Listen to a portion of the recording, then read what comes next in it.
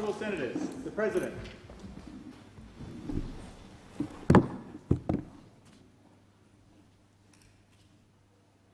Almighty God, we humbly beseech Thee to vouchsafe Thy special blessing upon this Parliament, and that Thou would be pleased to direct to prosper the work of Thy servants, to the advancement of Thy glory, and to the true welfare of the people of Australia. Our Father, which art in heaven, hallowed be Thy name. Thy kingdom come, Thy will be done, in earth as it is in heaven. Give us this day our daily bread, and forgive us our trespasses, as we forgive them that trespass against us. And lead us not into temptation, but deliver us from evil. For Thine is the kingdom, and the power, and the glory, for ever and ever. Amen.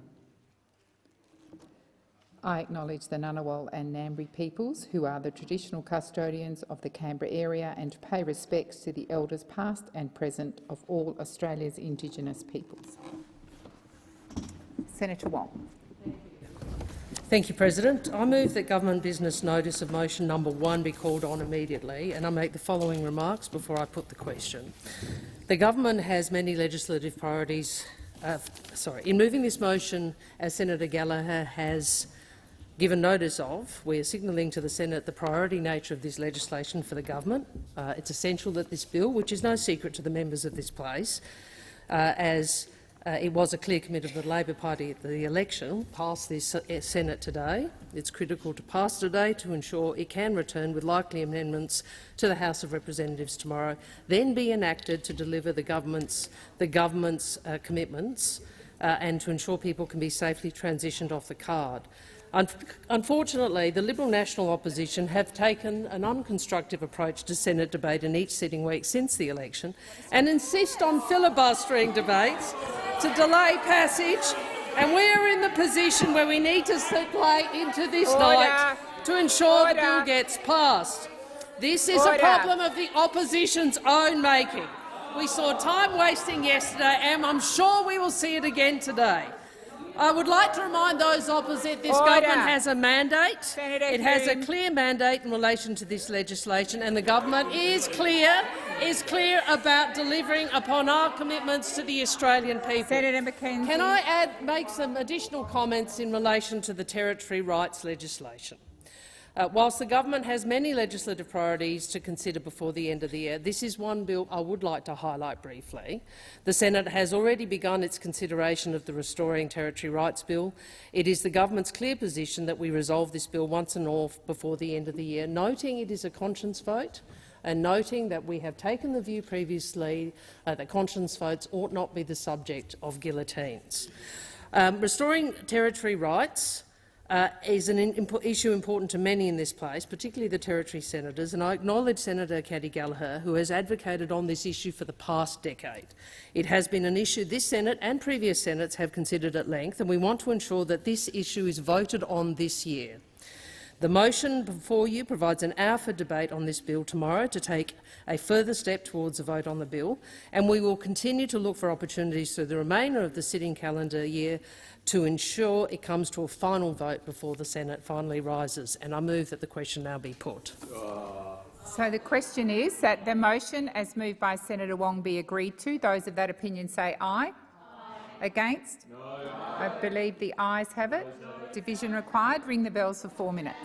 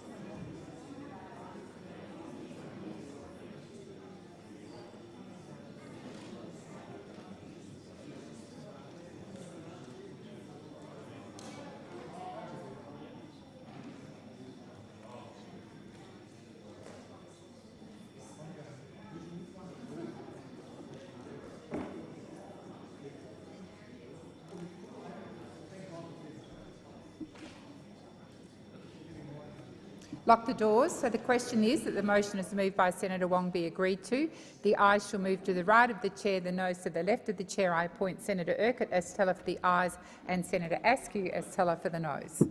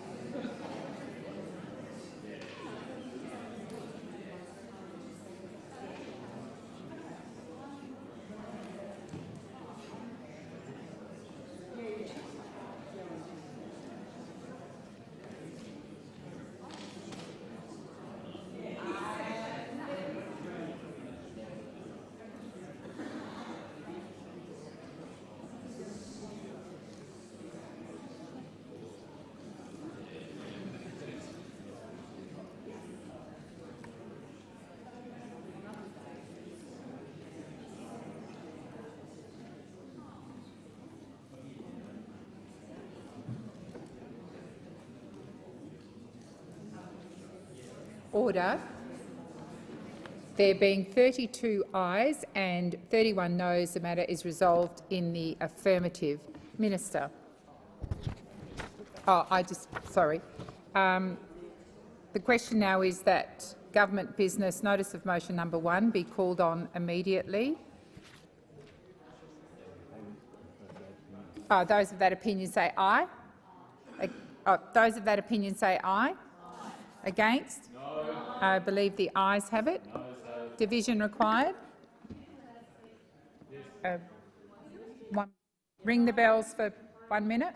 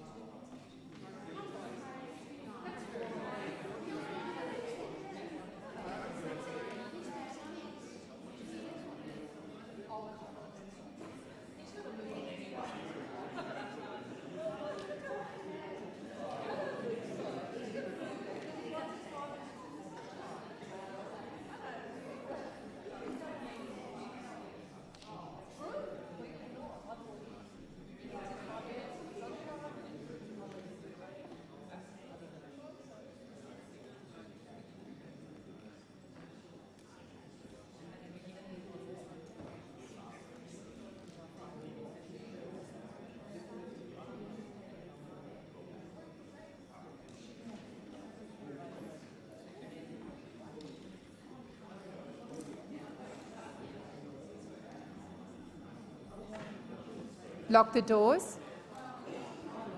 So the question is that government business notice of motion number 1 be called on immediately. The ayes shall go to the right of the chair, the noes to the left. I appoint Senator Urquhart as teller for the ayes and Senator Askew as teller for the noes.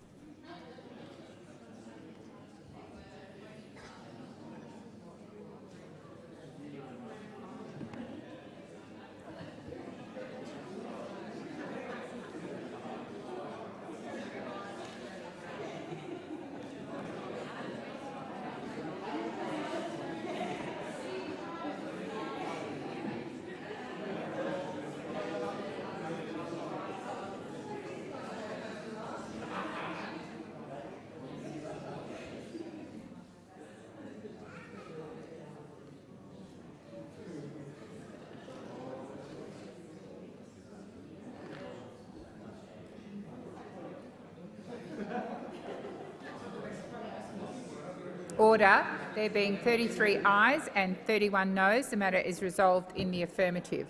I call the clerk. Government business notice of motion number 1, standing in the name of the Minister for Finance, Senator Gallagher, relating to the consideration of a bill. Senator Wong. I move the motion standing in the name of Senator Gallagher. Senator Birmingham. President, I move to amend the motion in the name of Senator Gallagher, moved by Senator Wong, to substitute all words after that with the words on the motion by leave circulated in my name in the chamber. President, I seek to make that change, and to be clear to senators what that change would do is to still provide for open-ended debate that would ensure the cashless debit card legislation concludes this week.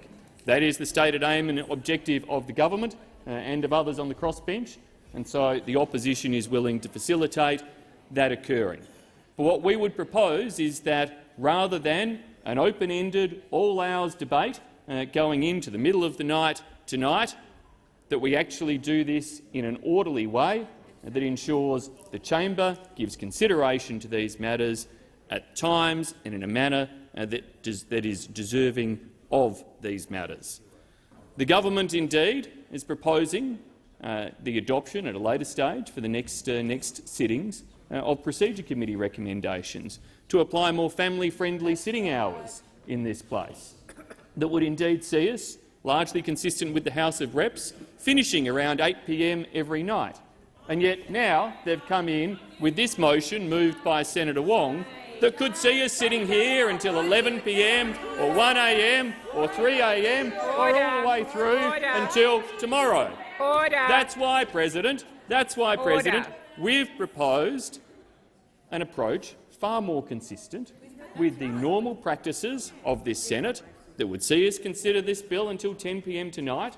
If it's not resolved, the government gets to come back to it tomorrow and consider it until 10 p.m. tomorrow night. And indeed, if it's not resolved, then consistent with the suggestion of Senator Pocock last week, we come back on Thursday to deal with this. President, that is the way in which we can ensure the matter is resolved, but it is resolved in a thoughtful and orderly manner.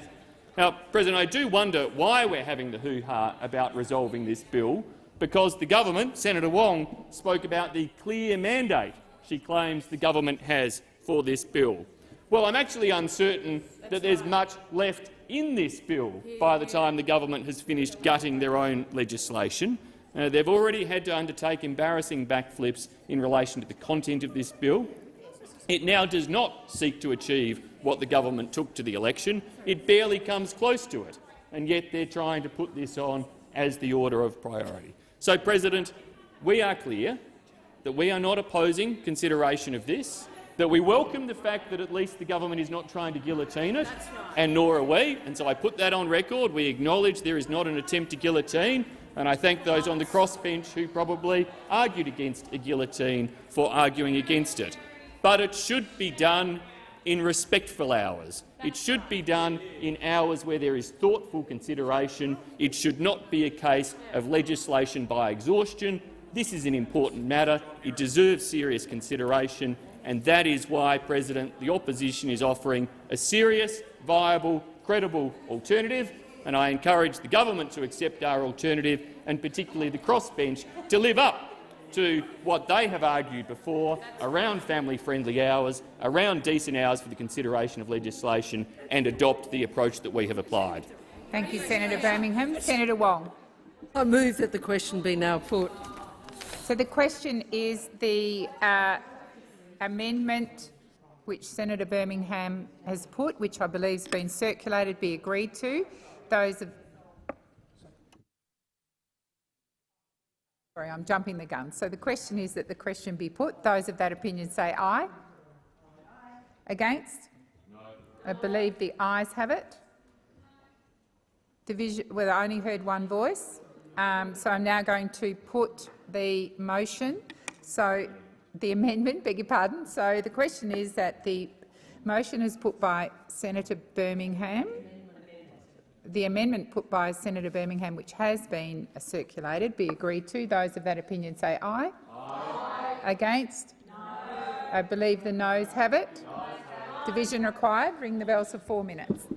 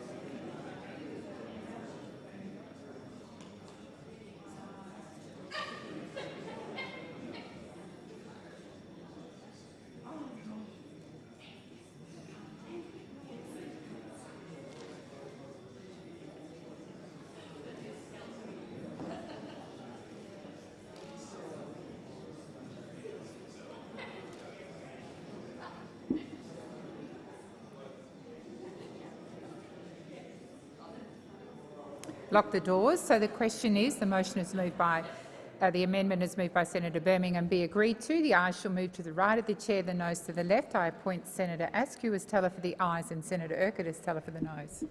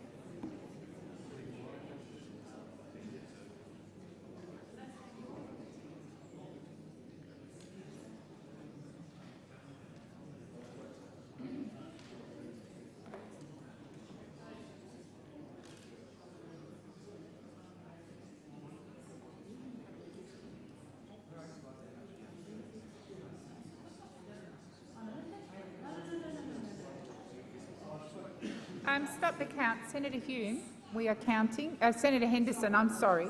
Senator Henderson, you're not to move during a count. Thank you.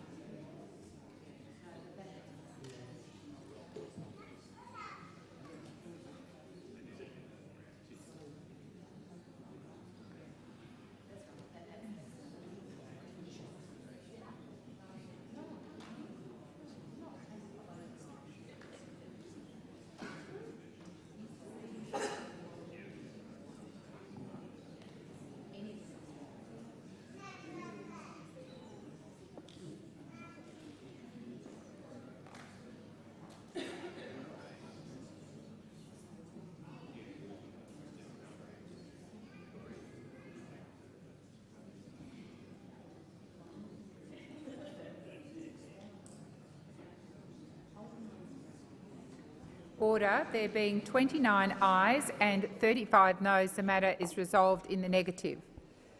I'll just give people a few moments to get back to their seats, and I intend to put the motion as moved by Senator Wong. I'll put your motion.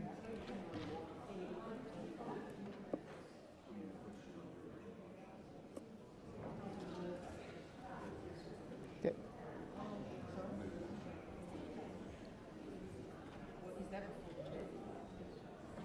I thought.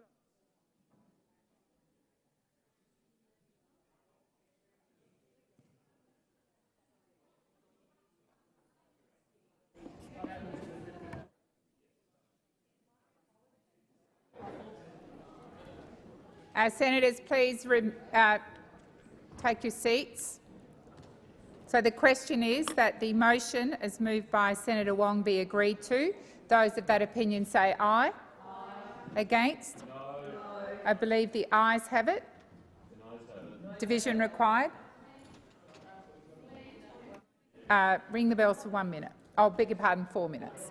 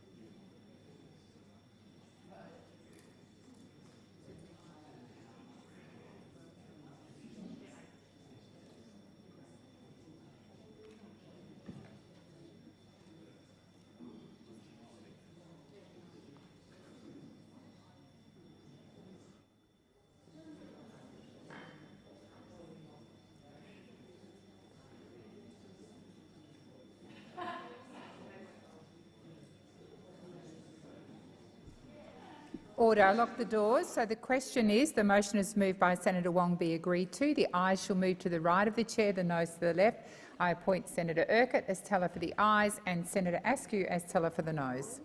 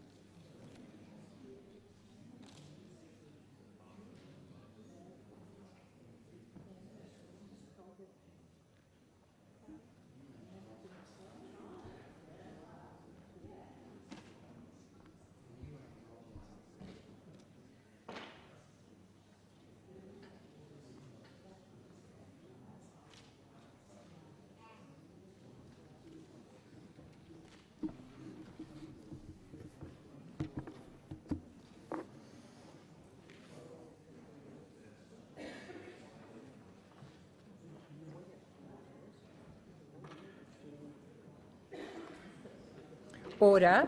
There being 33 ayes and 31 noes, the matter is resolved in the affirmative. And I just remind senators we'll now go back to documents. So, are there any documents to be tabled by the clerk? I table documents pursuant to statute and a return to order as listed on the dynamic red. Are there any proposals for committees to meet during the sittings of the Senate? I call the clerk. Proposals as shown at item 4 on today's order of business. I remind senators that the question may be put on any proposal at the request of any senator. I'll call the clerk. Okay, done that. Government business order of the day number 1. Social Security Administration Amendment, repeal of cashless debit card and other measures bill 2022, resumption of second reading debate, and on the amendment moved by Senator Ruston. Senator Henderson. Thank you very much, Madam President. I rise in continuation to speak on the Social Security Administration Amendment, repeal of cashless debit card and other measures bill 2022, and as I was saying in my speech last night, Labor's new amendments to extend the CDC, the cashless debit card, represent a very embarrassing backflip by the Albanese Labor government. But more than that, Acting Madam Deputy President, they reflect the fact that Labor has not been listening to the women, particularly the women in the communities that have been served so well by this card. I want to correct a statement made by the member for Chisholm in his contribution last night when he quite improperly criticised the member for Hinkler, Mr Pitt, when he said, when the senator said they didn't consult with anyone in Hinkler before they did it. They just put everyone on it and said this is the way it will be. Then you add to that a local member, Keith Pitt, the member for Hinkler, who wouldn't meet with constituents who raised issues about this card, who had problems with this card, so there was no consultation before they did it. I want to strongly refute those comments by Senator Chisholm and put on the record that there was very extensive consultation in Hinkler. Between May 2017 and December 2017, the Department of Social Services conducted over 188 meetings in Bundaberg and Hervey Bay with federal government agencies, community members, local government representatives and service providers. This included 5 meetings with Commonwealth government agencies, 19 with community members, 3 meetings with community reference groups, 2 large community meetings with the public, 25 meetings with local government representatives, 4 meetings with peak bodies and 55 meetings with service providers. The Hinkler electorate office contacted 32,000 constituents to get an indication of their views before the trial was even put forward. 32,000 individuals were sent direct mail, about 500 people were phone polled, an additional 5,500 were sent emails. The feedback that the member for Hinkler received, Mr Pitt, showed that 75% were supportive. Throughout the consultation process, it was highlighted by numerous groups, schools, frontline service providers, that children in the Hinkler electorate were missing out on the basic necessities of life and needed to be the focus. In May of 2018, the local newspaper, the Newsmail and the Fraser Coast Chronicle engaged ReachTel to do a poll. The ReachTel poll showed that the overwhelming majority of people in the Hinkler electorate were not against the card. Just 27.8% of those polled were opposed. So I really want to strongly put on the record and refute the pretty nasty comments made by Senator Chisholm, which were clearly and demonstrably not true. The member for Hinkler, Mr Pitt, has done an exceptional job in consulting with his community, and I've just outlined some of that work. So, Madam Acting Deputy President, as I conclude my remarks, I just want to again say how sickened I am by the Labor Party's attempts to shut down the cashless debit card. We have now seen, of course, this dramatic backflip where the CDC will now continue in Cape York in the trial sites, and those people in the Northern Territory who have voluntarily transitioned from the Basics card onto the CDC will be able to remain on the cashless debit card. I am also, as I said last night, I am also sickened because this government, the Albanese Labor government, has not listened to those people, those Australians, that this card has given so many positive benefits to. I condemn this government for its attempts to shut down the card, and as I've mentioned, and as we've spoken about in this debate, these amendments made it clear that this government got this completely wrong. Not only did it botch its election commitment, it's demonstrated that it has not listened in relation to the overwhelming benefits of this card and the enormous amount of good work that it is doing for so many vulnerable Australians. I condemn the Albanese Labor government for trying to shut down the card, and I hope and trust that common sense will prevail and that this card, which is doing so much good in so many communities, will continue. Thank you. Thank you, Senator Henderson. Senator Canavan. Oh, sorry, you're right. Senator Hanson. Senator Hanson. I seek leave to continue my remarks. Senator Hanson, can you just hold and I'll take some advice? Thank you.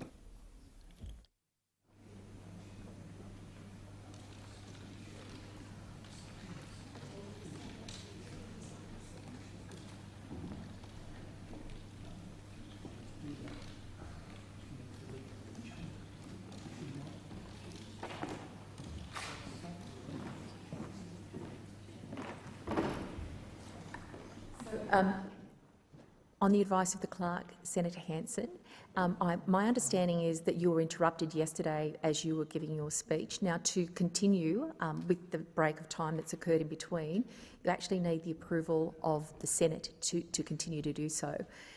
If you wouldn't mind allowing me enough time to confirm with the whips if they want to proceed, or what method we might need to do to enable this to occur.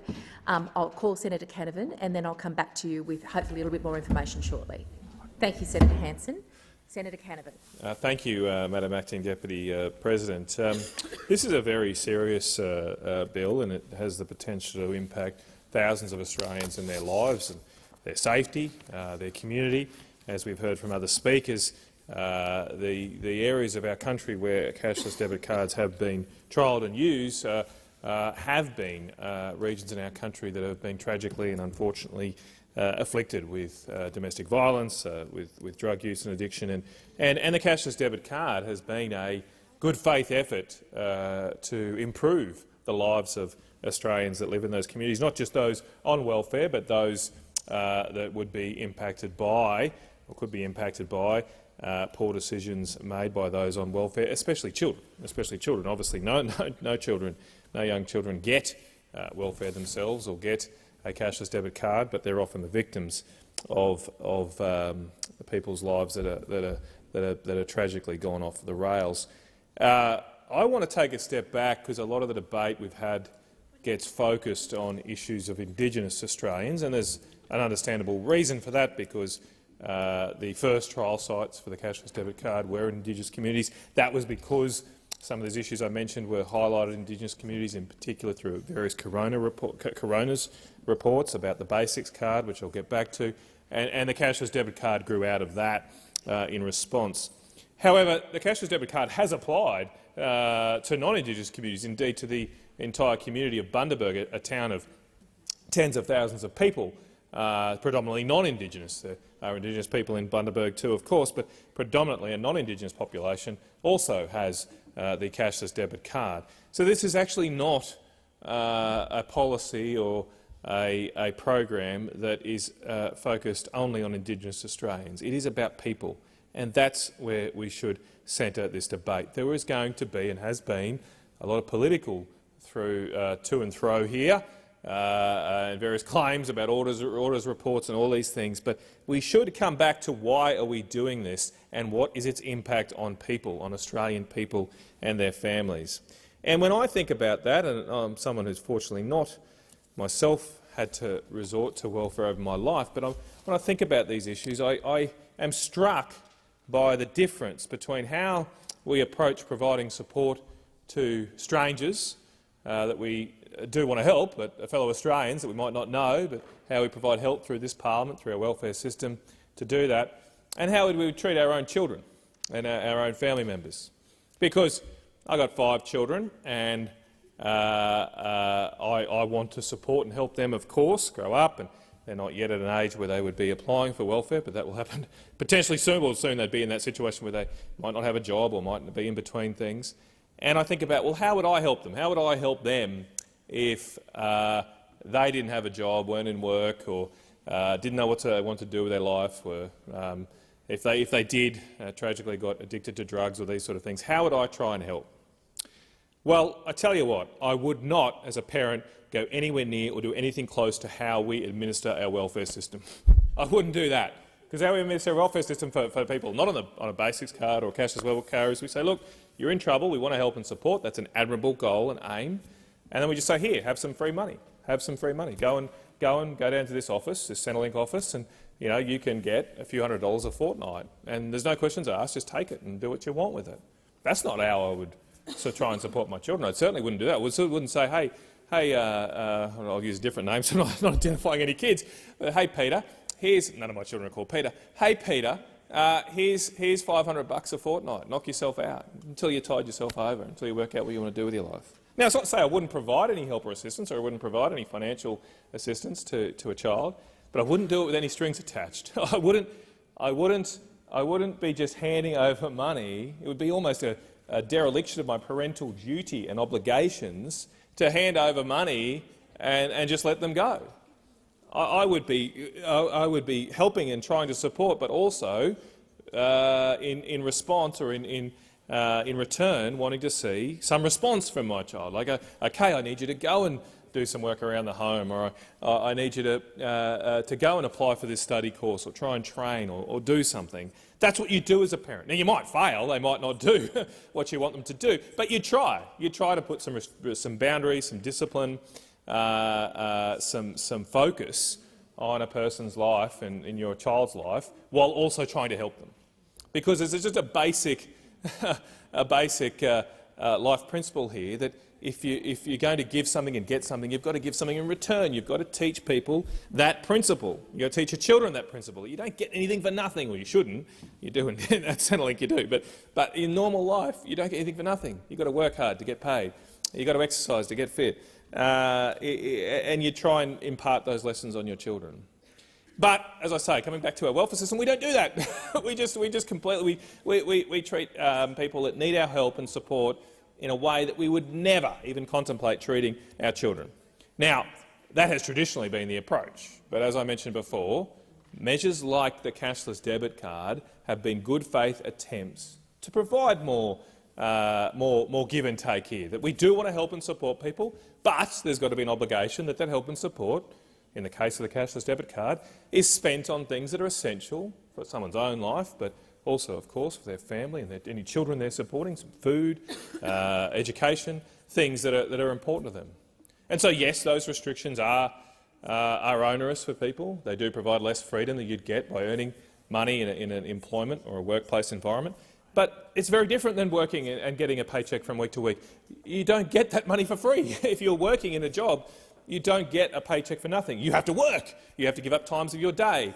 You have to give something to get something. And likewise here, those on the cashless debit card give support, but there are some restrictions on how you can spend that money that are different from what you would in another environment. Now, that's not to say, of course, with all of these good faith outcomes that they've been perfect or they've potentially solved all problems. They're not going to do that. But the issue I have with the government's approach here primarily is, what are you going to do when this goes? Like, what's the plan? Because we need to think about the history of the cashless debit card. This grew out of another attempt in 2007, 15 years ago, called the Basics card, to do something similar, to provide restrictions on what could be spent. However, the technology around the Basics card was very restrictive, and it was even worse or harder for people to work under. And so the cashless debit card was a better technology. It provided more focus on restricting items that could not be bought using it. Of course, still provides a certain level of cash to people that they can spend on anything, but there's a component that is restricted to items that can be spent on the cashless debit card. It has been, you've got to say, successful in the sense that other people have wanted to join the cashless debit card. That we have rolled it out in trial sites. We haven't rushed this out. It's a major change, and we've tried to take it step by step, as I said, starting in some Indigenous communities, but moving on to broader Australian communities like Bundaberg as well. We've taken it step by step when we were in government, but you can tell something's a bit successful when other people seek to join it, put their hand up and say, let's do it. And so you've had the communities in Cape York want to convert from the Basics card to the cashless debit card. You've had people in the Northern Territory want to go from the Basics card to the cashless debit card. They can see the benefit in this technology. And the government's proposal here is to take away the agency and sovereignty of those communities, in these cases Indigenous communities, take away their rights to make that decision, just scrap it altogether and leave them with nothing. Like, what are you going to do?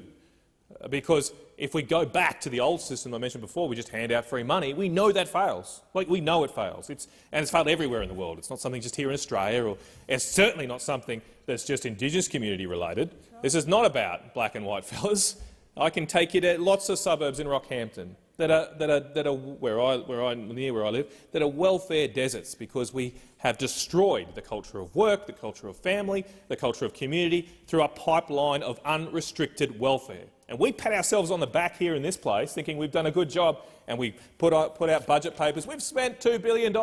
We're helping people. No, you're not. No, you're not. You're getting them addicted to free money that destroys their lives, and creates a cycle, a generational cycle, that ends up with domestic, as I said before, domestic violence and drug abuse and addiction. And we know that. We all have these communities wherever we live, yet we continue this fiction of thinking that just an extra zero on the budget papers is going to solve people's problems. We know it doesn't, but it makes us feel good.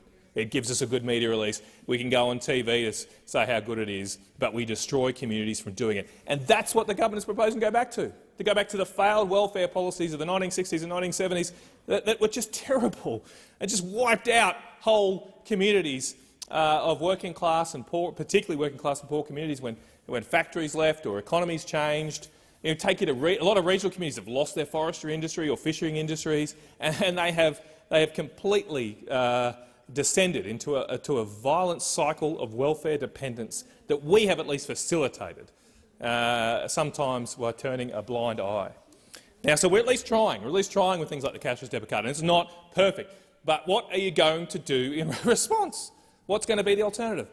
Now, we know what we learned this week we learned actually more details yesterday in question time, that the government is starting to wake up and understand that they can't go down this path. That if we were to completely scrap all of the income management proposals we have in this country, it would consign communities to this cycle of welfare dependence. And you've got lots of communities out there shouting at the government right now to wake up to themselves before we go back to the dinosaur age of free money and free welfare that destroys people's lives. And so we learned this week that, and matter of fact, there's going to be a huge number of amendments here in this place today. And for those of you up in the gallery, it'll be a long night if you want to stick around. We're going to be here to the early hours of the morning probably, because the government has to completely overhaul this legislation, this ill-thought-through legislation, to reintroduce income management opportunities for communities, to allow the people of Cape York to continue the cashless debit card, to allow other communities across the country to do the same. And it raises the whole question now of why are we here? Why are we doing this? We don't need this legislation. Because the government is now saying, or apparently saying, when we see these amendments, that they're going to continue the cashless debit card. Now, this is a broken promise I completely welcome, but they went to the election, said they'd get rid of it. As I said, it was ill thought through. They didn't consult properly with communities that are on this card, and they're now realising that and desperately backtracking. Well, I welcome that broken promise. I won't make a political point about it, because it's better for communities, for the government to learn or to understand the error of their ways and turn around here, do a complete U-turn, which apparently we've got happening here in the Senate. But why do we need to do this bill? We don't need to do this. We've already got the legislation in place. The government can adjust the trial schemes as it sees fit. But it is embarrassing persisting with this legislation, taking up the Senate's time, making people to stay here to all hours of the morning, making the note takers, the Senate staff stay here all night in a desperate attempt to save some face from an embarrassing policy decision they made on the hop, on the rush in an election campaign.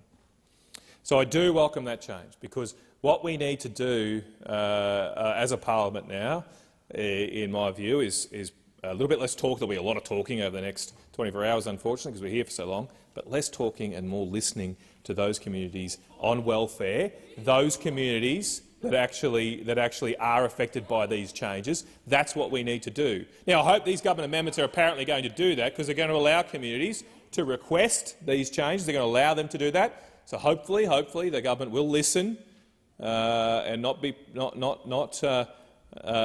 so prideful to obsessively insist on getting rid of something that some communities want and works for them. I hope they do listen to them. Senator Henderson mentioned earlier that Senator Chisholm here completely misrepresented the member for Hinckley yesterday, accused him of not consulting with his community, and Senator Henderson very succinctly rebutted back about the number of emails, and his office had sent the member for Hinckley had sent tens of thousands of emails, done hundreds of calls to local constituents about this issue, and overwhelmingly the feedback from the people of Hinckley came back saying they support the cashless debit card.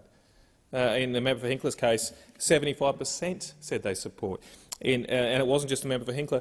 The newspapers, the local newspapers around Bundaberg, the Newsmail and the Fraser Coast Chronicle, they did their own survey, independent survey, and that found less than 30% of people were opposed to the cashless debit card in Hinckley, in that area, or in and around, I should say, Bundaberg. So the communities want it, they support it. And the people that are going to be the real victims if we persist on this obsessive attempt to go back to the era of free money and free welfare are those people who often themselves aren't receiving the money, but are on the receiving end of the destroyed lives that come from receiving free money. The mums who might be subject to domestic violence, the children who go uncared for in people's homes if we turn a blind eye to the corrosive effects of unrestricted welfare payments.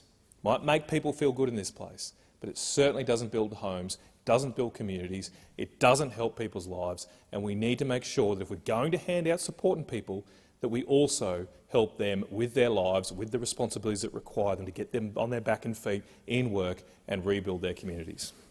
Thank you, Senator Canavan. Senator Hanson. Seeking leave to continue my remarks, and it will only be for 5 minutes. Okay. So you were interrupted by one of the hard markers yesterday and not in the chamber when the debate resumed. So with the leave of the chamber, you will be able to continue those remarks for 5 minutes. Is leave granted?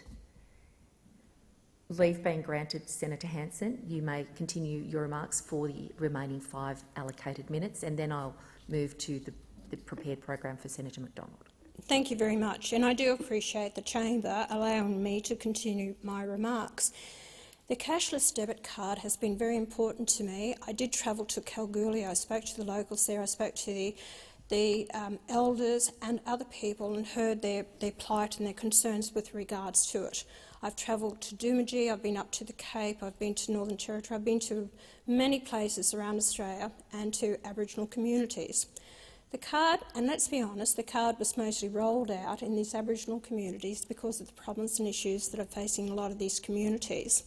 Let me explain to the people maybe listening to the broadcast. The card was rolled out to ensure that people who were on the card had 80% of their money was put on the card and used in services that would pay for rent, buy food or essential services that they required. 20% of that was given in cash to them to spend as they so wished. Over the period of time the card being introduced, it actually decreased in violence, domestic violence, it decreased in seeing children stay away from school. So school attendance increased, violence was on the decrease, you had children better fed, and it was helping. In a lot of these communities, what people don't know is that alcohol is illegal to be in the communities. So what happens is they go outside the communities and they spend a huge amount. If they're going to buy a cask of wine, 5 litre, it's called a pillow. They'll pay up to about $150 for that pillow, more. A bottle of rum, they could pay $200, $300. So you see, they need the cash, they need the money. So what they were going to, their family members, and threatening to take their money from them, and they did, and they handed over their money to them, and that was spent on drugs and alcohol, not on the children. The people that are suffering out of all this has been the children.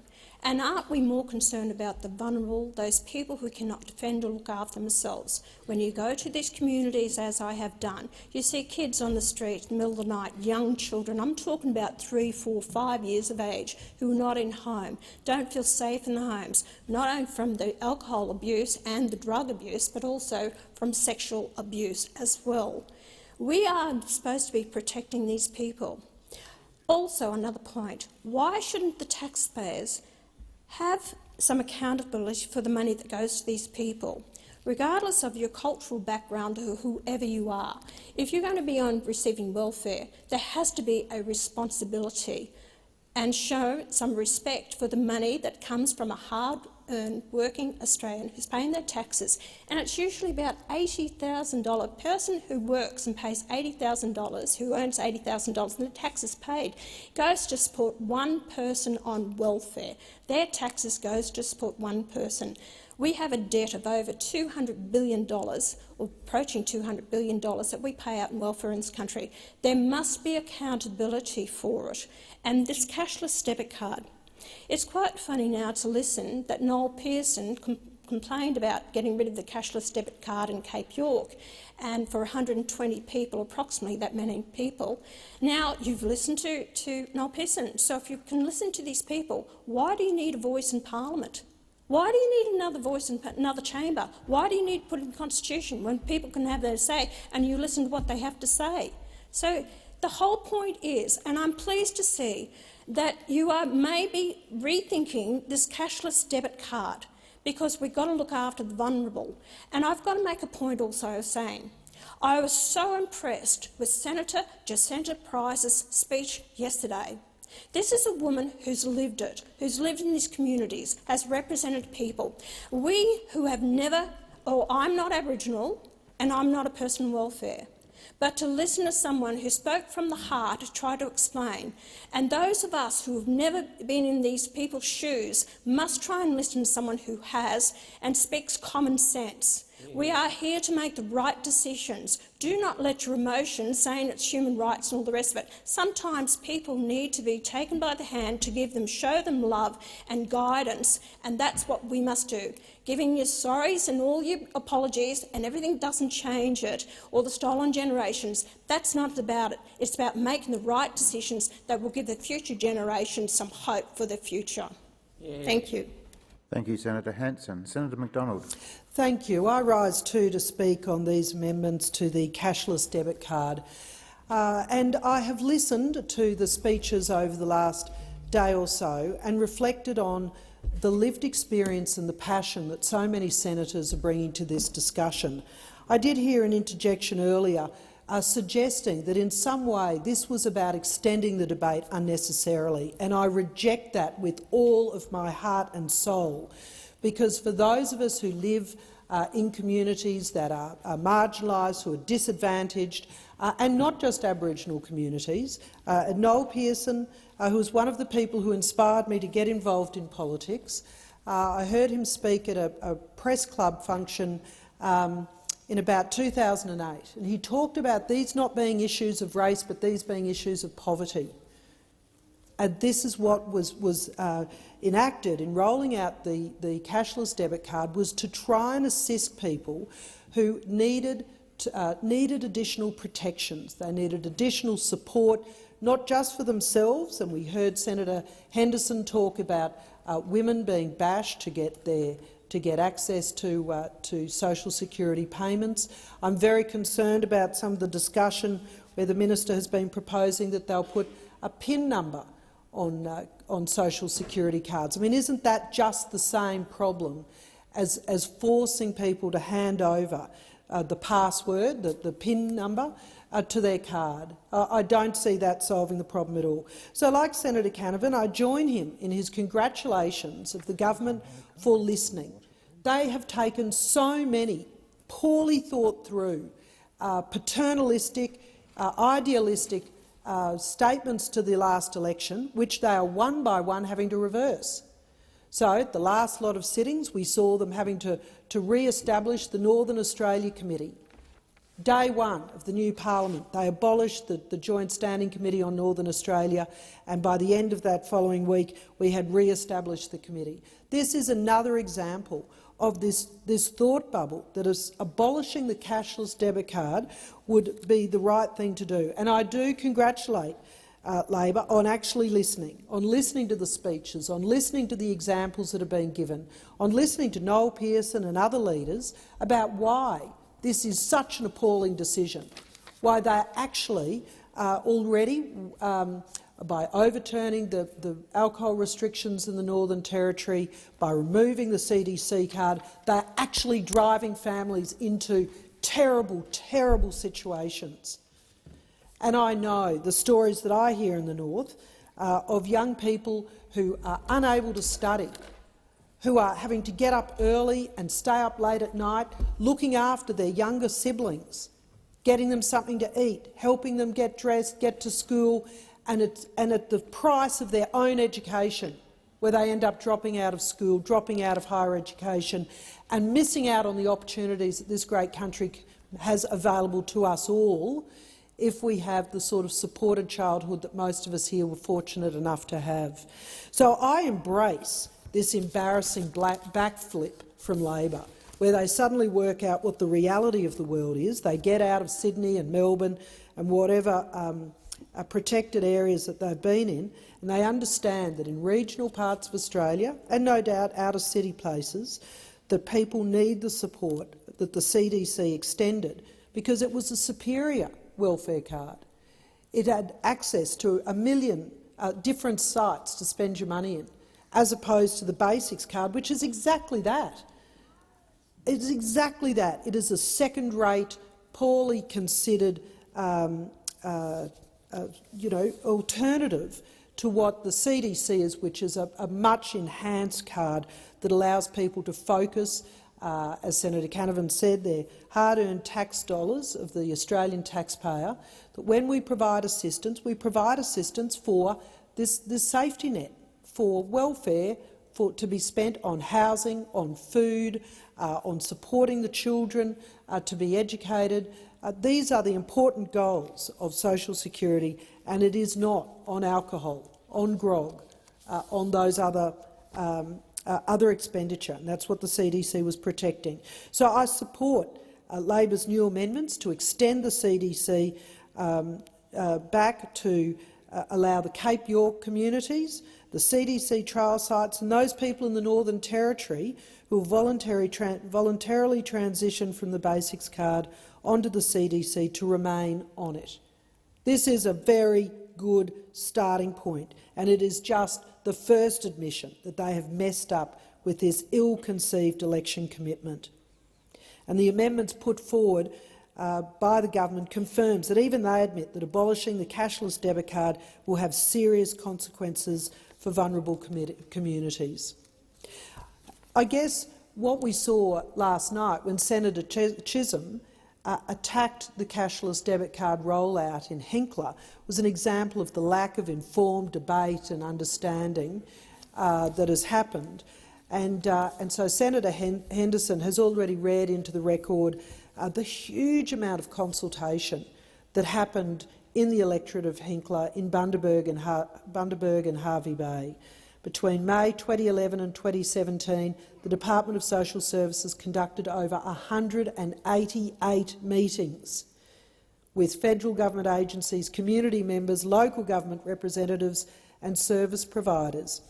Senator Henderson has laid all of this out, the huge amount of consultation. And so it is truly appalling to have a government senator somehow represent that there was no consultation for that community at all. It is not the case, and in actual fact there is overwhelming support. When ReachTel, an independent survey organisation, surveyed that community, overwhelming support for the CDC. And anecdotally, they're talking about participants having money left over at the end of the fortnight. Some now have savings. Children are going to school with lunch and they have had breakfast. Requests for emergency food hampers has plummeted. These are good outcomes. These are great outcomes that we want to see more of, and to see all of the federally funded services, over 70 existing across the region, which includes drug and alcohol services, financial capability, employment and family and children's programs, just to name a few. So I too want to acknowledge the extraordinary work of the local member, Keith Pitt. He has been attacked by these kind of senseless, ill-informed, ignorant accusations that were again labelled at him yesterday, when he has fought diligently for his community, for the disadvantaged in his community and for the voiceless in his community, particularly the children and the elderly who now were able to feed themselves, who were able to have more money left over and not be abused by family members who were trying to access their cash. So I welcome Labor's backflip and amendments to this CDC, but you now have to wonder, what is the purpose of this legislation at all? What is the purpose for us being here if Labor is just going to slowly and very quietly continue rolling out the advantages of the CDC card right across Australia, a card that the communities say work, a card that has seen more families in better situations and, more appropriately, spending the hard-earned taxpayers' dollars that we are using when we fund social welfare.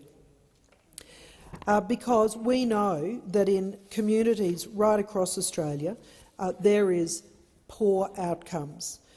In Northern Australia, juvenile crime levels are bordering on the ridiculous, because one of the results of alcohol and drug-fuelled home environments is that children feel safer on the streets than they do with their parents.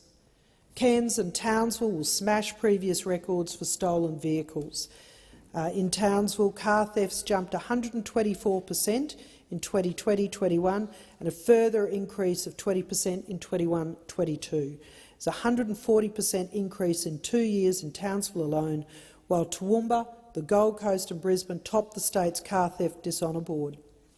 In Mount Isa, my much-loved, nearly hometown, TripAdvisor is advising against people going to that place. And I know why. Because when you're out in the evenings, the groups of young people roaming the streets because it is not safe at home. There is no food at home. There is no protection and nurturing environment at home, and they are on the streets roaming around. They're stealing cars, they're creating mischief, and they are not ever going to achieve their potential.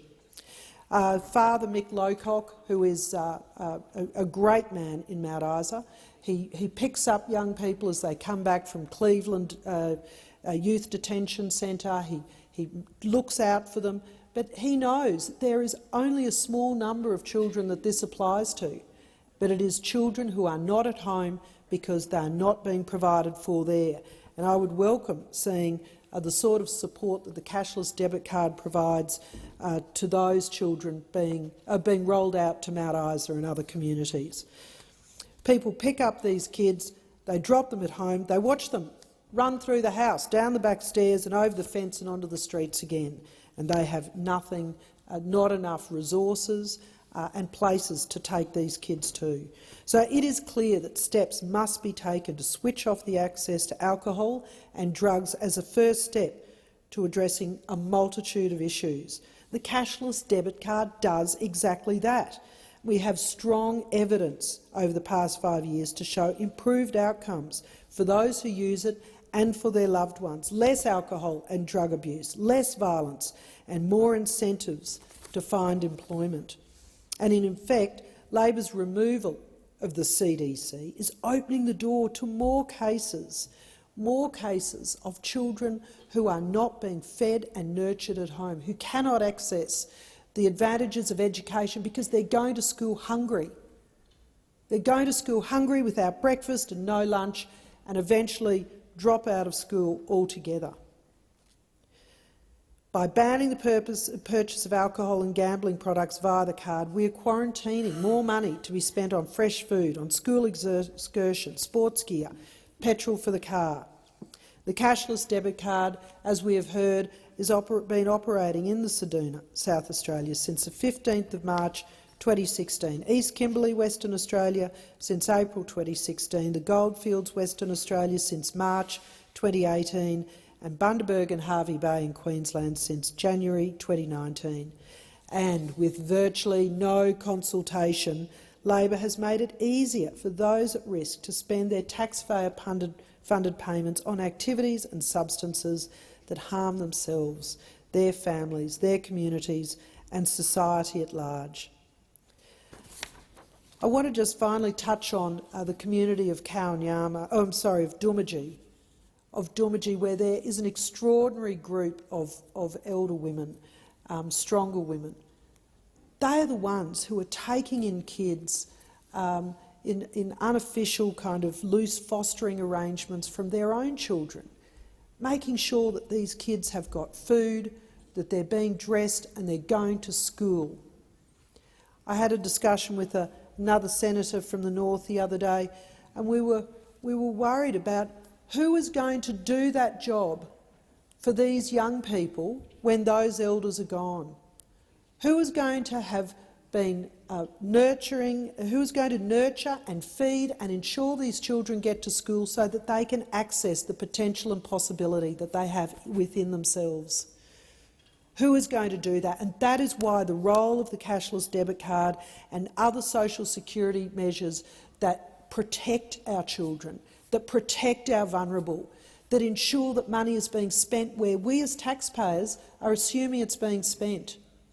Because this is not about individuals' rights to spend money wherever they want. This is about a protection, a social security safety net for communities that are disadvantaged by poverty, by lack of education, by remoteness, by other disadvantage. And in the first independent evaluation of the CDC in late 2017, the card has been shown to deliver considerable positive impact in the initial trial sites, including 41% of participants surveying who drank alcohol less frequently, 48% of participants surveyed who used drugs reported using them less frequently, and 48% of those who were gambling before the trial reported gambling less often.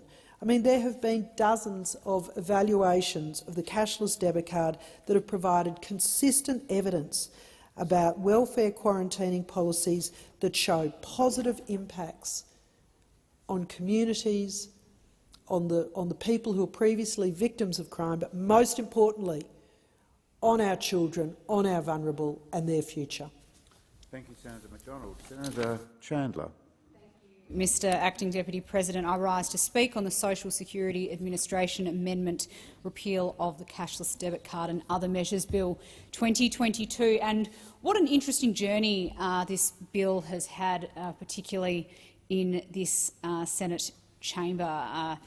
Obviously, initially introduced, the opposition was certainly not in agreement with that bill as it was initially introduced. We've now seen a series of amendments, Mr Acting Deputy President, that, as my colleague Senator McDonald was saying, do seem to be quite sensible in the circumstances. Amendments which will allow some of the communities currently utilising the CDC to remain on it. And I think that we in this place should be seriously scrutinising and questioning why we are now in a situation where these amendments are being made, because it is in effect the government admitting to themselves that abolishing the CDC in its entirety would have devastating effects on remote and vulnerable communities.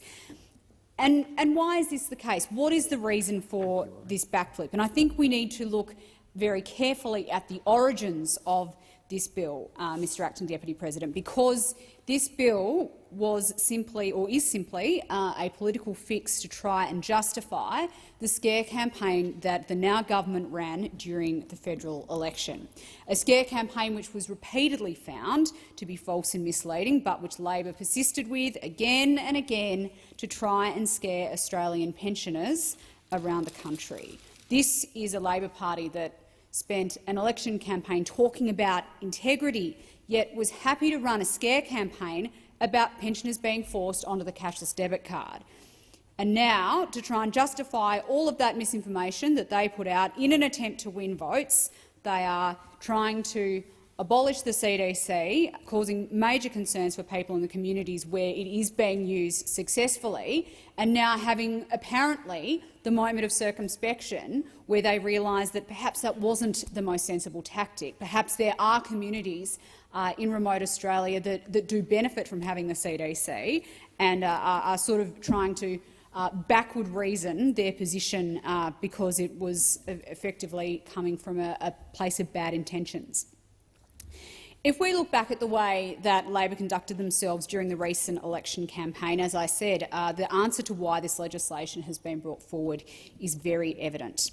In the lead-up to and throughout the federal election, Labor MPs were continually repeating false claims, utterly false claims, that the coalition government at the time was planning to put pensioners onto the cashless debit card. There was no credibility to this claim. It was rejected outright by the former coalition government on repeated occasions.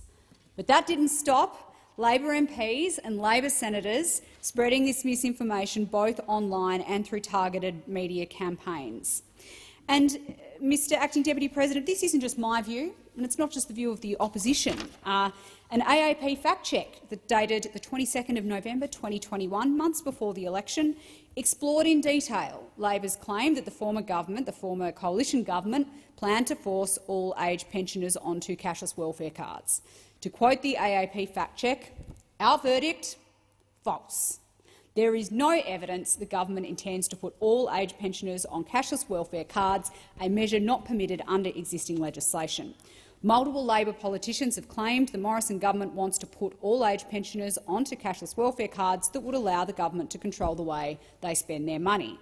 There is no evidence to support these claims. False. No evidence. But this didn't matter to the Labor Party. They seem to think that they can get away with not telling the truth to the Australian people during an election campaign, or even before then. In a media release from October last year, the then Minister for Social Services, my good colleague Senator Ruston, said, "Let me make it crystal clear. The Morrison government will not force aged pensioners onto the cashless debit card. We were never going to, and we never will." Crystal clear, Senator Ruston said. You can't get much clearer than that. This clear rejection followed a number of other occasions in which the minister outright refuted Labor's false claim concerning the CDC, including in a letter the former minister wrote to the Council of the Ageing, where the minister stated that the CDC wasn't aimed at retirees and never would be. That was on the 28th of October 2021. Again, the former coalition government's position couldn't be much clearer than that.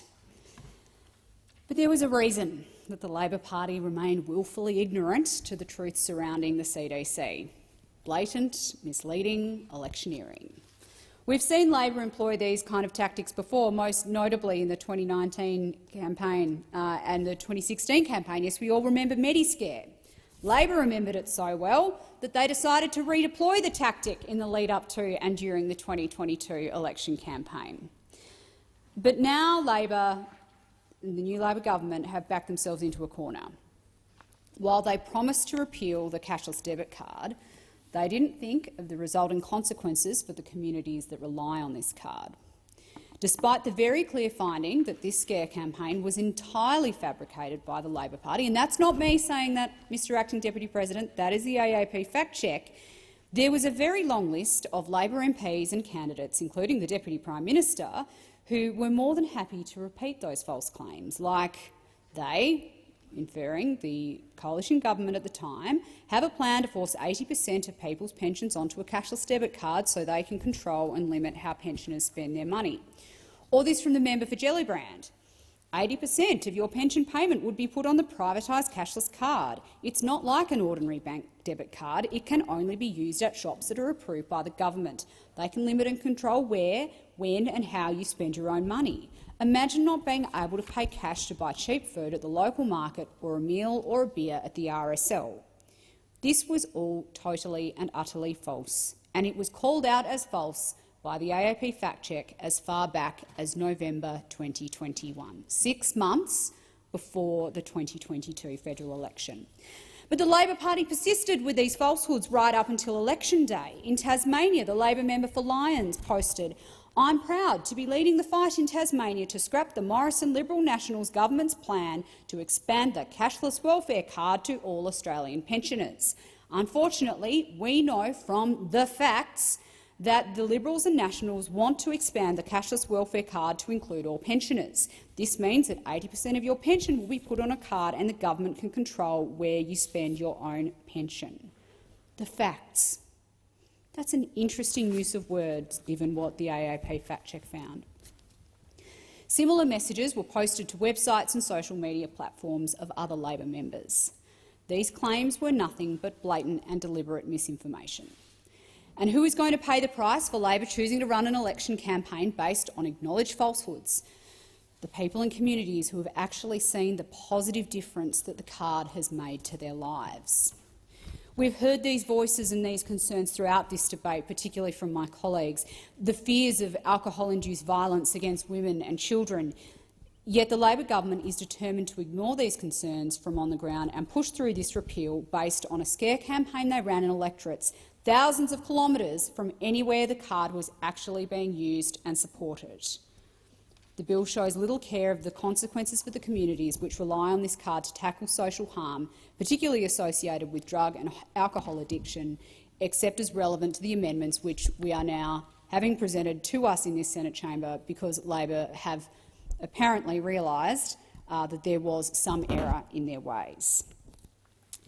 To add insult to injury, Labor have pushed for the abolishment of the cashless debit card with virtually zero consultation with key stakeholders. And again, I think that's why we're hearing these amendments now, Mr Acting Deputy President, as Labor senators are sitting here in this place and listening to the contribution of opposition senators who have been consulting with key stakeholders and who have been providing that information to the Senate. These are stakeholders who should have been consulted from day one but were ignored by this government until the very last minute. As late as the 30th of August, the so-called CDC engagement team sent the Goldfields a raft of draft engagement documents seeking feedback. These busy shires were given until 12 noon on the 2nd of September to provide their feedback. Simply days. How is this meaningful consultation? How does this allow communities and key stakeholders the opportunity to have their say on legislation that will adversely impact their communities? A couple of days. How can that possibly be long enough? Stakeholders have made their disappointment very clear, highlighting the severe lack of consultation on this bill. The City of Kalgoorlie-Boulder stated that the decision to abolish the CDC has been made without any consultation with the regional community, and the City of Kalgoorlie-Boulder remains unconsulted on how the transition will impact CDC participants, social service providers, government agencies and the community. The Mayor of the District Council of Ceduna echoed these sentiments, stating that we've had no consultation about it at all. The first we heard of it was in the Prime Minister's election promises that he was going to do that.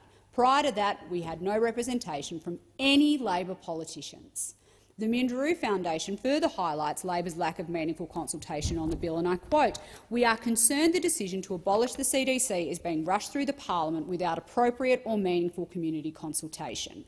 The removal of the CDC has the potential to exacerbate vulnerability, and this must be avoided at all costs." So, Mr Acting Deputy President, thank goodness that members of the government have been in this chamber and have clearly been listening very carefully to the contributions from opposition senators who have done the job and have been doing the work, consulting with these communities and understanding the impact that the repeal of the CDC would have on them.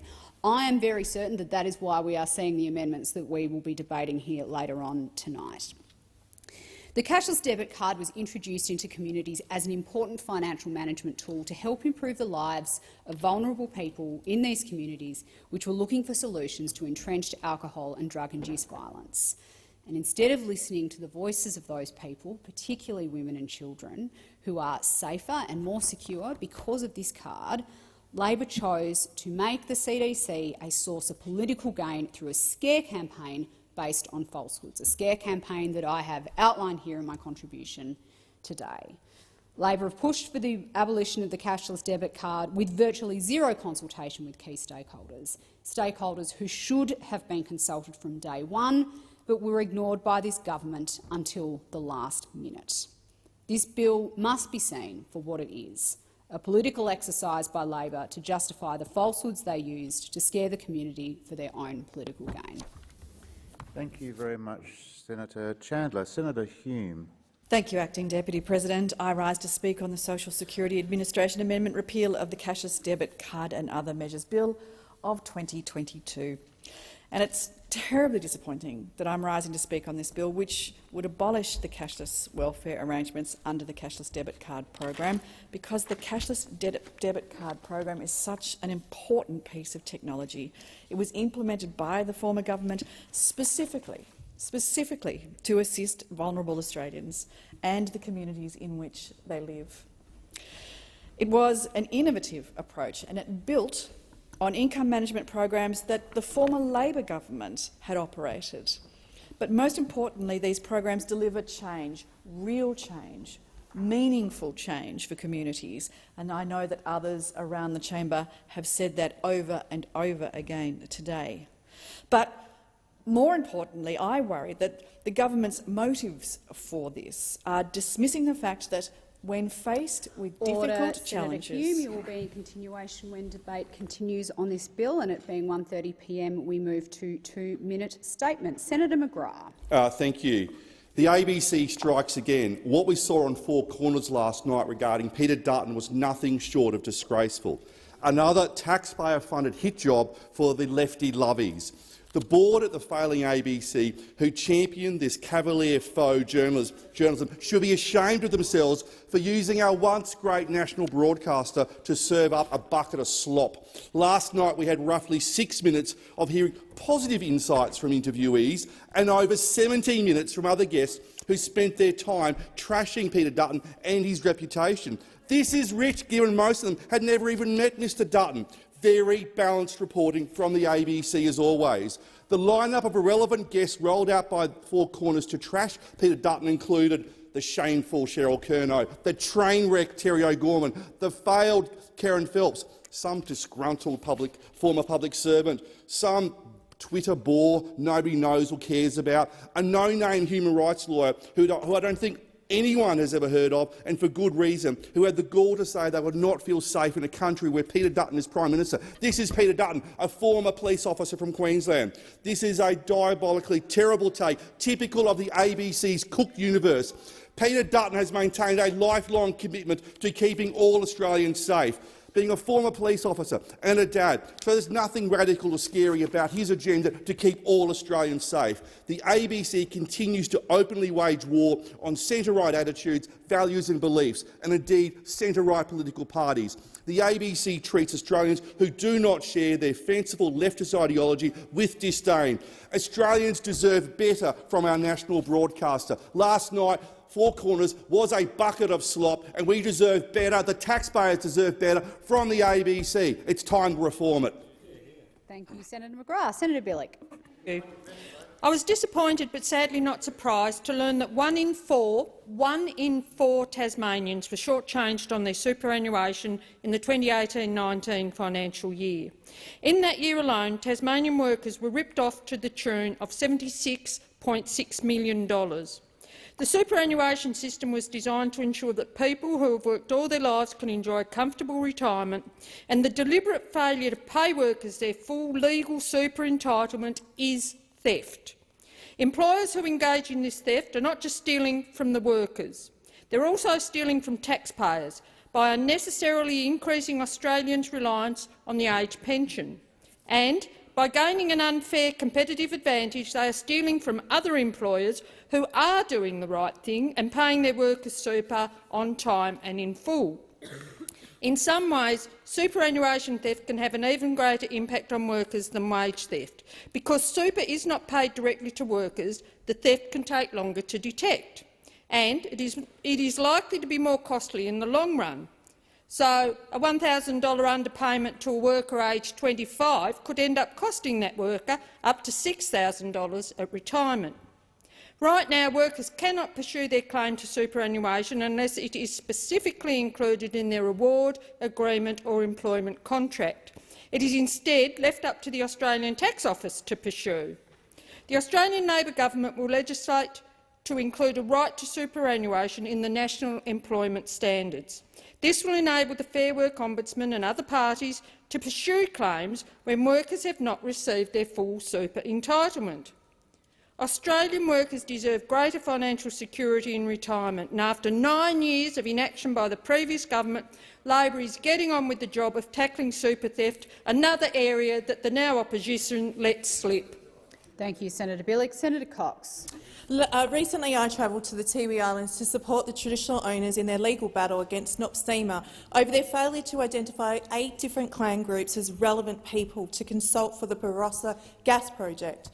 From the second I stepped foot on the island, it was clear that traditional owners did not want this as one of the dirtiest gas projects in the world on their country.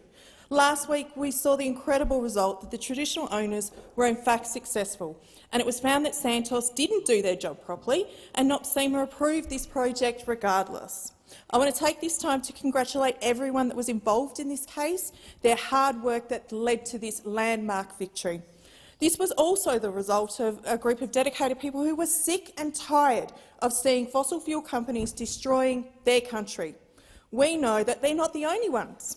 Indeed, right across this country, from Beetaloo to Scarborough to Narrabri, traditional owners are crying out for their voices to be heard and their cultural heritage to in fact be respected. This case has put fossil fuel companies on notice and is set as an example of precedence for other projects. One of the traditional owners that I had the absolute privilege of meeting with on their trip to Canberra at the last sitting put it perfectly in her saying, "We are the cultural giants, we are the original people from this land, and we need to be taken seriously." Thank you. Thank you, Senator Cox. Senator Reynolds. Thank you, Acting Deputy President. Today I rise to pay my respects to and remember the life of a fellow Western Australian, Nick Way. On Friday, Nick lost his brave 2-year fight against motor neuron disease, and I'm proud to have known and to have worked with him. Nick was dedicated to fighting for what was right in every aspect of his life. There was a wonderful summary of Nick's life in the West Australian on Monday by Steve Butler, which I encourage everyone who knew him to read. But I'd like to refer to another aspect of his life that wasn't mentioned in the article, and that is Nick's tireless efforts on behalf of Bali bombing victims and also their families, and his coverage of the bombings and his passion to fight for families and victims since that time. He was chairman of the Bali Peace Park Association, and in that role Nick was committed to delivering a peace park at the site of the former Sari Club at Kuta, which was destroyed in the 2002 Bali bombings, of which we're coming up to the 20th anniversary next month. He was utterly committed to this cause, and he passionately believed in its importance for all Australians, particularly for those who lived and for the families of those who did not. Sadly, Nick was one of the more than 2,000 people in Australia every year who contract motor neuron disease. This is a truly evil disease, with no cure yet and a life expectancy of less than 2.5 years from diagnosis. Nick fought this disease with absolutely everything he had, with every fibre of his being. And I offer my sincerest condolences to his beloved wife, Karen, and his family. It was a life of many great contributions, but Nick, we have lost you too soon. Rest in peace. Thank you, Senator Reynolds. Senator Ciccone. Thank you, Acting Deputy President. I just want to take a moment today to recognise the fantastic announcement from our Housing Minister this week that regional Australians can count on the Albanese Labor government support to buy their first home for the regional First Home Buyer Guarantee. Labor made this election commitment to regional Australia, and we are delivering on it 3 months earlier than promised. From October 1, 10,000 places will be available each financial year through the Regional First Home Buyer Guarantee to support regional first home buyers to purchase new or existing homes with a deposit of as little as 5%. Labor took this commitment to the election because we know how hard it is to buy a house in regional Australia. On average, it takes over 11 years to save for a home in our regions. That's why we are wasting no time tackling this challenge.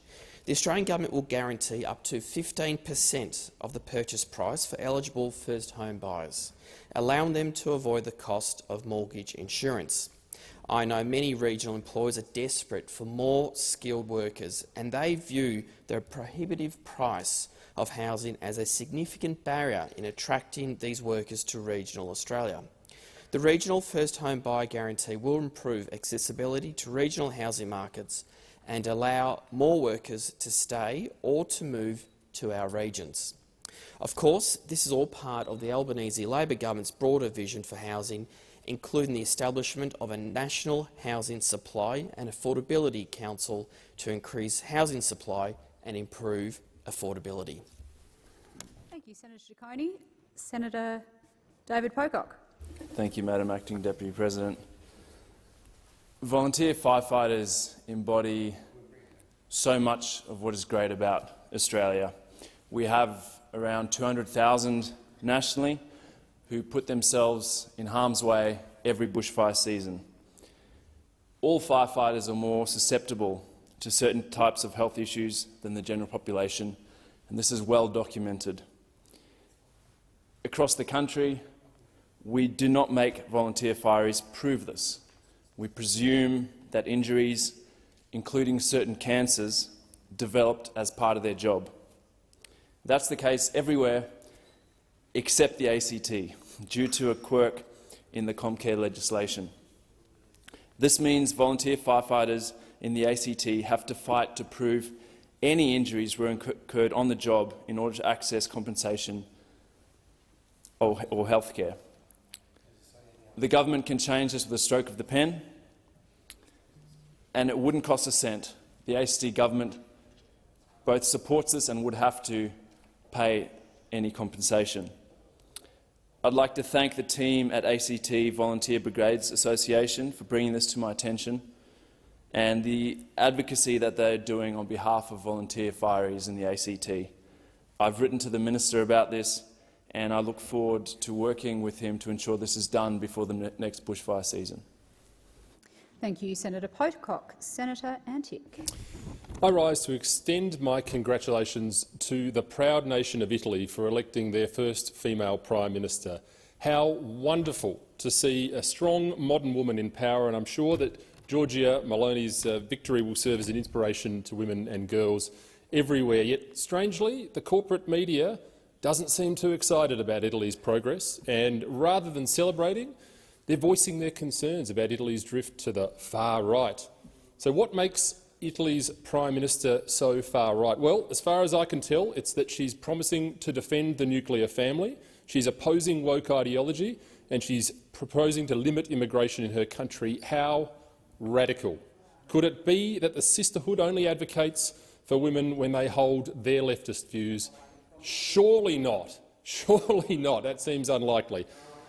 Surely it couldn't be that their rhetoric about equality and the patriarchy only applies when women hold their worldview. It seems that when women hold traditional values, their success is not viewed as cause for celebration by the selective sisterhood. And I'm sure we'll hear more from the media about the dangers of the far right or the hard right, because Italy's election, as is clear these days, all hard right actually means is normal people who care about their families. Of course, in 2022, defending the family and one's culture does make you a threat to the leftist agenda. The left only enjoys democracy when results mean that it doesn't get what it wants. Italy has elected Giorgia Meloni, showing that her policies are winning issues, and that, Madam Acting Deputy President, is how democracy works. Thank you, Senator Antic. Senator Marielle Smith. Thank you, Acting Deputy President. Well, my home state, the great and mighty state of South Australia, is well known for its firsts. Of course, we were the first state to grant women the right to vote, we were the first to legalise trade unions, and we were the first to elect a town council, perhaps a lesser-known fact. But today I want to acknowledge another amazing first from South Australia in the appointment of Australia's First Minister with responsibility for autism, in Emily Burke. My good friend, the Honourable Emily Burke MLC, will be taking up this role, and she is already hard at work in South Australia, establishing the Autism Education Advisory Group and overseeing the appointment of autism lead teachers in public primary schools. Her appointment is a demonstration of the commitment by our state government to establish a whole-of-government vision to support neurodiverse Australians. Acting Deputy President, I have had families approach me since this announcement who finally feel seen and feel better supported. One parent wrote to me saying that after her child with autism had had a tough few weeks, the announcement had brought her and her partner to tears. This is a nation-leading change and yet another example of the power of reforming Labor governments. Labor governments which can rewrite history in a positive way and pave a fairer path for all, but especially for our children. I wish the new Assistant Minister, Emily Burke, every success in her new role, and I wholeheartedly congratulate our state Labor government for putting South Australians with autism at the heart of their ambitious policy agenda. Thank you, Senator Smith. Senator McKim. Thank you, Acting Deputy President. 2022 is the 50th year since the magnificent Lake Pedder was flooded, and it's 50 years since legendary environmental activists Brenda Heen and Max Price took off from Cambridge Aerodrome near Hobart in Max's Tiger Moth plane. They planned to write "Save Lake Pedder" in the sky above Parliament House in Canberra, and they started their flight on the 8th of September 1972, but that Tiger Moth plane never arrived in Canberra, and Brenda and Max were never seen again. Their disappearance without trace remains one of Tasmania's greatest unsolved mysteries, as raised by Scott Millwood's film Whatever Happened to Brenda Heen in the 2008 film Whatever Happened to Brenda Heen. The police investigation was ultimately unsatisfactory, despite police discovering that the hangar storing the Tiger Moth had been broken into the night before the flight. But on September the 10th this year, the family of Brenda Heen completed the mission by flying a Tiger Moth from Cambridge near Hobart to Canberra. Congratulations to all involved in such a tremendous achievement and such a fitting tribute to Brenda and Max. 16-year-old Charlotte Ditcham, Brenda's great-great-niece, was in the Tiger Moth, and Brenda's great-great-nephew, Ollie Ditcham, piloted an accompanying Cessna. This is the UN Decade of Ecosystem Restoration, and now is the time for the Commonwealth Government to nominate Restoring Lake Pedder as Australia's flagship project in that UN Decade of Ecosystem Restoration. Restoring Lake Pedder would set right a great wrong, and it would restore the spiritual heart of Tasmania's magnificent wilderness. Thank you, Senator McKim. Senator Dean Smith. Thank you very much. I pay tribute today to a very special event and the exciting possibilities it holds for Perth and for Western Australia. The Special Olympics was founded in 1968 and is a global movement that uses sport to foster inclusion and recognition for people living with an intellectual disability. Its oath, "Let me win, but if I cannot win, let me be brave in the attempt." It speaks to the empowerment and removal of bias the Special Olympics provides. The World Games, held every 4 years, has been described as the largest humanitarian event on Earth. Around 8,000 athletes representing 170 countries and territories compete in 26 sports over 10 days. Past host cities have included Los Angeles, Dublin, Shanghai and Abu Dhabi. Berlin is next in 2023, and we want it to be in Perth in 2027. Perth was chosen as host city for the 2027 bid by the Special Olympics Australia in March of this year, with the ultimate selection panel expected later this year. I acknowledge at this point the incredibly hard work that continues to be done by those at Special Olympics Australia and the Special Olympics Committee in Western Australia. I'm proud to be advocating for them both. I've been hugely informative, and it has been a great pleasure to meet with organisers recently in my Perth office, hearing from them firsthand about the real benefits that the Special Olympics can bring to Perth, Western Australia, the Southern Hemisphere and indeed the world. I encourage interested colleagues, particularly those from Western Australia, to do likewise and help bring the World Games to Australia and to Perth. The campaign for Perth 2027 says it's best. Let's show the world we are inspired to become the most inclusive nation on the planet. Thank you, Senator Smith. Senator Payman. Thank you. It is estimated that 1 in 5 people aged 18 to 65 will experience a common mental health disorder in any 1 year. However, people from culturally and linguistically diverse backgrounds are underrepresented in accessing mental health services.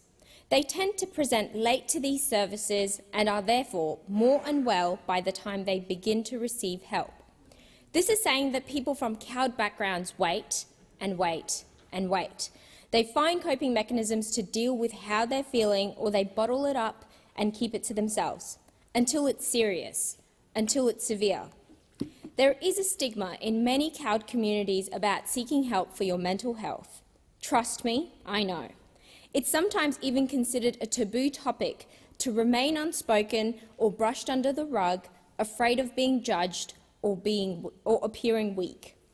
Young people in particular face this. There is often an intergenerational difference in perception of mental health. I know that there are many other barriers that people from cowed backgrounds face when accessing mental health services, like a limited understanding of support services that are available, high costs of private services, long wait lists of public services, language barriers, and the limited supply of providers who can deliver culturally responsive services. I acknowledge these barriers. I know how difficult it can be. I've experienced it myself.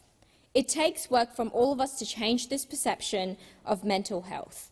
We need to prioritise our health both mentally and physically. It is okay to not be okay. It is okay to ask for help. It is okay to talk it out. It is okay to take medication to fight the blues. We need to be open with our friends and families because they're there and they love us. Thank you, Senator Payman. Senator Hanson. Thank you very much.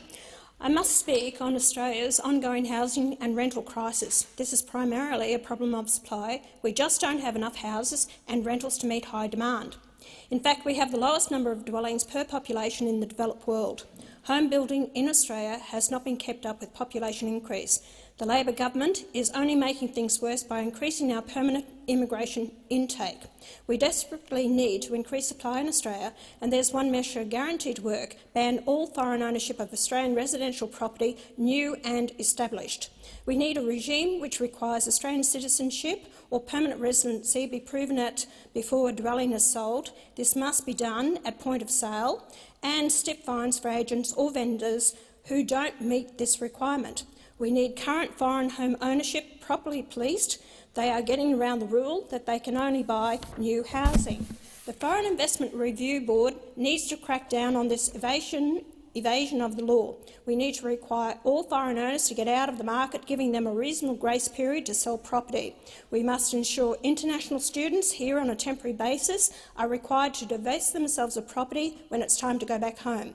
State stamp duty must be addressed. Actually, get rid of it completely would be a good start. New Zealand bans foreign home ownership. Canada has also put a ban in place. There's no reason why we can't do the same.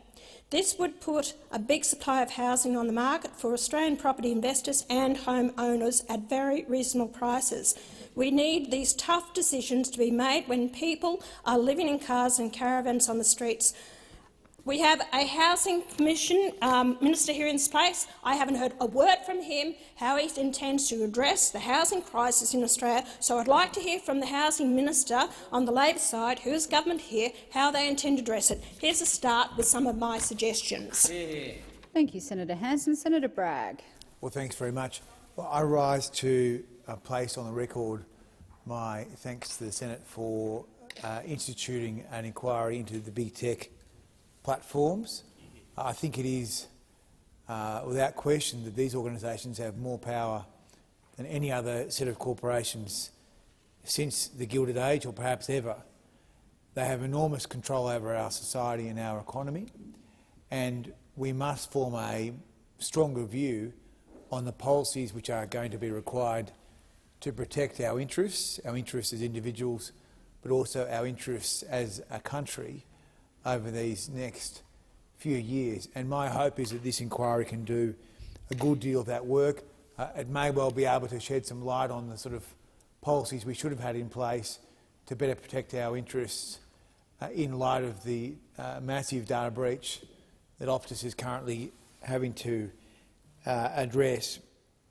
I think it can also have a good hard look at the use of algorithms, how are these used on these major platforms, what sort of policing should there be of these organisations. Of course, as a capitalist, I'm always wary of government regulation, but I think there is no doubt that when an organisation becomes so large and has such a substantial impact on your economy or your society, you should be prepared to consider regulation. So I very much look forward to the work that we have to do over the next 12 months, and my view has been for some time, as being a member of this chamber, that the best work the Senate does is through its committees. I'm not so sure about Question Time being a terrific project of determining new information or developing new policies, but certainly the committees do a good job in my experience.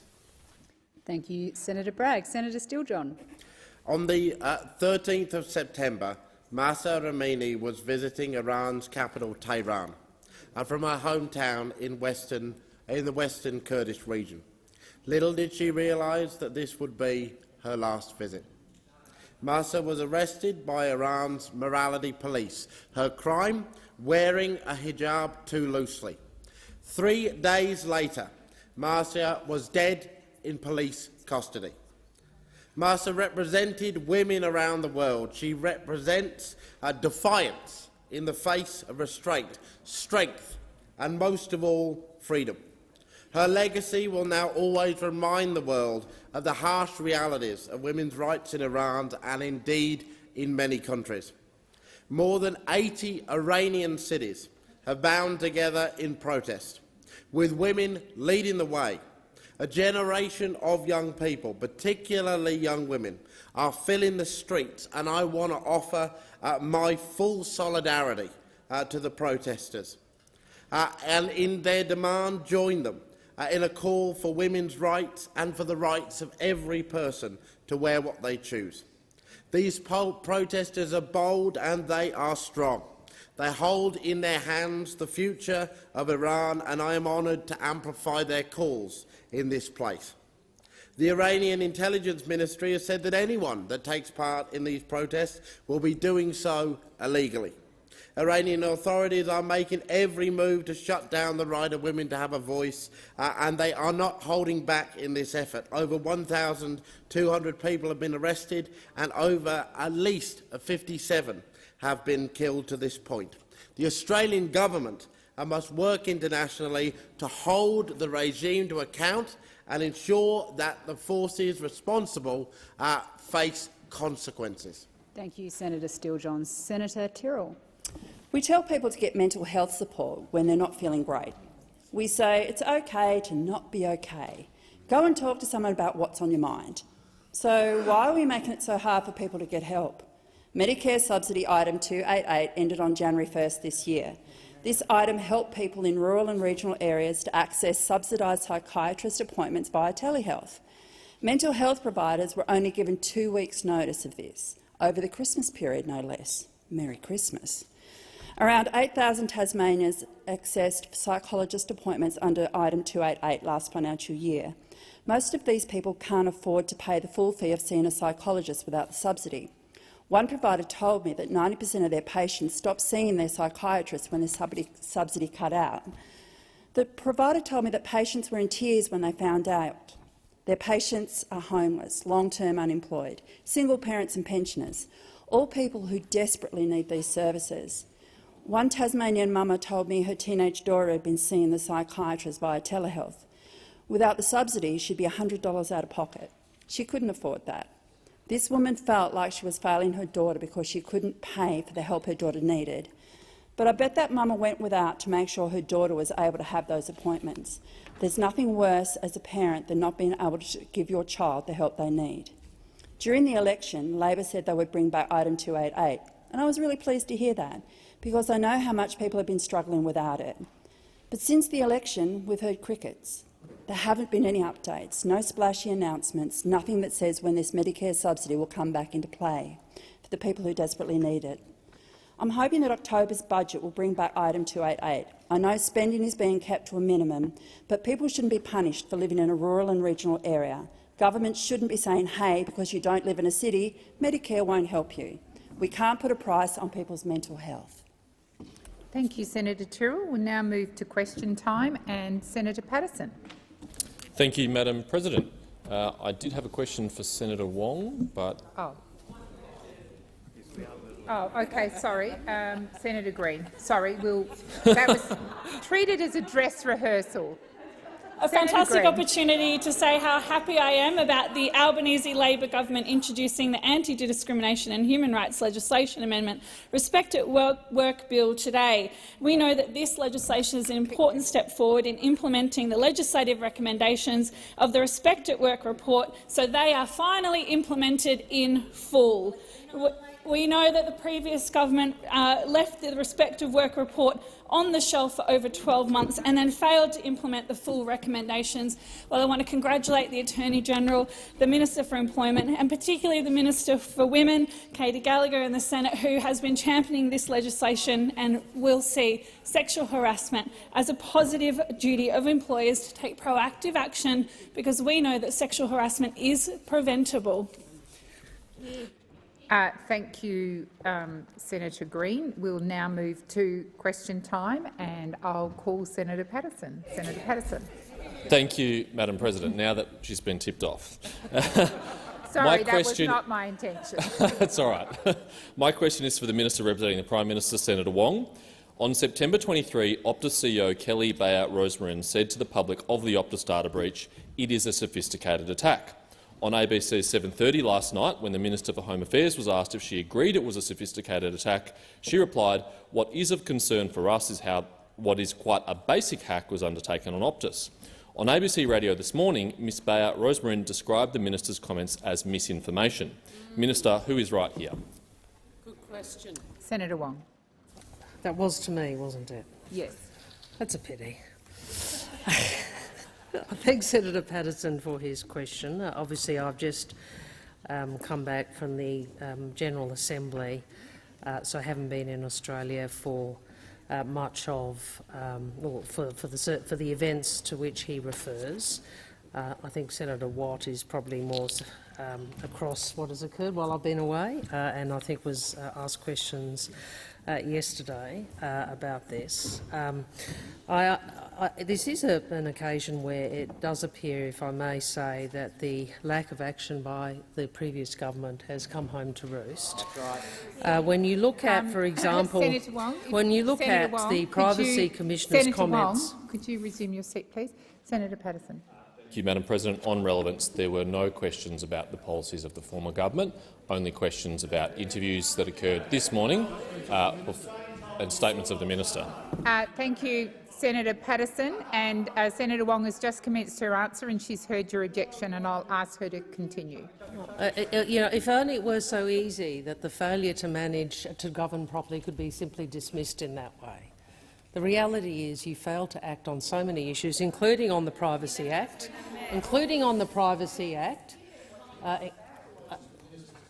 Order. Including on the Privacy Act, and in relation to cyber security more broadly. And as a consequence of the government's failures on this front, Australia is less prepared and less resilient to cyber attacks than we should have been.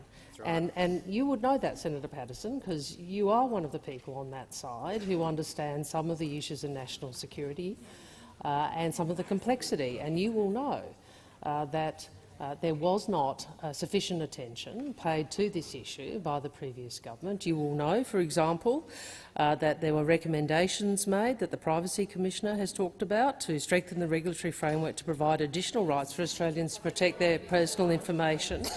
And it does not appear that they were acted upon. Senator Wong, please resume your seat. Senator Birmingham.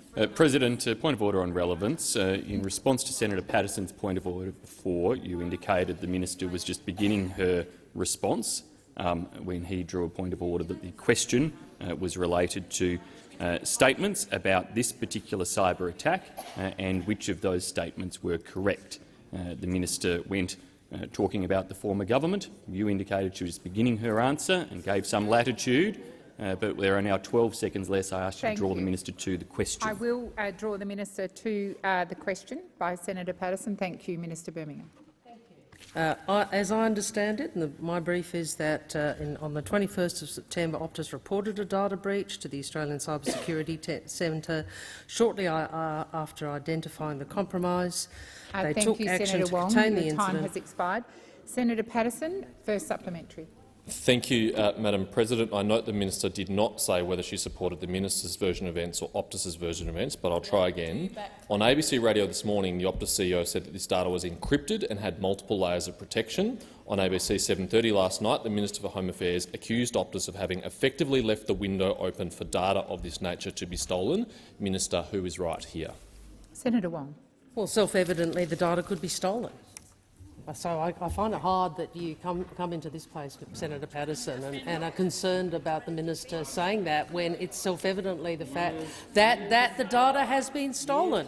The data has been stolen, and the government has been working, including with Optus, to try and resolve what has occurred with this data breach. But I think it is an odd thing to do to come into this chamber and to try and play politics on the Sorry, did you want to say something? Order. It is disorderly to engage across the Senate chamber, and I ask senators to remain quiet while Senator Wong concludes her answer. Senator Wong. Well, I find it passing strange that you would come into this chamber being upset about a minister making a point that is demonstrated in fact. This data has been breached. The government is, and the minister. The minister is wrong that the data has been breached? Well, there you go. Order. Senator McGrath. Yeah, I just think that's pretty extraordinary. We know that there has been a breach. Senator Wong, your time has expired. Before I call Senator Patterson, I would ask all senators and remind them that interjections are disorderly and that Senator Patterson has the right to ask his question in silence, and Minister Wong has the right to respond to that question in silence. Senator Patterson. Thank you, Madam President. As part of the response to the cyber attack, will the government expedite passport applications and waive fees of Optus customers whose passport details may have been compromised in this data leak? Minister Wong. Thank you. Look, that is a good question, and it is one that comes at a time where we are trying to deal with. Well, I should say that obviously the situation is evolving, and the government is considering how we respond to identified risks, such as the one that you have outlined. And regrettably, this occurs at a time where we already have a lot of pressure in the passport system, and as a consequence of the previous government's failure to plan for the massive spike in passport applications, which occurred because people didn't renew whilst the borders were closed. And we've already, I've been, I think, upfront with the public, and Minister Watts has been upfront with the public. Assistant Minister Watts has been upfront with the public about how we are trying to resolve that issue. But that is an issue that will take time, and we are still dealing with unprecedented demand. And this comes at a time where that's where the system is already under pressure. Your time has expired. Senator Pratt.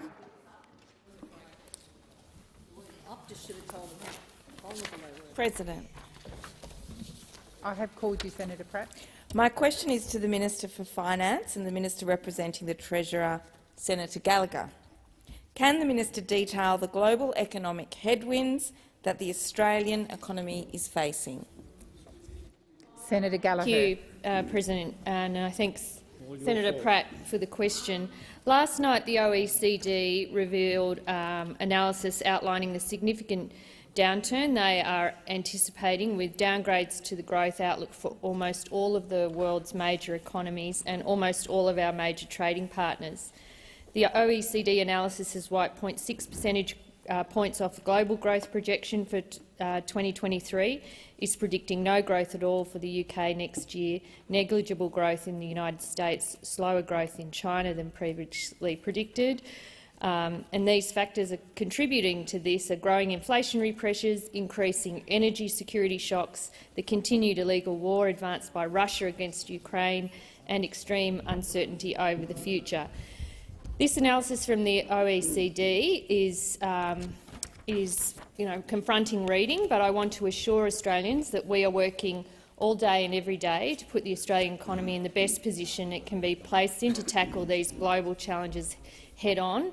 In a few weeks, the Treasurer, Dr Chalmers, will be going to Washington for a short trip to meet with our international counterparts about some of the current challenges, to discuss some of these difficult issues and challenges that lie ahead, not just here in Australia but globally. The reality is, certainly from my point of view, that the budget could have been in better and stronger position if it wasn't for the years of mismanagement from those opposite. And we are doing what we can to put that budget back on track. But there's no doubt that there are some difficult days ahead, which will require a lot of work and cooperation and collaboration with our international counterparts. But I can assure Australians that the Treasurer and I and our colleagues are working day and night to make sure that the budget we put together in October assists with meeting some of these challenges. Thank you, Senator Gallagher. Senator Pratt, first supplementary. Can the Minister outline how the Australian economy is placed to deal with some of these global challenges? Thank you. Minister. Thank you, President. I thank Senator Pratt for the supplementary. Here in Australia, we do have some advantages that will position the economy well to withstand the worst of these challenges. But as the OECD report identifies, some of these are intensifying and not disappearing, and the Australian economy will not be immune from these impacts. We are a government that from day one have been upfront with Australians about the situation now, and that we forecast to be the challenges that we collectively face in the future. This is a stark difference to the kind of government we saw when those opposite were in office. As I said, this is not aided by the state of the books we inherited, which isn't in good shape, and we are making some. I'm happy to debate that with you too, Senator Henderson, if you want to bring that on. But we enter this period of uncertainty after a wasted decade, the consequences of which can be seen in wages growth, flatlining productivity and $1 trillion of debt. Senator Pratt, second supplementary. Can the minister outline why the Albanese Labor government is best placed to guide the Australian economy through these challenging times? Thank you, Senator. Minister. Thank you, President. I can. It is critical for Australia's economy that we deal with some of the challenges, like we have been doing with climate after 10 years of wasted years on energy policy. 22 failed policies and not one of them landed. Looking at policies like cheaper childcare, investing in TAFE, cleaner and cheaper energy, skills reform and a future made in Australia. We need to make sure that we are dealing with the waste and rorts that was defined the period of the previous government, but this is just the beginning, not the end of our work. Our work will last beyond this budget and into the next. It will take multiple budgets to fix the mess we got left, and it will involve some hard choices. But despite everything that's been thrown at us, Australians have every reason to be optimistic about the long-term prospects of our economy and our country, and certainly the budget that we are putting together right now. Thank you, Minister. Senator Cash. My question is to the Minister for Finance, Senator Gallagher. Will the minister rule out tax increases or new taxes on Australians in the coming budget? Thank you, Senator. Minister. After Johnny. Order. Order. Order. The minister is on her feet waiting to answer the question, and there needs to be silence. Thank you, Minister. Thank you, and I welcome the opportunity to talk about the Albanese government's plan to fix the budget and to deliver on our promises. We have made it clear that, and we made it clear during the election campaign, that our focus would be on multinational tax reform. We outlined that in our plan for a better budget. We were clear about that in terms of the revenue that it would return. We were also clear about the savings that we would seek to put in place to fix the budget that you broke. That is clear in our, what would we call it, better budget, better economy, Labor's plan for a better future. This is the plan that got endorsed. Senator Gallagher.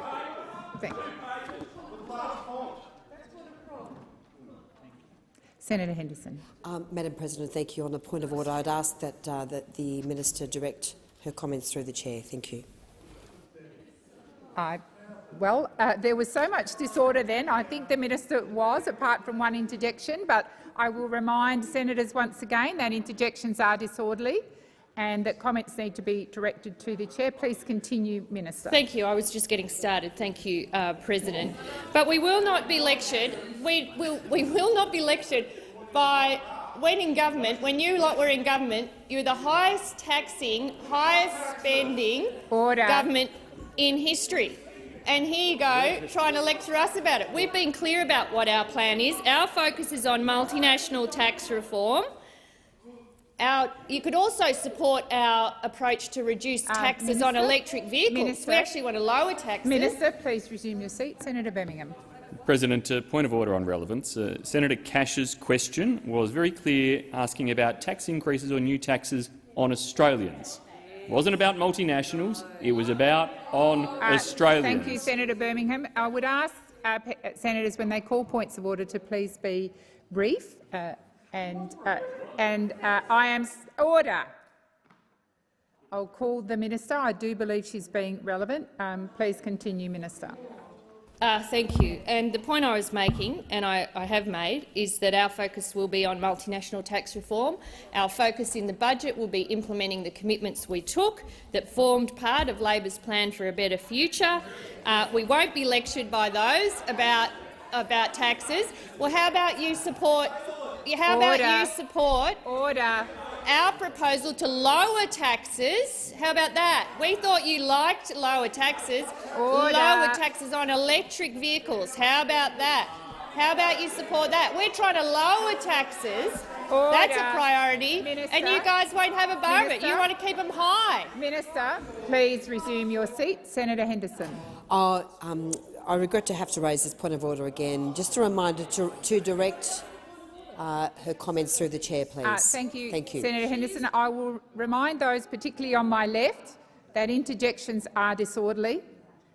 There are a lot of interjections coming from the left.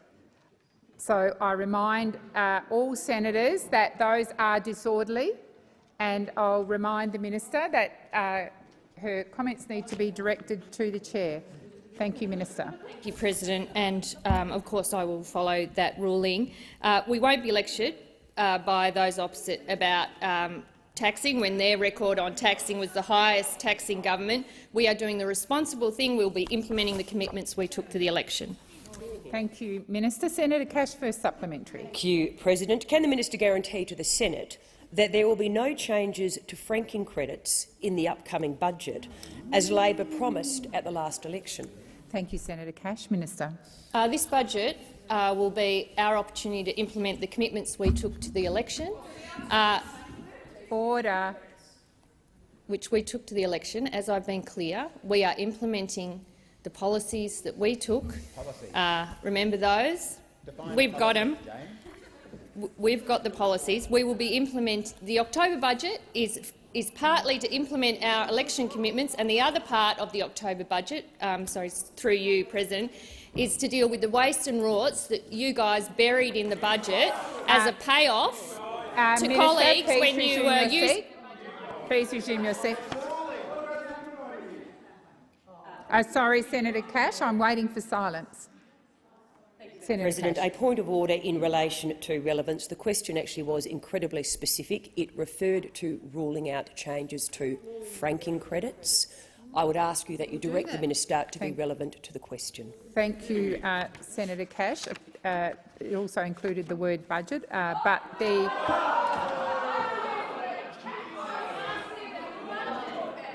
I can't direct the minister to answer your question. I can order. Order. I can direct the minister where she's not being relevant to be relevant. I'll ask her to continue. Please continue, Minister. I think I've answered the question. The budget, which I was asked about, you are right, President, I was asked about what will be in the budget. It will be a combination of policies we took to the election and the first stage of the waste and rorts work that I've been doing, cleaning up the mess, the billions of dollars in the budget that you buried for political convenience. That's what this budget will be about. Senator Cash, second supplementary. President, can the minister advise whether Australian families will receive the promised $275 energy bill relief in the upcoming budget? Thank you, Senator Cash. Minister. Well, then, honestly, the audacious. You continue to surprise me, Senator Cash. Honestly, after 10 years, 22 failed energy policies, a 20% increase in electricity prices on your watch that you buried before the election, that you would stand up and ask us about energy prices. Resume your seat. Senator Wong.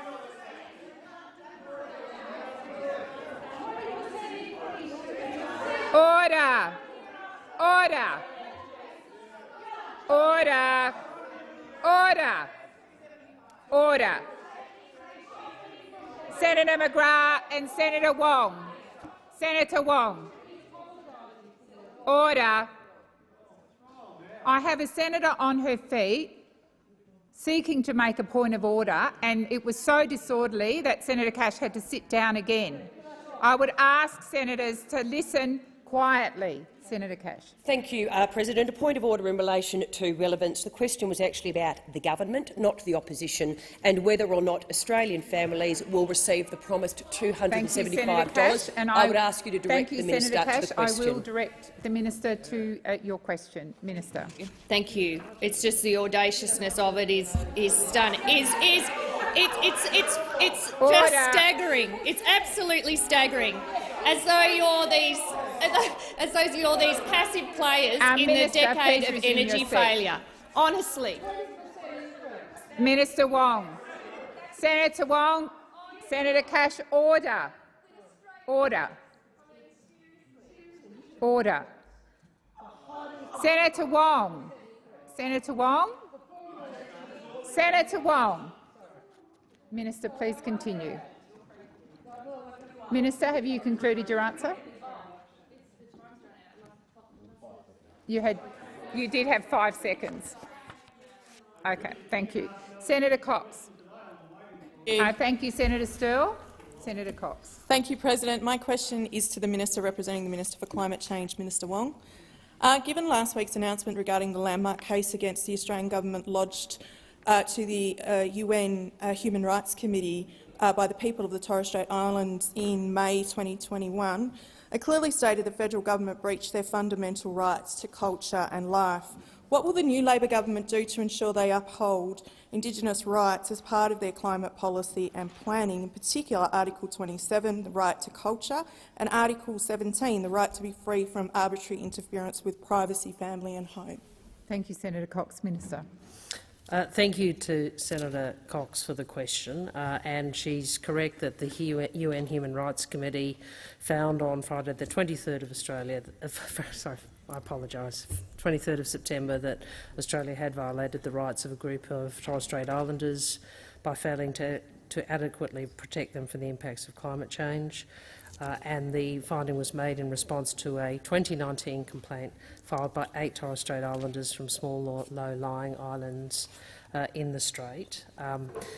This is a reminder, if I may say before I try to respond to the second part of the question, of what the Labor Party has been saying for years, which is that climate change was an existing threat to island nations and island homes, both in the Pacific region, but also in the Torres Strait. And I can recall going to, I think it was to Saibai Island when I was Climate Minister, and seeing firsthand, and this is in 2008 or 9, what was already occurring as a result of increased storm surge and how that was eroding coastline and eroding infrastructure. And it is a reminder yet again of the irresponsibility of those opposite who for 9 years refused to do anything about this.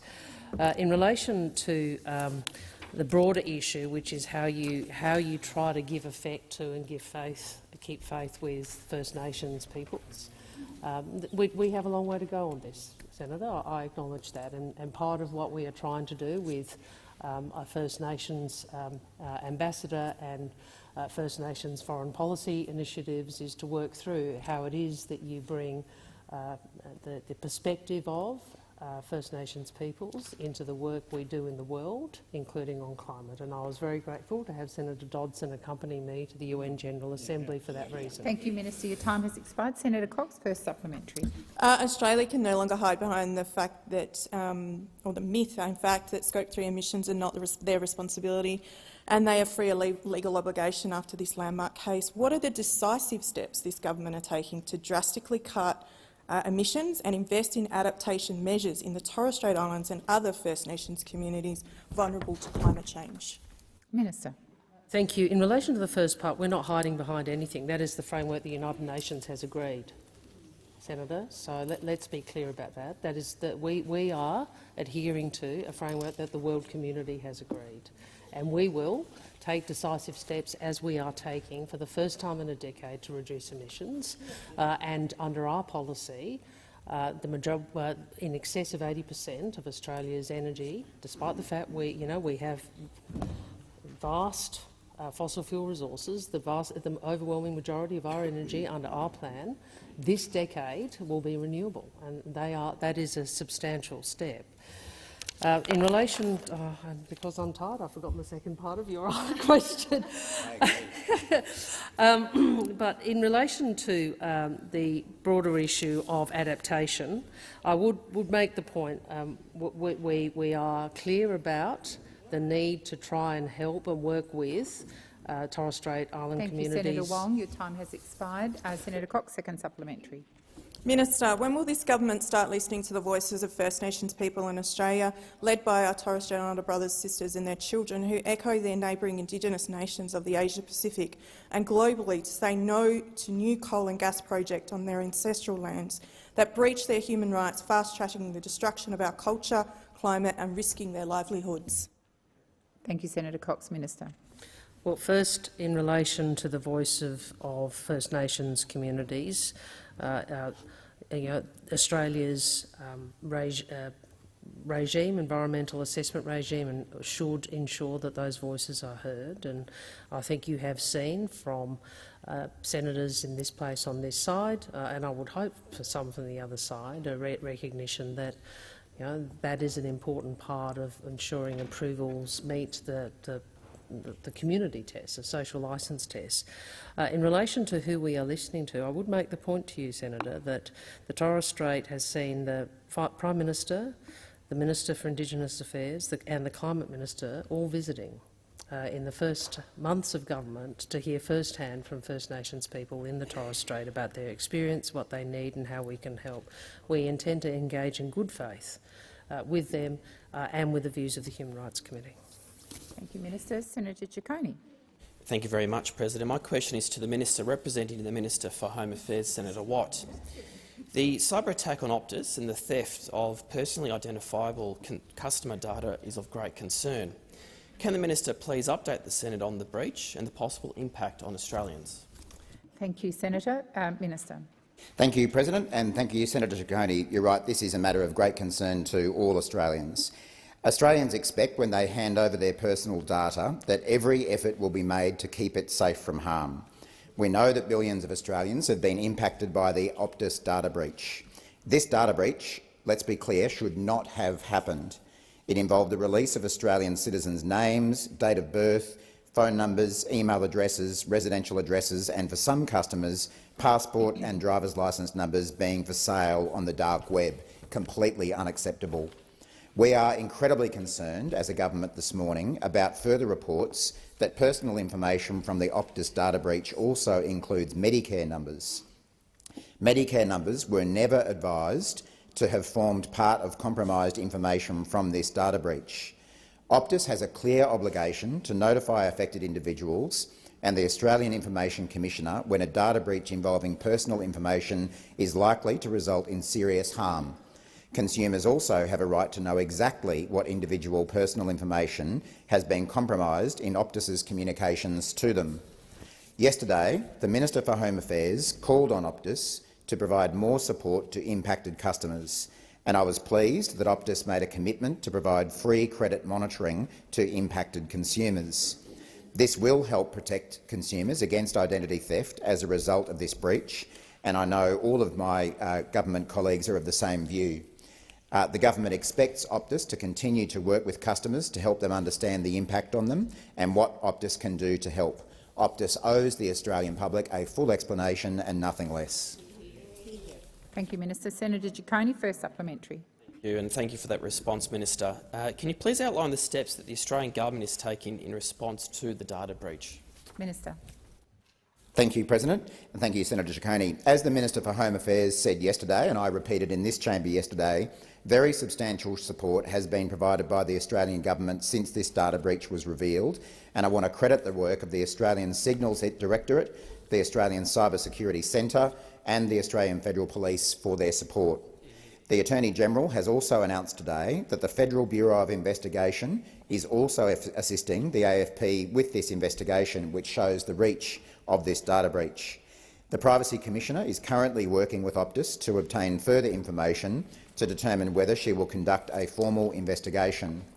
While we will, of course, not go into the technical assistance and cyber security advice that is being provided to Optus, we want to reassure Australians that the full weight of cyber security capabilities across government, including the Australian Signals Directorate, the Australian Cyber Security Centre and the Australian Federal Police, are working around the clock, along with ministers, to respond to this breach. Thank you, Minister. Senator Ciccone, second supplementary.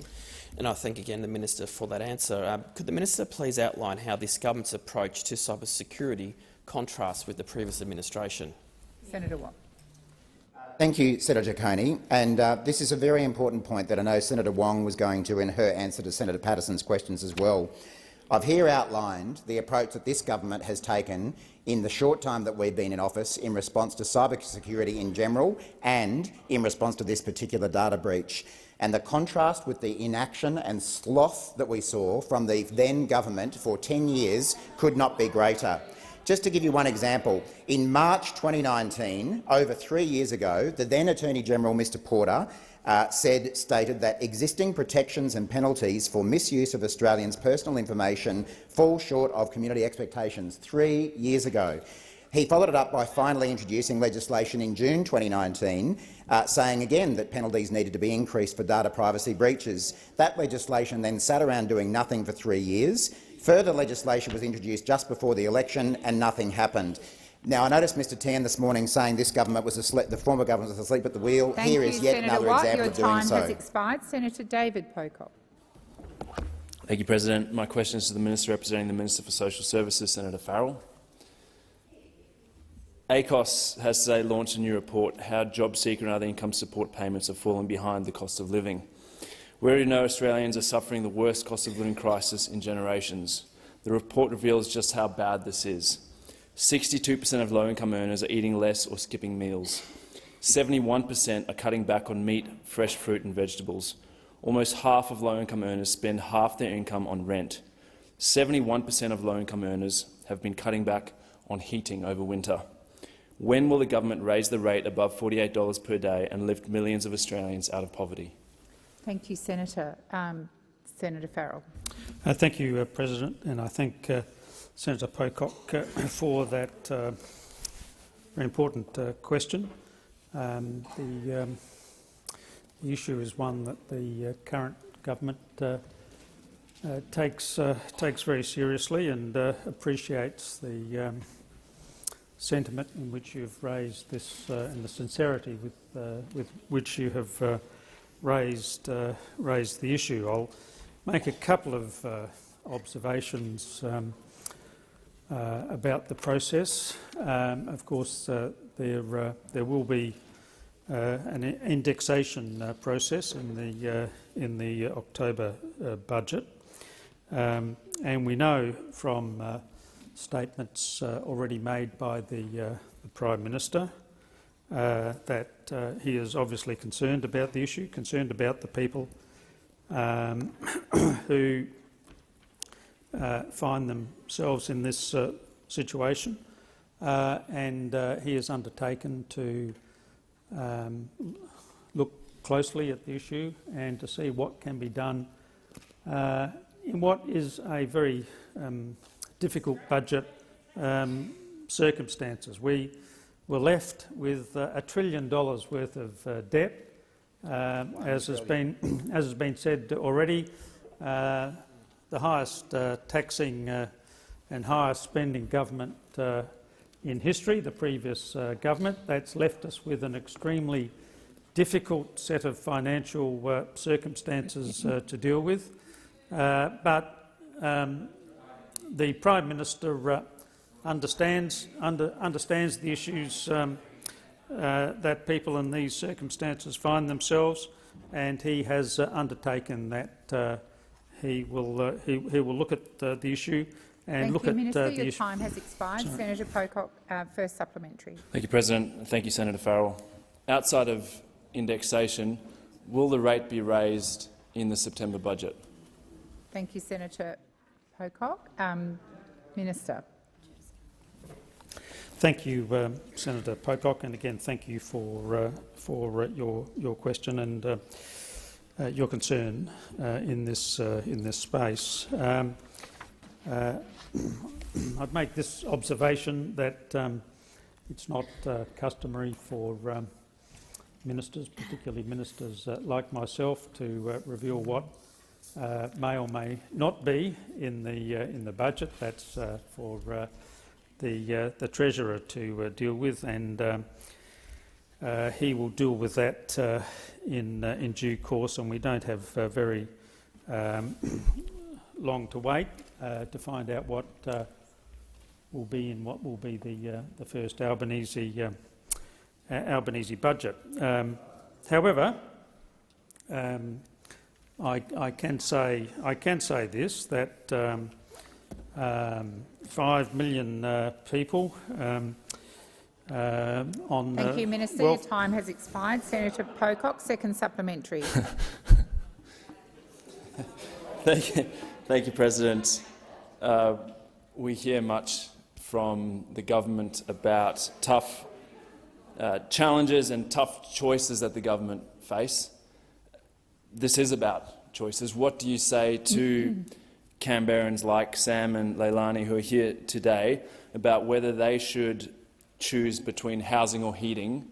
What do you say to them when you're subsidising a fossil fuel industry that's making record profits to the tune of billions of dollars of taxpayer money?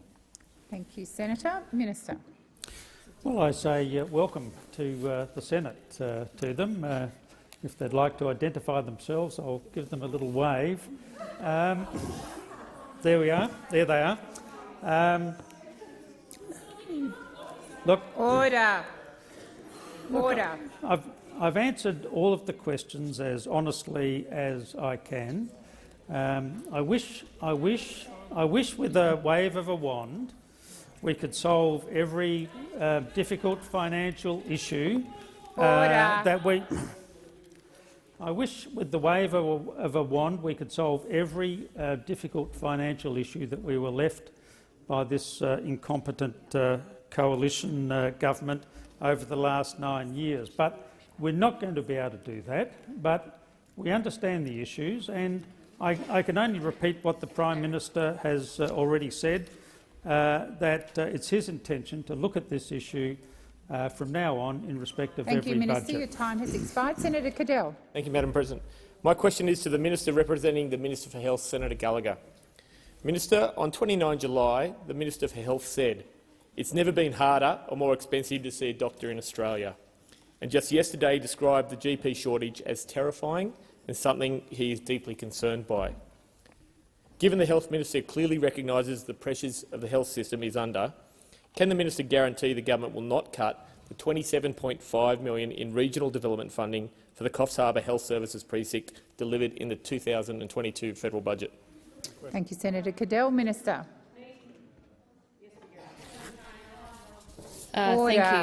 Thank you. And I won't stand here and foreshadow decisions that are being considered through the budget process. I have been clear with the chamber, and I think publicly, that we are reviewing measures from the March 22-23 budget.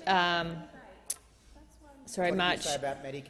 The March election, the budget before the election. We are reviewing that. There was a lot of spending in that. Order. But if that spending Senator is warranted, Ruston, if it's needed, if it meets that test, then we will make decisions based on that. Like, seriously, we need to go through an incoming government to have a look at where this money was placed. And we've seen reports in the paper today about some of the decisions made under some of these programs where proponents weren't aware of it, where applications weren't made for it, when disproportionate amounts went to particular parts of the country. So there is a legitimate issue here that we are taking our time to work through. On the issue of health and making sure that the health system is adequately resourced, we have already injected, I think, over $1.4 billion into the health system through various payments and COVID-related things. I'll check that figure if I've got it wrong, but we have made those investments. These were money that wasn't provisioned for by the previous government. We have made additional investments into health. On the issue of the GP shortage, that it is a crisis. Primary care is in crisis, and 9 years of cuts to Medicare and pushing back and not ensuring that there was a good supply of doctors coming in and being trained into general practice is a problem that we inherited from those opposite that we are trying to fix. And people can be guaranteed that the Labor government will always be better on hospitals and always better on Medicare. Thank you, Minister. Your time has expired. Order. Senator Cadell, first supplementary. Can the Minister also guarantee the government will not be cutting the $19.5 million in regional development funding for the Shepparton Rural Clinic Health School delivered in the 2022 federal budget? Thank you, Senator. Minister. Thank you. Well, as I said, my answer is the same. We are going through all of the measures. If they stack up, if they actually meet that quality test of yes, they're needed, yes, they can be delivered, yes, they've been properly costed, we will proceed with many of the measures where they meet that test. If they don't meet that test, then we are looking at other opportunities to reprioritise, to return money to the budget. Can I just remind people, the budget we inherited had deficits in the order of over $200 billion. $200 billion across the forward estimates, $1 trillion in debt. We have debt. Cost of servicing debt are going to exceed many government programs in the next few years. Just the increase in interest is going to hit the budget to $125 billion. This is the budget that we're trying to manage, and we will prioritise accordingly. Your time has expired. Senator Cadell, second supplementary. Can the minister guarantee the government will not cut the $8.3 million regional development funding for a national post-traumatic stress disorder centre at the University of the Sunshine Coast, delivered in the 2022 federal budget? Thank you, Senator. Minister. Well, we're working through all of that. As I've said, my answer is the same to the two previous questions. But I would also say that we are this is serious. We are also working through all of the health programs that are ongoing programs, like adult dental, for example, that just falls off a cliff next year. Yeah. They're the problems that we've inherited. What about the My Health record card? Also, we'll just get rid of that, shall we, in the next 2 years? We have so many terminating programs in health, over 200 terminating programs that we are dealing with, that you hid. So you tried to make your presentation of your budget look better by cutting services and not funding them properly, by not funding them in an ongoing. So is adult dental going to need to be funded after next year? Yeah, I reckon there's a pretty high chance it needs to be. McKenzie. But yet those opposite didn't make provision for it in the budget, and this is what we are fixing. Senator Lambie. Thank you, Madam President. My question is for the Minister for Finance, Minister Gallagher. Order. Senator Lambie, please resume your seat. We've moved on now to Senator Lambie's question. She has the right to ask it in silence without the constant interjections across the chamber. They are disorderly. Senator Lambie. Thank you, Madam President. My question is for the Minister for Finance, Minister Gallagher. The MOPS Act review is due to be completed by the end of this week. Will the government immediately release the review when it is provided to the Prime Minister? If it doesn't intend to release it there and then, how long will it take until you will release that review? Thank you, Senator Lambie. Minister Gallagher. Sorry, I just didn't catch the end of your question, but and I thank Senator Lambie for the question. I think it was around release of the MOPS review. I think the intention is to release that review after it's been provided and people have had opportunity to be briefed on it. The intention is to release that review publicly. Senator Lambie, first supplementary. Standard convention is that opposition staffing is set as a proportion of the staffing allocation afforded to the sitting government. What's the convention for the crossbench? Minister.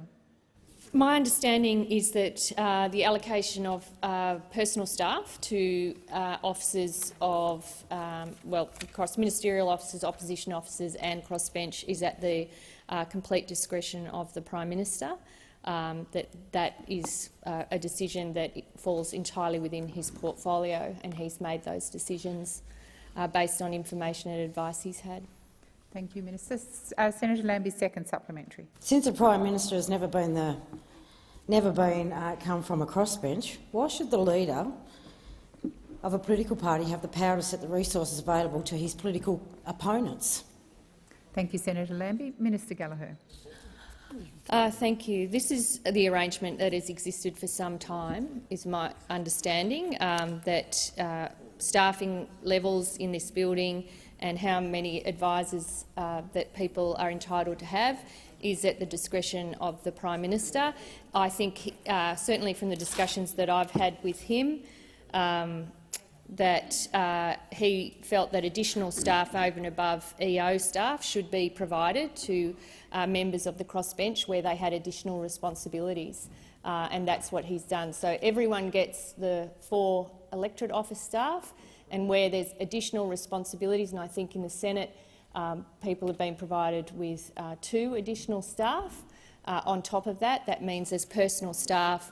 Crossbench have 6 sick staff available to them, and that we use electorate office staff, as members in this place do all the time. In fact, I'm using EO staff in my office when required as well to support parliamentary responsibilities. Senator Sterle. Thanks, President. My question is to the Minister for Trade and Tourism, Senator Farrell. The tourism and travel industry have had a few challenging years. Given today is World Tourism Day, can the Minister please provide an update on how the industry is faring? Thank you, Senator. Minister. Thank you, President, and I thank Senator Sterle for his excellent question on World Tourism Day. And it is, in fact, World Tourism Day today, and I'd like to say thank you to the dedicated people who work in our tourism and travel industry. Without you, we wouldn't have such a robust and vibrant tourism industry. The survival of tourism businesses and the growth that we've seen in the domestic tourism market is a testament to the hard work and dedication of those people who work in this industry. It has been a very tough few years for many travel and tourism businesses. Managing through the pandemic was no small feat. But Australians are back out enjoying some of our iconic regions, ticking things off their bucket list and supporting local travel and tourism businesses. Tourism Research Australia's data shows that domestic tourism is actually booming. Many regions have surpassed where they were pre-pandemic, and others are close to pre-pandemic levels. The previous government had all of the wrong priorities. They had to be dragged kicking and screaming to introducing JobKeeper, and then they moved it from tourism businesses far too early, knowing that many were still struggling immensely. The growth seen in our domestic industry is a testament to the hard work of those who work in the visitor economy and their determination to keep the doors open and the tours operating. And again, I say thank you to every single person who works in our tourism and travel sector. Thank you, Minister. Senator Sterle, first supplementary. Yes, thank you, President. Minister, what is the Albanese government doing to support tourism and travel industry to recover post-pandemic? Minister. Thank you, President, and I thank once again Senator Sterle for his very important question. This government, unlike the previous government, understands the importance of the travel and tourism industry, and that's why we've decided that in the upcoming budget we're going to invest in the recovery of this sector. Pre-COVID, the visitor economy was worth about $166 billion annually, and it was growing faster than GDP and supported 1 in 12 Australians in work. Our $48 million tourism package aims to attract and train workers, upgrade caravan and camping infrastructure, increase the focus on business events. Thank you, Minister. Your time has expired. Senator Sterle, second supplementary. Yes, President, thank you. So what are some of the outcomes, Minister, are you hoping to come from the Tourism Ministers' meeting? Thank you, Senator. Minister. Thank you, President. And that's an excellent question, Senator Sterle.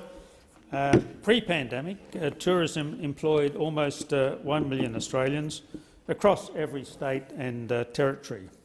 And it's a truly national industry in which every jurisdiction has an interest in maintaining and growing, which is why I'm looking forward to meeting with my fellow tourism ministers at the upcoming ministerial meeting in Adelaide next week. We'll be discussing ways that all governments can work together to support our tourism industry in all of the regions. There will be a focus on addressing the workforce and skill shortages, as well as issues facing aviation in our country. These are some of the largest problems facing the sector, and unfortunately no region has been immune. They're not new issues, just ones that the last government simply— Thank you, Minister. Your time has expired. Senator Dean Smith. Thank you, President. Thank you, Senator Farrell, for that. My question is to the Minister representing the Treasurer, Senator Gallagher.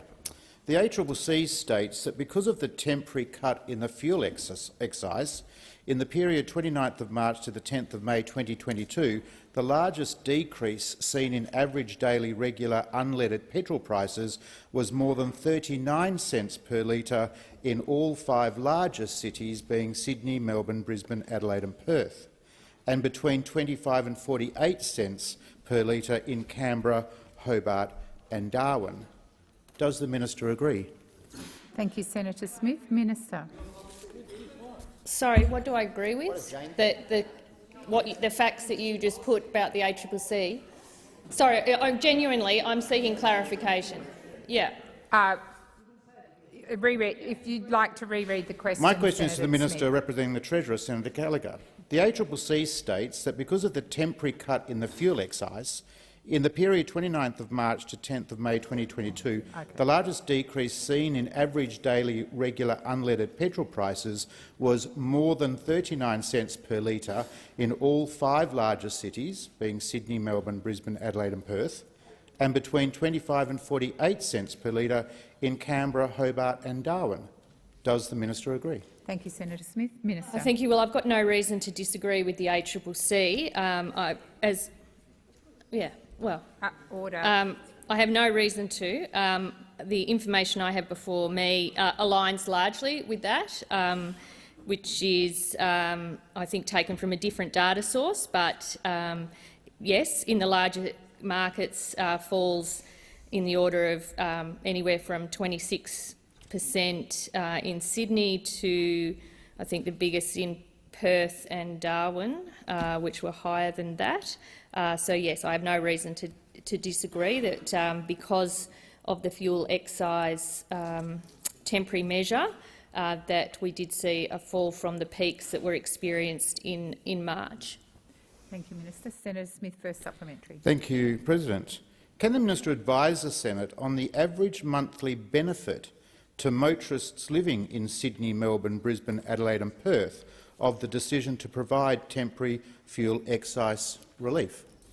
Thank you, Senator Smith. Minister. I don't have that information. I'll see if I can make it available, but it would vary obviously across households considerably, depending on the number of cars, the distance that you travel for work, people obviously living in the suburbs and commuting to the city versus those that were in the city. I mean, it's a whole range of different factors there, but I don't think any of us are disputing the fact that the excise, which cost $2.9 billion for 6 months, reduced the price of petrol at the Bowser. That was the intention of that policy. It was when petrol prices were considerably higher than they are right now. Your party, when in government, set the timetable for that to come off at the end of September. Our decision is aligned with the timetable that you, when you were in government, set. It was set as a temporary measure, and as people would know, I'll have the opportunity to talk further. Senator Smith, second supplementary. Thank you, President. The Treasurer, Mr. Chalmers, has said industry estimates that there will be more than 700 million litres of lower excise fuel in the system when the fuel excise is reintroduced. And so the ACCC and the government expect that the price of petrol shouldn't shoot up at the Bowser on Wednesday night by the full 23 cents if the normal market pressures are in operation." End quote. Given the Treasurer's comments, can the minister confirm the date on which Australian motorists can expect to be paid? Well, it'll be the date when those 700. I can't remember the exact figure. It was the exact figure that you quoted. 700 million litres, when that expires. I mean, that's the point we're trying to make, that we would not expect, and we will look very firmly down on any petrol station that has supplies purchased under the previous arrangement that sees the need to overnight jack the price up 23 cents a litre. We want to make sure that people get the right deal to the maximum possible benefit from the fuel that was purchased under the arrangements where the temporary measure was in place. I think that's entirely reasonable. I hope you would agree with that.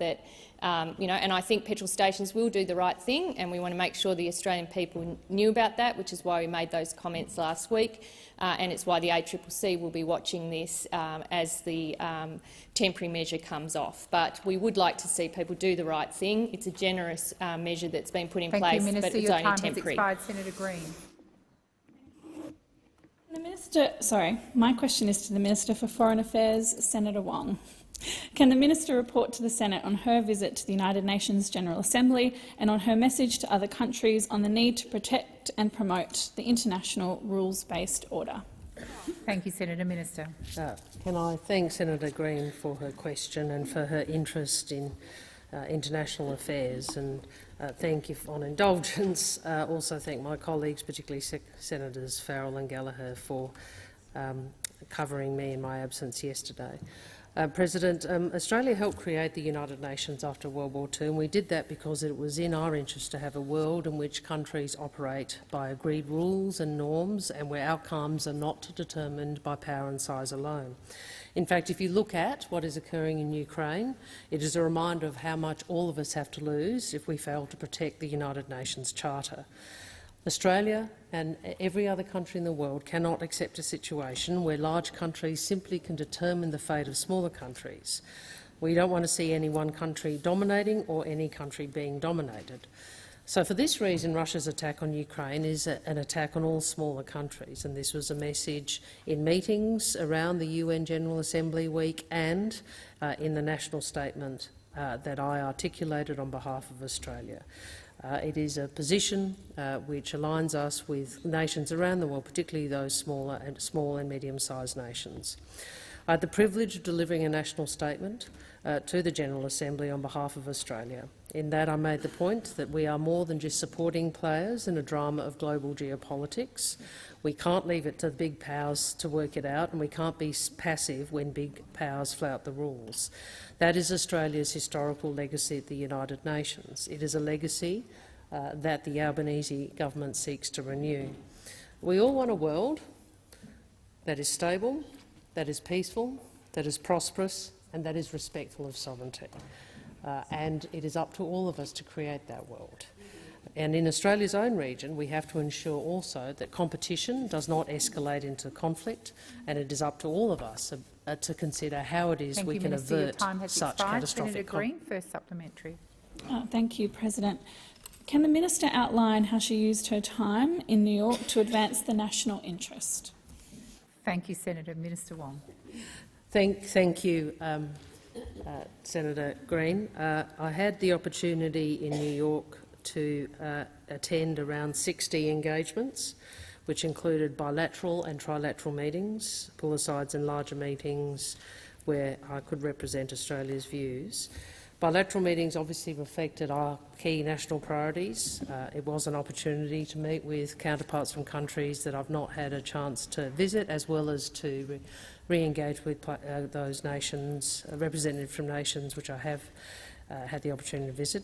Those direct meetings included Indonesia, India, Timor-Leste, Ukraine, Solomon Islands, Kiribati, China, Jordan, the United Kingdom, the Netherlands and others, and were often focused on the threats to the rules-based order and what we could collectively do to protect it. There was also a major focus of a meeting with Quad foreign ministers.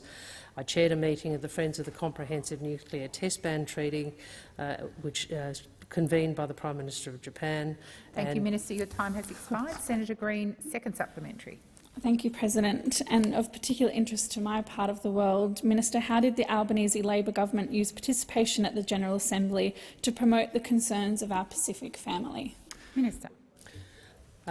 At the United Nations, we worked to ensure that we engaged deeply with Pacific partners and responded to their needs. This included working with Pacific Island Forum members to launch the 2050 strategy for the Blue Pacific, which I had the privilege of hosting. Well, Prime Minister Bainimarama hosted at the Australian mission, and we were very privileged to support that. In addition, I joined the United Nations General Assembly Ocean Panel leaders on ensuring the health and resilience of our oceans, which we know is vital to our Pacific family. Unlike those opposite, we know we are stronger in the world when we work together to defend our interests, and we seek to treat our friends and partners with respect and listen to what they say.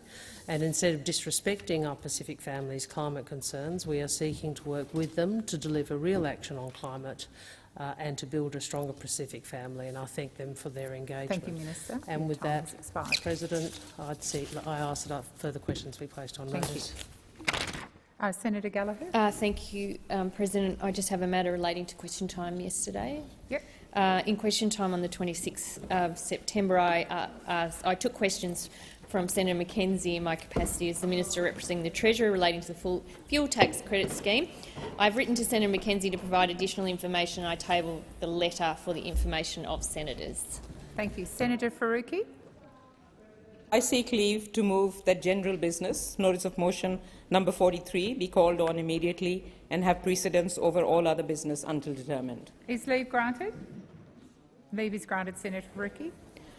Thank you, President. Like many migrants and people of colour in this country, I've been told to go back to where I come from hundreds of times. Senator Pauline Hanson did it a few days ago, telling me in a tweet to piss off back to Pakistan.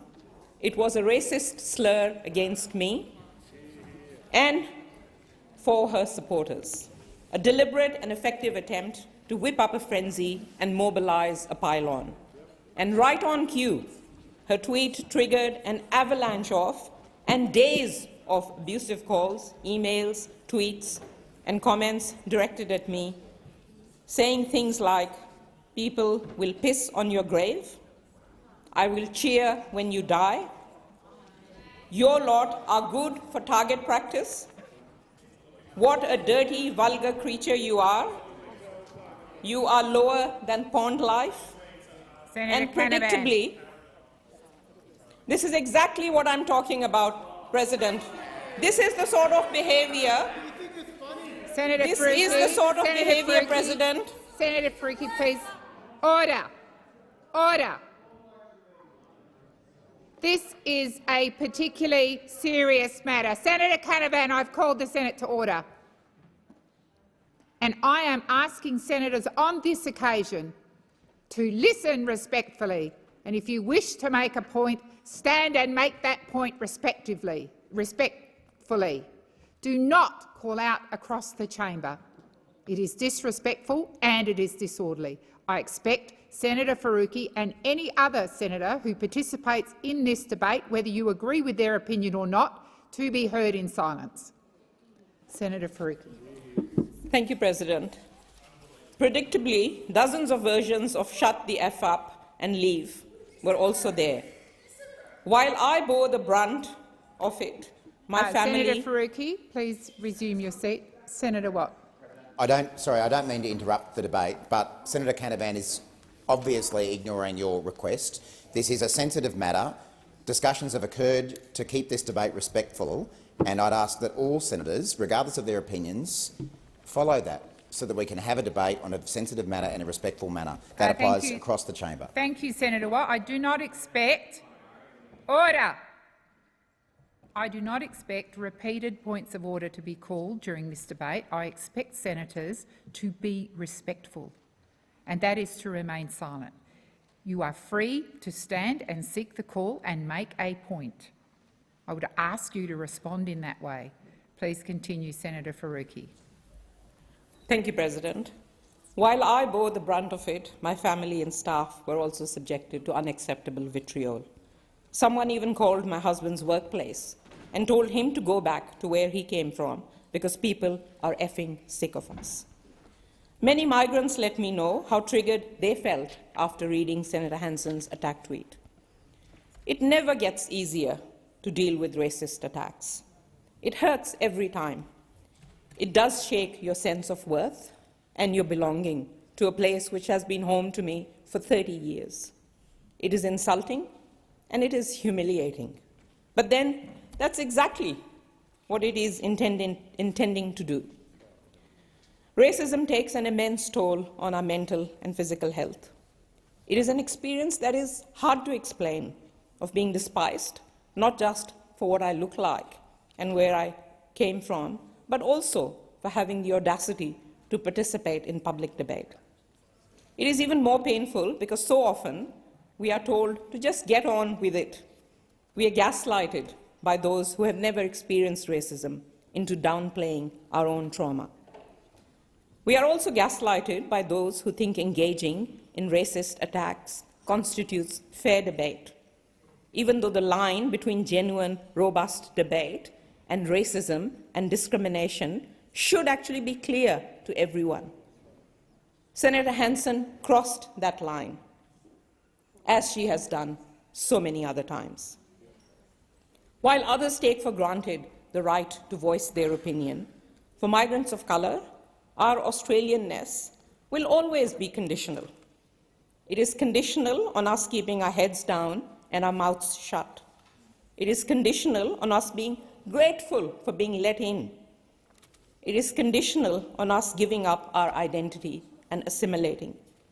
It is conditional on us agreeing to those in power, even if it means ignoring our own trauma. Well, to hell with that. Let me say this loudly and clearly to Senator Hanson and to each and every person who joined in the pylon, including Senator Lambie. I and everyone like me, us black and brown people, have every right to participate in public debate, just like white people. Yet you hate us for having the temerity to raise our heads above the parapet, to join the public debate on what you see as controversial topics. I'm here. In here, you try to silence people who hold racism to account instead of the perpetrators of racism. Targets of racism risk being labelled unparliamentary for pointing out blatant racism when it happens, while the racists sit back and relax, protected from the repercussions of outdated, unfit-for-purpose conventions and rules. Well, you will not silence us. I will not be silenced, especially on the topic of the British monarch and monarchy, the head of an empire which ruthlessly colonized, plundered, looted, and divided the land of my ancestors. Truth about the empire must be told. I will not toe the line and participate in a willful delusion about the monarchy, which exists to maintain white supremacy and to make all the beneficiaries of colonialism feel comfortable at the expense of its targets. Over centuries of rule over most of the Indian subcontinent, where I came from, first through the violent and rapacious East India Company, and then through the Crown itself, the British monarchy decimated the economy and caused the deaths of millions. They destroyed thriving local industries like textiles and shipbuilding through violence, through taxes, through import tariffs. They taxed locals at exorbitant, unprecedented rates, and through torture and cruelty stole vast wealth which they shipped off to England. Reparations have never been paid by the empire for its barbarism, and much of the loot is still shamelessly held, including in the form of diamonds in the Queen's crowns or treasures in British museums. And of course, this nation has experienced and continues to experience British colonialism in its bloodiest form. My solidarity with the First Nations people who never ceded their sovereignty of these lands and who continue to bravely speak the truth of empire, often at much personal cost. I have the right to talk about this history without being racially vilified. Senator Hanson's catalogue of racist filth over the past decades is widely known and truly despicable, and yet she has rarely been held to account, if at all. She has never been held to account for all the harm that she has caused. She has never been suspended, fined, stripped of her privileges, or even just made to apologize. She faced no real consequences in 1996 when she said this country was in danger of being swamped by Asians. And then again in 2016 when she claimed that we were now in danger of being swamped by Muslims. She faced no real accountability in 2006 when she claimed Africans coming to Australia had AIDS and were of no benefit to this country. She faced no real sanction in 2017 when she called Islam a disease against which we need to vaccinate ourselves. She faced no real sanction in 2017 when she mockingly wore a burqa into this chamber. But you know what? It's never too late. We can start today. I do urge senators to hold your colleagues accountable for unacceptable behaviour and the racial vilification of one of your peers. If you don't, then all your commitments to setting the standard in this place will be nothing but empty rhetoric. The standard you walk past is the standard you accept, and thus far, our Parliament has accepted this hateful racism of the worst standard. It is no surprise, therefore, that the Jenkins Review found workers in Parliament felt that they wouldn't be taken seriously in raising issues of racism. It's no surprise that First Nations people and people of colour don't see Parliament as a safe workplace for them. It is so important that we recognise that no decent workplace would tolerate the dangerous, unhinged racism that Senator Hanson has displayed against me and others. Thankfully, we have reached a crossroads in defining the kind of workplace we want to be. Whether we get there is another story. The recommendations of the Jenkins report are being implemented by the Parliamentary Leadership Task Force, and the Joint Select Committee on Parliamentary Standards is developing new codes of conduct for Parliament, parliamentarians and parliamentary staff. It is vital that we use these opportunities, which may not come again, to make Parliament more safe, respectful and diverse. Our codes of conduct must firmly prohibit racism in our workplaces. Anti-racism training must be mandatory for everyone who works here. Racism must be identified and called out every time, every single time that it happens in here or out there by anyone who works in this place. And people who spew such hate must face serious consequences. Now, I do understand that Labour has an amendment to my motion, and my motion probably is unlikely to get through. And I do have to call this out. I mean, the vague statement about respectful debate, which is all well and good, doesn't actually call a spade a spade. We heard 2 days in the parliamentary committee that is developing the codes, evidence from people who mentioned to us the best practice code of conducts, which call out behaviour like this and hold parliamentarians accountable. But we can't do that without agreeing to this motion that is in front of you. Labour's amendment really lets Senator Hanson off scot-free and gives her a free pass to do this again and again, as she has done in the past. This is not the standard we want to set in here or out there. We have to name and shame racism and the perpetrators of racism. Censuring Senator Hanson today is really the absolute bare minimum. It is a symbolic but important step that everyone in this place can take to make clear that we condemn racism in all its forms, shapes and sizes. It is a necessary step that we must take to show the many people of colour in this country that Parliament is a workplace that will not tolerate racism, and that is simply not okay for anyone, but particularly people you work with, to racially vilify you. So I'll say it again. Racism must be identified and called out every single time, and people who spew such hate must face serious consequences. And this must start today. It can start today, not tomorrow, not next week, not next month, not next year.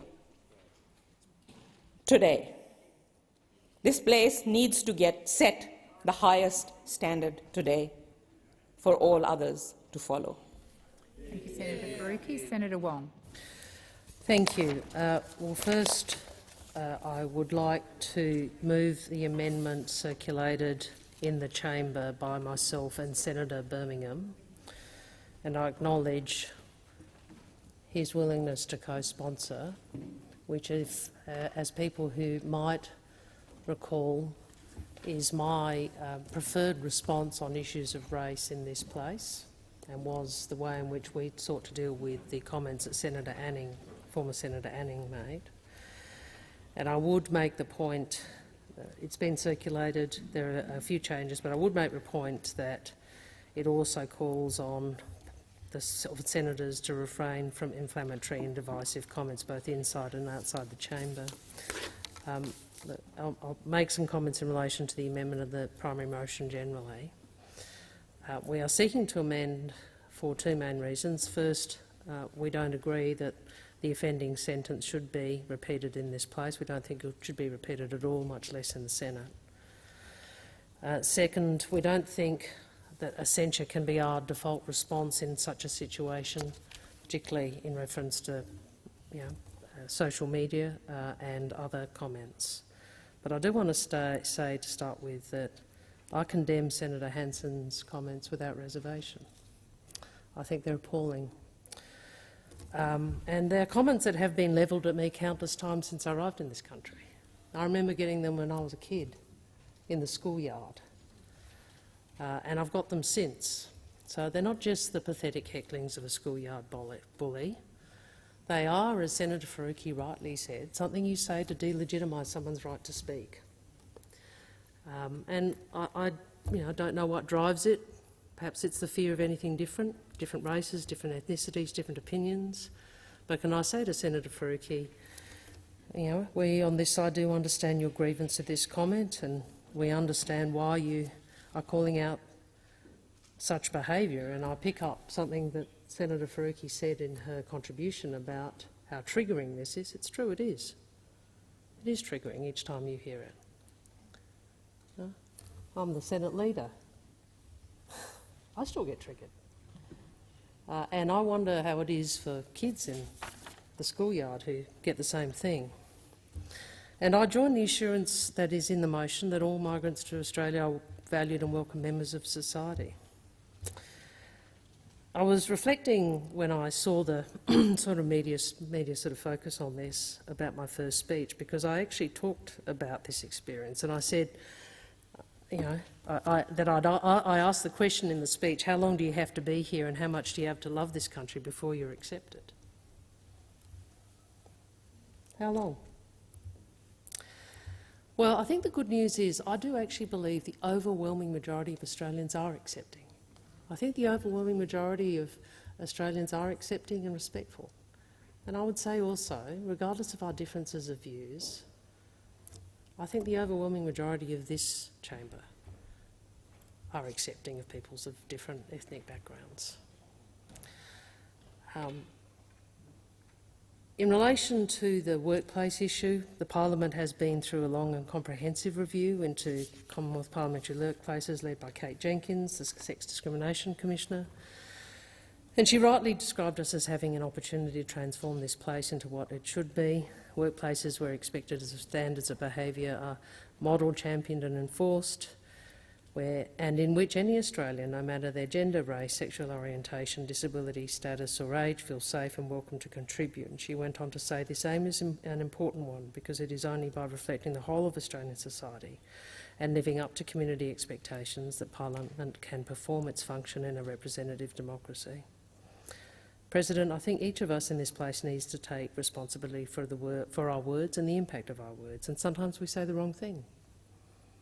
Sometimes we do say the wrong thing. But we do have an individual and collective responsibility to act in a way that Australians would expect of us and that we would expect of our fellow Australians. And it is why, when confronted with such behaviour as we are describing, or words as we're describing, I think it's far preferable that the response is bipartisan. It's the approach, as I said, I took and with Senator Cormann when Senator Anning made his most egregious remarks several years ago. If I may repeat what I said on that occasion, I thought we there, in that debate and in that motion, made clear that we abhor racism and religious intolerance, that we acknowledge and celebrate diversity and the harmony of the Australian people. We stated our respect for people from all faiths, cultures, ethnicities and nationalities, a respect that has made our country one of the world's most successful migrant nations and multicultural societies. And we reaffirmed our commitment as Australians to peace over violence, innocence over evil, understanding over extremism, liberty over fear and love over hate. President, for our democracy to function well, we must treat each other as equals.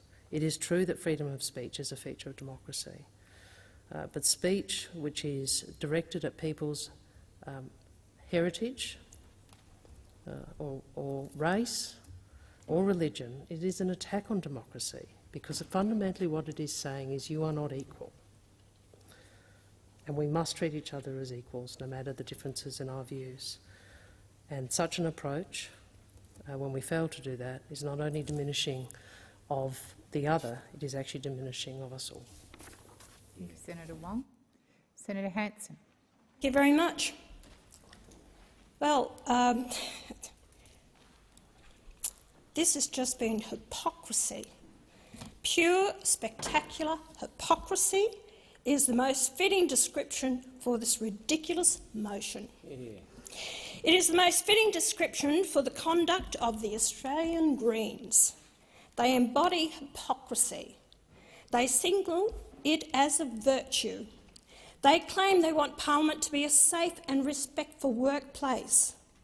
What they really mean is that no one must be allowed to disagree with or criticise them in any way, while they are free to say anything they please. This is because they see themselves as the epitome of virtue who can say or do nothing wrong. Their sense of entitlement and privilege is stunning. I wonder if they read the Sydney Morning Herald this morning.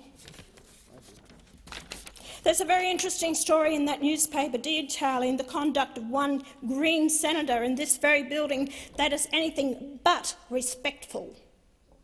It reports the co-chair of the First People's Assembly of Victoria, Auntie Geraldine Atkinson, aged in her 70s, was left shaking and ill to the point of requiring medical attention after being verbally abused by the Green senator Lydia Thorpe in a meeting in this building last year. It reports Senator Thorpe's former Chief of Staff was actually scared and appalled at his senator's conduct, which he described as by far one of the most unprofessional displays I have ever seen, that made him want the earth to swallow him whole. Miss Atkinson herself described Senator Thorpe's conduct as vicious and personal and abusive, saying she accused Miss Atkinson of being involved in corrupt Aboriginal organisations. And listening to the stunning entitlement and privilege in this, when Miss Atkinson attempted to respond to this abuse, Senator Thorpe spoke over her in a highly aggressive tone, repeatedly saying, "I am an Australian senator. You are in my meeting." This came from the same Green who, in estimates committee hearing, told a minister she was offended by being referred to as an Australian. The despicable behaviour on the streets of Melbourne just recently, with showing even blood on her hands and the Crown's foot on your throat. You may have accused me of a lot of things in this place, what you referred to, but I have never acted in the behaviour that one of your Green senator has behaved. And you talk about my behaviour and what I've said. You may call me a racist, Senator Hanson, but you want to make up— May I remind you to address the chair with your remarks, please? Thank you, Madam President. The whole thing is that to be called racist is very easily thrown about and bandied around in our country these days. People must understand what the word racist means. It means that you believe your race to be superior to another. I have never, ever, ever stated myself to be superior to another. Ever. Criticism is not racism. To question anything is not racism. Senator Hanson, please resume your seat. I did ask, resume your seat. I did request that senators be heard in silence, and I would reiterate that request once again. Thank you. Please continue, Senator Hanson. Thank you very much. This is coming from the same Green senator, and I spoke about Senator Thorpe. She's not missing. Order. She's not here. Senator Thorpe's not here today. Wonder why? Maybe the newspaper Senator article. Hanson, So Senator anyway, Hanson, I question why she's not here. Please resume your seat. Senator McKim, I'm not entertaining a point of order. I've asked all senators to listen in respectful silence. I'm not entertaining a point of order. I said that before. I've asked you, and I'm directing you, to listen in respectful silence. You may not agree with what's being said, but you were heard in silence, and I expect silence from the chamber. Thank you, Senator Whish-Wilson. Senator Whish-Wilson, please resume your seat. Senator Whish-Wilson, I am directing you to resume your seat.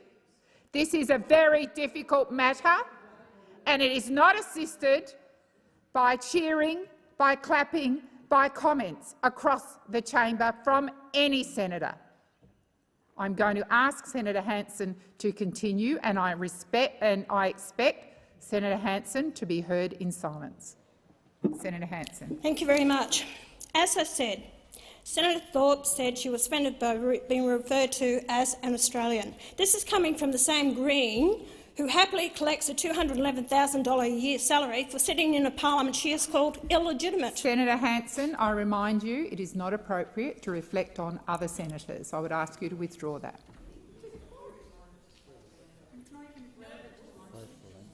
Senator Hanson, I'm asking you, in the spirit of this debate, to withdraw that comment.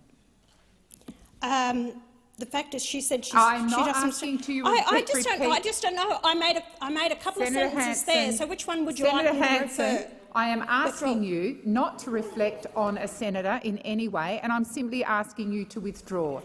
I shall withdraw. Thank you, Senator Hanson. Please Thank continue. you. Isn't it funny? The Greens hate the Crown, but they love accepting the currency the Queen's image is printed on. And then, of course, there is her fellow Green Senator, Baruki. This Green implies a tweet I posted in response to her disrespecting the late Queen Elizabeth II was racist and disrespectful, and called for Parliament to be made a safe and respectful workplace. Let me read out what her comments were. Condolences to those who knew the Queen. I cannot mourn the leader of a racist empire built on stolen lives, land and wealth of colonised peoples. We are reminded of the urgency of treaty with First Nations people, justice and reparations for British colonies and becoming a republic. But only a matter of a couple of months earlier, to stand in this place and swear allegiance to the Queen and the heirs. And yet this turns around and says, from a racist and a coloniser, I just don't get it. I don't understand it.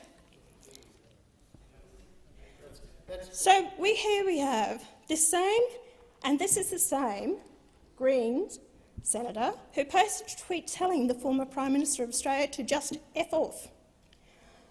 Now, this is directed at all Greens. You disgust the majority of the Australian people. The Greens are hated, loathed and despised by most Australians, not only for their outrageous destructive policies, but also because the Greens always insult Australians as racist and destroyers of the environment. They wear this hypocrisy as a badge of honour to display to their sycophants and young Australians being misled during their formative school years by left-leaning ideologists. I'm so grateful to the Greens for this idiotic stunt. It's time we had a real discussion about what constitutes racism. I didn't refer to Senator Faruqi's race or imply she had inferior characteristics due to her race or country of origin. I only suggested that because she is so obviously unhappy in her adopted country with her privileged position, she should go back to Pakistan. I remind the Senate that Senator Thorpe yelled at me in this very chamber to go back where I came from. As far as the Greens, I want to hear her reply to comment to a couple of members in this chamber, male members, oh, you're just white privileged. As far as the Greens are concerned, it's okay for them to say this, but it's not acceptable for me to say it. To them, only white people, including their own parliamentary leaders, can be racist and must not be allowed to say this. This is blatant, reversed racism, and I'm calling it out. I'm not remotely intimidated by Greens' threats and their stunning hypocrisy. With their threats, you're not just trying to silence me, you're also trying to silence the many thousands of Australians who feel frightened or intimidated by the likes of your lot to have an opinion, let alone open their mouth. Your intimidation, calling someone a racist to shut them up, is not only pathetic to say the least, it is a misuse of the true meaning of the word. Criticism is not racism. I am fed up, and so are millions of other Australians, with people who use their skin colour to play the victim. From the day I was first elected, I have always fought for equality for all Australians, regardless of race. At the last election, who stood second on the ticket to me in Queensland? A gentleman from India. My candidates have come from all different walks of background, all different races, but you're not interested in that. If I was a racist, I wouldn't have people from different cultural backgrounds. I do apologise for Senator Hanson. Senator Hanson-Young, I said I wasn't entertaining points of order. This is a very difficult debate. I am listening very carefully, and I will ask senators to withdraw when I think they are out of order.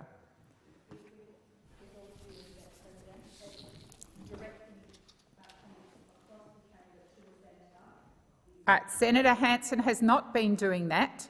She has been— order! This is not a debating point. Senator Hanson, that is not appropriate. I've asked— no, don't debate me. I've asked all senators to treat each other with respect, to have a respectful debate, one that's in silence. Please continue. I remind the Greens that in exchange for the tremendous privilege of serving the Australian people in this chamber, they swore allegiance to the Queen and her successors.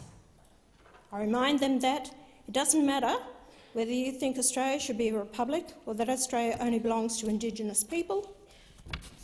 Australia is a constitutional monarchy and belongs to every Australian, Indigenous or not. I reflect on Senator Wong's words about the racism that she feels she's been happened to her over the period of time and comments.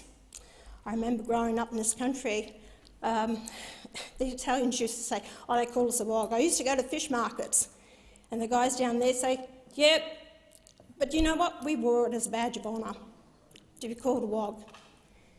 That was the Australian way. But you know what? Those people got out and worked. They felt part of the country. If you ask a lot of these people now, and I see the comments on my Facebook page from people with regard to this matter, actually, people said, we're proud. We came to this country to be Australians. They love this nation, they've worked hard, and they see themselves as Australians. And that's all I've ever spoken about in a lot of my speeches that I've ever said. When I mentioned in my maiden speech about swamped by Asians, it was a comment about questioning the immigration that we had coming to Australia. I'll put this on the record again, I've spoken about it many times, is that we had high numbers coming from Asia. And I wanted to address this to say that we've got to look at this, otherwise we would have an imbalance in our population time to come. And it's the same thing as what Japan— they're very parochial in who they allow into the country. Why shouldn't I have the right to say who should come to the country? Even we've had former leaders of this nation say we have the right to say who comes to our country. But when Senator Hanson says it in such a way, my God, it's racist. We have to have this debate on who comes to the country and why they should come here. I've never, stated that Senator Faruqi shouldn't be here. But I was appalled, and so were many other thousands, if not Millions of people appalled by her comments in regards to the Queen less than a day after her death. I won't stand by and let that be said. And I had my tweet, and it's about time that, yes, Senator Faruqi made comments that people like myself should be pulled up. Well, even when people like her make her comments, I will still have my say and I will pull them up as well. This is a place, the heart of our democracy in this nation, and we are here to represent the Australian people. And it's when we acknowledge and accept that we all have an opinion and a right to say things, that's when we come to the right decisions for the people of this nation. They are looking at us as the leaders of this nation. My comments were not made in the chamber, they were said on a tweet in retaliation to her comments. Everyone has the right to have a say, but as I see the way this country is going with a lot of other Australians, I see too much reverse racism. I see activists that are using their race and their colour to divide us as a nation, and I'll fight against that and I'll speak out against that every step of the way as I possibly can. So it is very important to me, and I'm privileged to be here. But I refuse to acknowledge the fact that I have been made these racist comments constantly, and I say to people, you really, and as I said to you, understand what the word racist means. Your race to be superior to another. You tell me anything since 1996 or before that I have said that is actually racist. Right? Not criticism of policy, not criticism of immigration, nothing at all. Understand the meaning, what the word racist, because you are putting out a message to many Australians there. If they disagree with you, then call them a racist. Our skin colour may be different, but we are all human beings in this place, and we have a right to a decent way of life and decent standard of living. We have all worked hard and should enjoy this wonderful country that we have without the hatred that goes on. It's about working together who we are as a nation. So until that changes what we have in this country, and if your threats are trying to silence me, it's not going to damn well happen. So until that changes, you're here to do a job. Do your job and represent all Australians with the dignity and respect they deserve. In closing, as I have explained myself, I will not retract what I've told Senator Faruqi or any other Australian that's come here for a new way of life to disrespect what is Australian to me, and she can do and go where what I've said. I make the offer also to take her to the airport. Senator Birmingham. Senator Birmingham, please resume your seat. Senator Steele-John, you may have missed what I said before. If you are in the chamber, you will listen in silence. You will not make points across the chamber. I'm going to call Senator Birmingham now, and I remind all senators once again, you are to listen in respectful silence. Senator Birmingham. Thanks, President. Thank you, President. And I thank the government at the outset for their cooperation in the joint proposal of the amendments to this motion.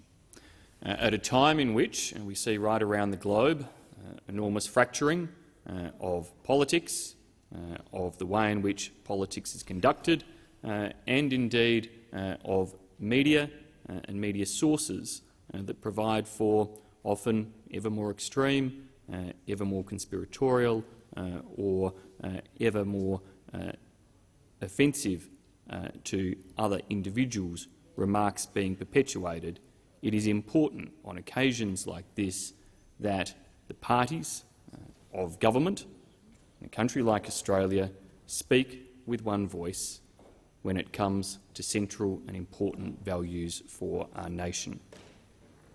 And I make clear, as the motion as amended or proposed to be amended by Senator Wong and myself makes clear, that racism and discrimination have no place, in any place, anywhere, at any time, against anyone in our nation or elsewhere.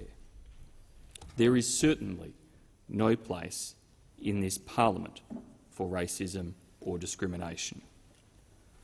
My personal experiences will self-evidently be vastly different to that of senators of other backgrounds who have confronted racism or discrimination leading to hurt, to injustice, to stereotyping or to prejudice.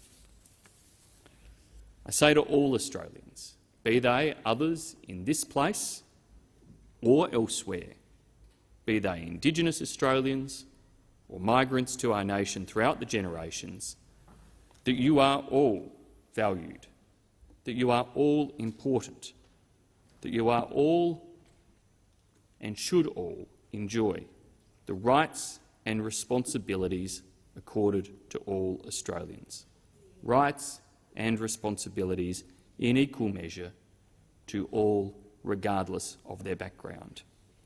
We all, in this great country, do have enormous rights accorded to us, enormous opportunities that are not available everywhere else around the world.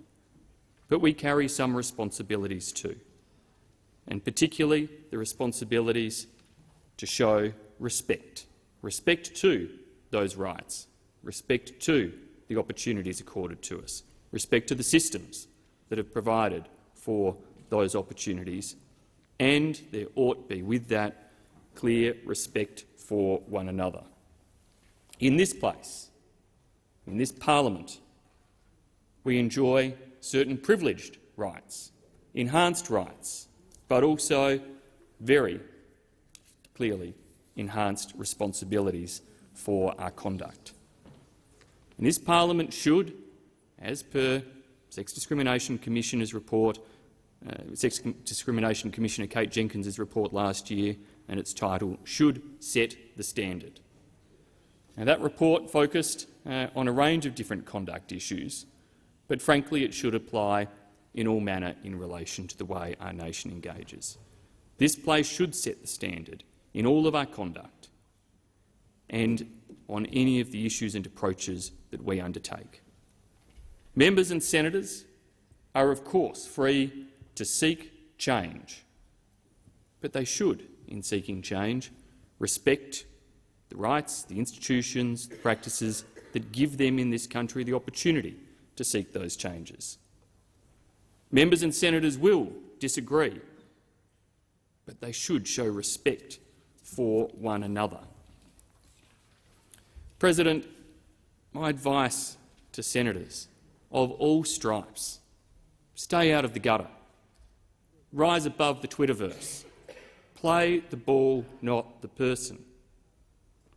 Even in the conduct of this debate, the interjections, the swipes, the insinuations, they have hindered, not helped, in the conduct of being able to make a clear statement in relation to the condemnation of racism, in relation to the assurance of all Australians, especially migrants, that they are valued and welcome, in relation to the importance of this parliament being a safe place to work, and in relation to making sure that it is clear for all senators to engage in debates respectfully.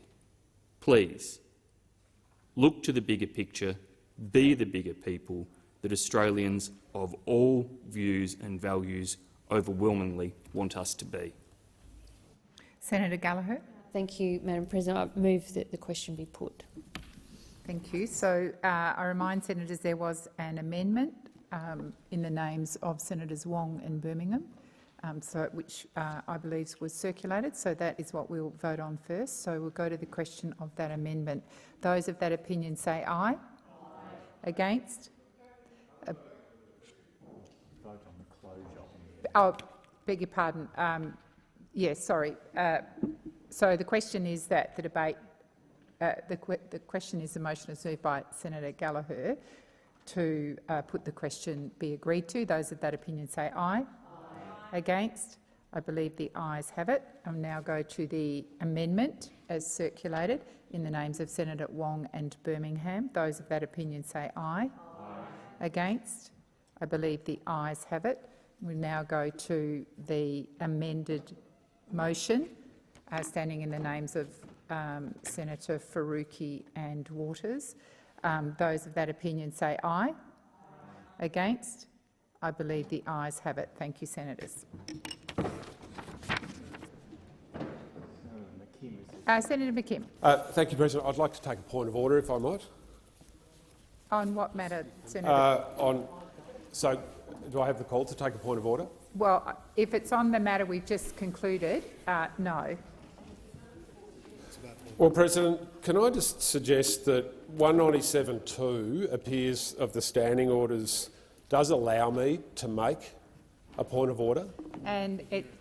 And it's also up to me whether I entertain a point of order. Well, you haven't heard it yet, President. That's my I'm not point. entertaining points of order about the debate we've just had, Senator McKim. That does not add any value at all. I'll be writing to you on this matter, President. Thank you. I'm happy to seek the advice of the clerk. I think we're taking note. Yes. So I'm going to call the.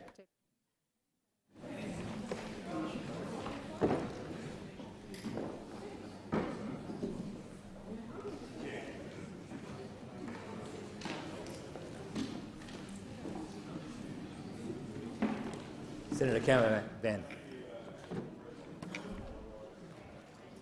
A question from Senator Cash to Senator Gallagher. Deputy President, we saw today a remarkable example of a broken promise from we know a broken promise from the newly elected government. They've already broken a promise, and them flagging, or at least not ruling out, more broken promises on potential tax increases in the future. We already know, as I said, that the promise that the Labor Party made to the Australian people of reducing their electricity bills by $275 a year, that's been broken. That has been broken.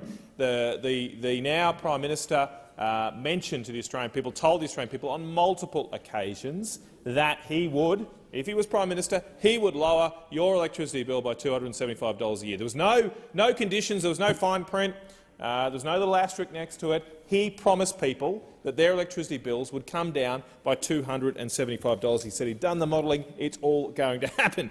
Then, within weeks of winning that election, of winning the trust of the Australian people, he turned around and walked away from that promise, and we've never heard the words 275 out of the Prime Minister's mouth again.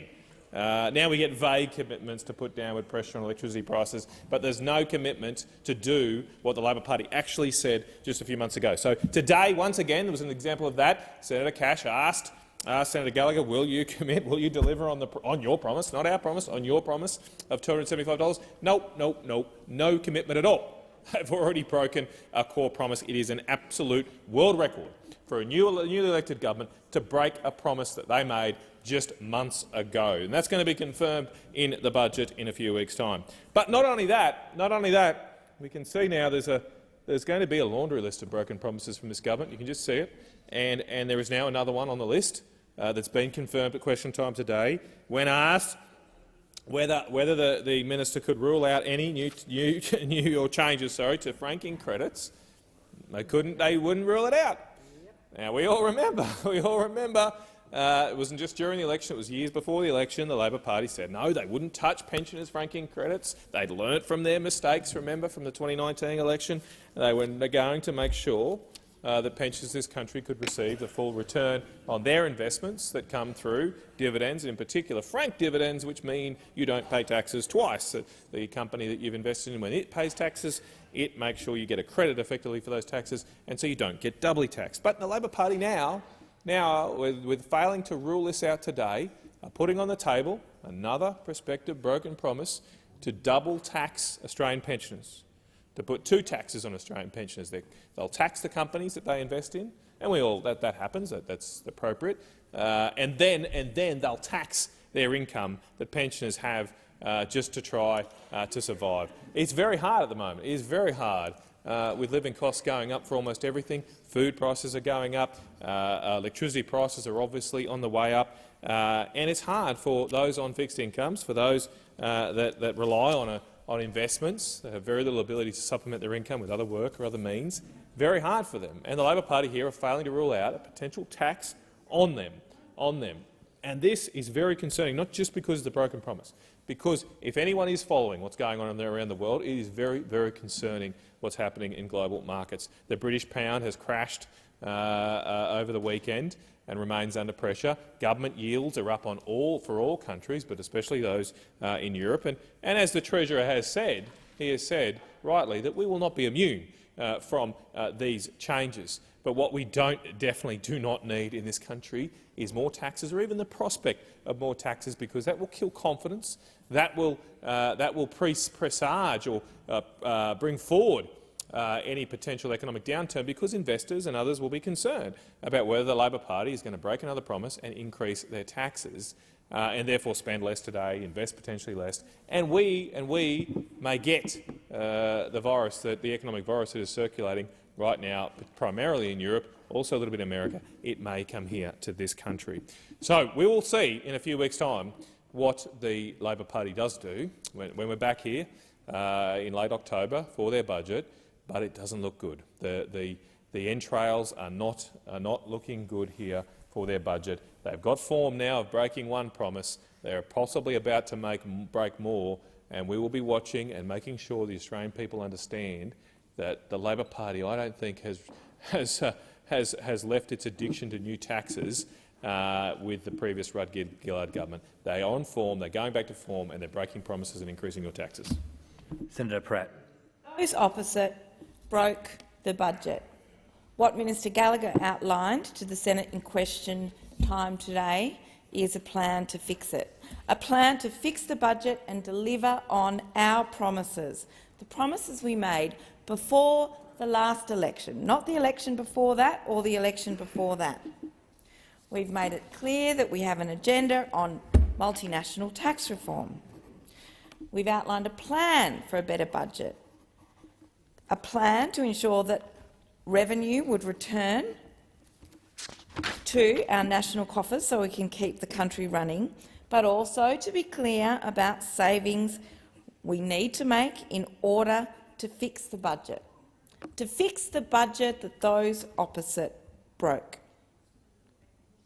This is the plan that saw Labor get elected.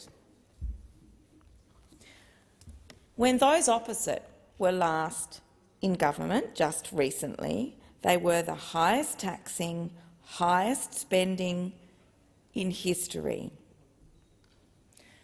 So it's all very well for those opposite to ask questions about ruling out tax increases or new taxes on Australians in the coming budget, when we take seriously the responsibility of balancing our budget, of balancing our nation's need for services, for good quality public services, not the waste and the rorts that those opposite put forward, but also the need to make sure that multinationals pay their fair share of tax, that the big end of town that you let off the hook so often is there when Australians spend their good hard-earned dollars with big companies.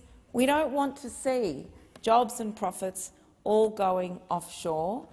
We want to see companies that have derived great benefit here on our shores paying their fair share of tax. So let's talk about lower taxes. Why won't those opposite come on and support lower taxes on electric vehicles? That would be a great idea. We have now, as a Labor government, an opportunity to implement what we took to the election.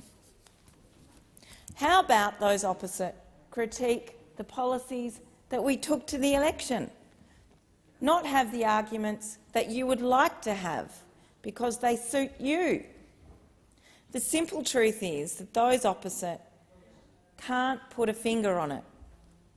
They can't get even close because they know what a bad job they did.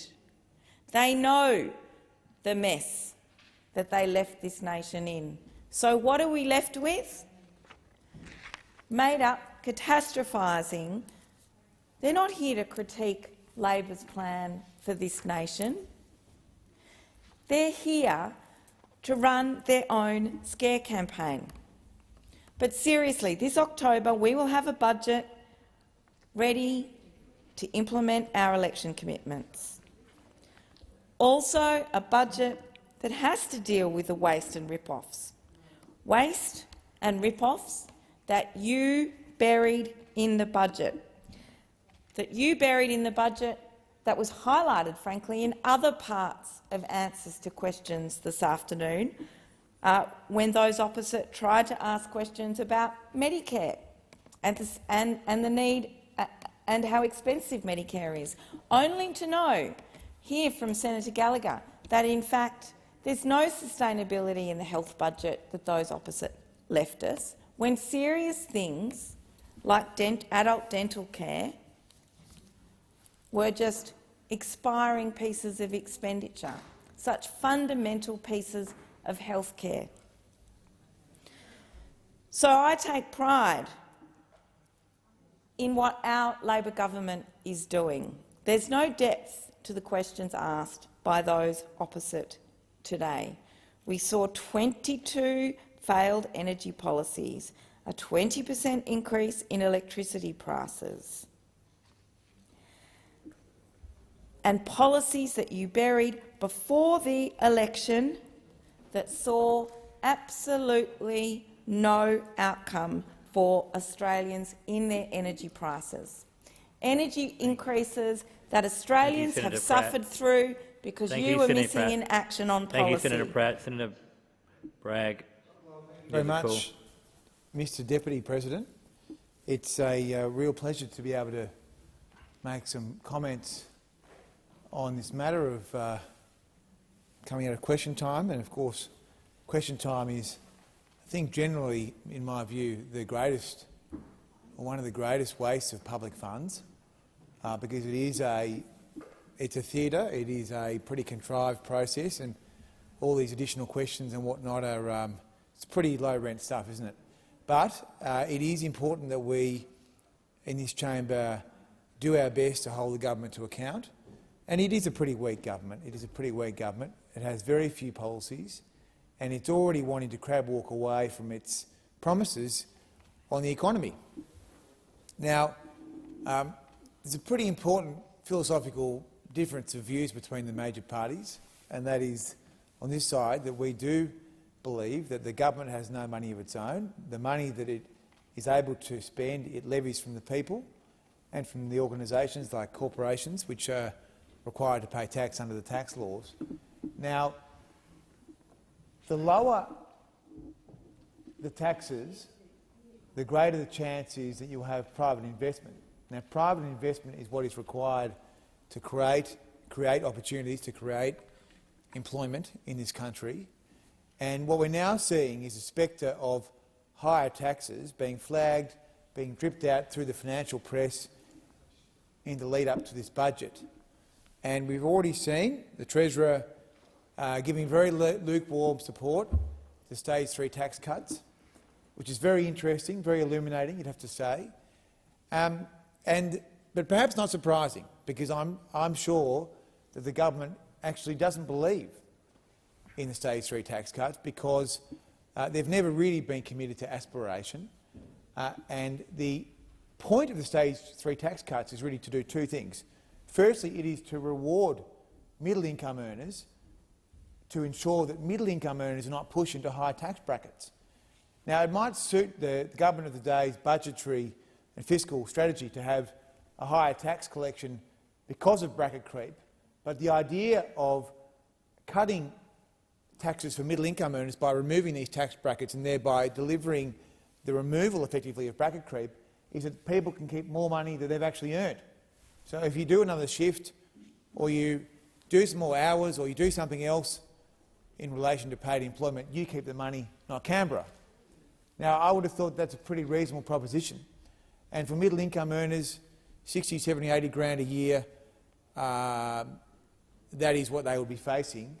They'd be facing higher taxes in the form of new tax thresholds, which we've abolished. We've abolished tax thresholds because of the stage 3 tax cuts. And the other point is, and I know it's not fashionable, is that we actually do want to be a competitive economy. We actually do want to attract high-wage income earners into this country because we have massive skill shortages.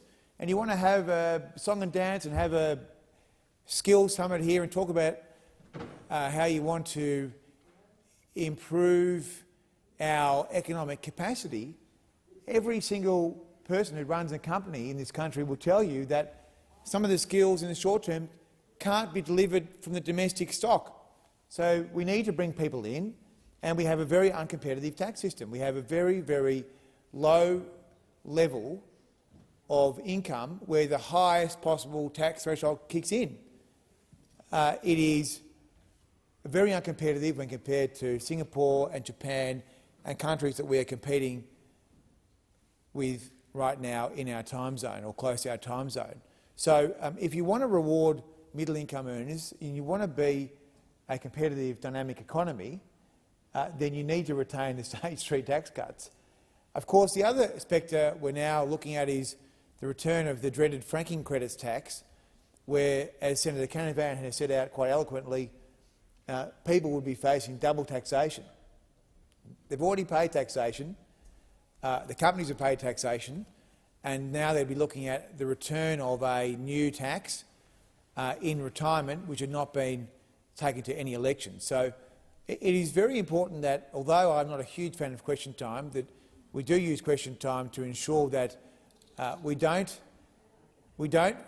foist new taxes on the Australian people. We don't want to see new income taxes or higher income taxes, and we certainly don't want to see new retirement taxes or savings taxes. Senator White. Senator Gallagher gave a very comprehensive set of answers to the question she was asked about tax. She also detailed an amazingly important set of priorities and the way in which this government is going to go about looking at the $1 trillion of debt that that has been inherited and the deficits that are around $200 billion across the forward estimates per year. She detailed extensively in those answers the sort of tests that the government is going through, looking at the various measures, seeing if they stack up, see if they meet the quality tests that are being needed, can they be delivered. It was comprehensive and studied and measured, and she talked about priorities and how we are going to have to return money to the budget because of that $1 trillion in debt and that cost of servicing that debt. The analysis that she gave in question time gave her also an opportunity to talk about the Albanese government's plan to fix the budget and deliver on our promises. Promises that won us the government. We won the election. And what she detailed and what we detail is that we've been very clear about our position on tax, and that has not changed. Our priority when it comes to tax reform is ensuring multinationals pay their fair share of tax here in Australia. What is wrong with that? Nothing is wrong with that. It is a clear policy. It was outlined during the election. We won the election, and what Senator Gallagher said is we are going to do that. The last government was one of the second highest taxing governments in the last 30 years behind the Howard government. It's pretty rich sitting here listening to questions about tax cuts when we are listening from people who were in the second highest taxing government in the last 30 years. What Senator Gallagher did speak about and what we're very proud of on this side of the chamber is the government's electric car discount, which will help make electric cars cheaper and more affordable to families by reducing tariffs and fringe benefit tax liabilities.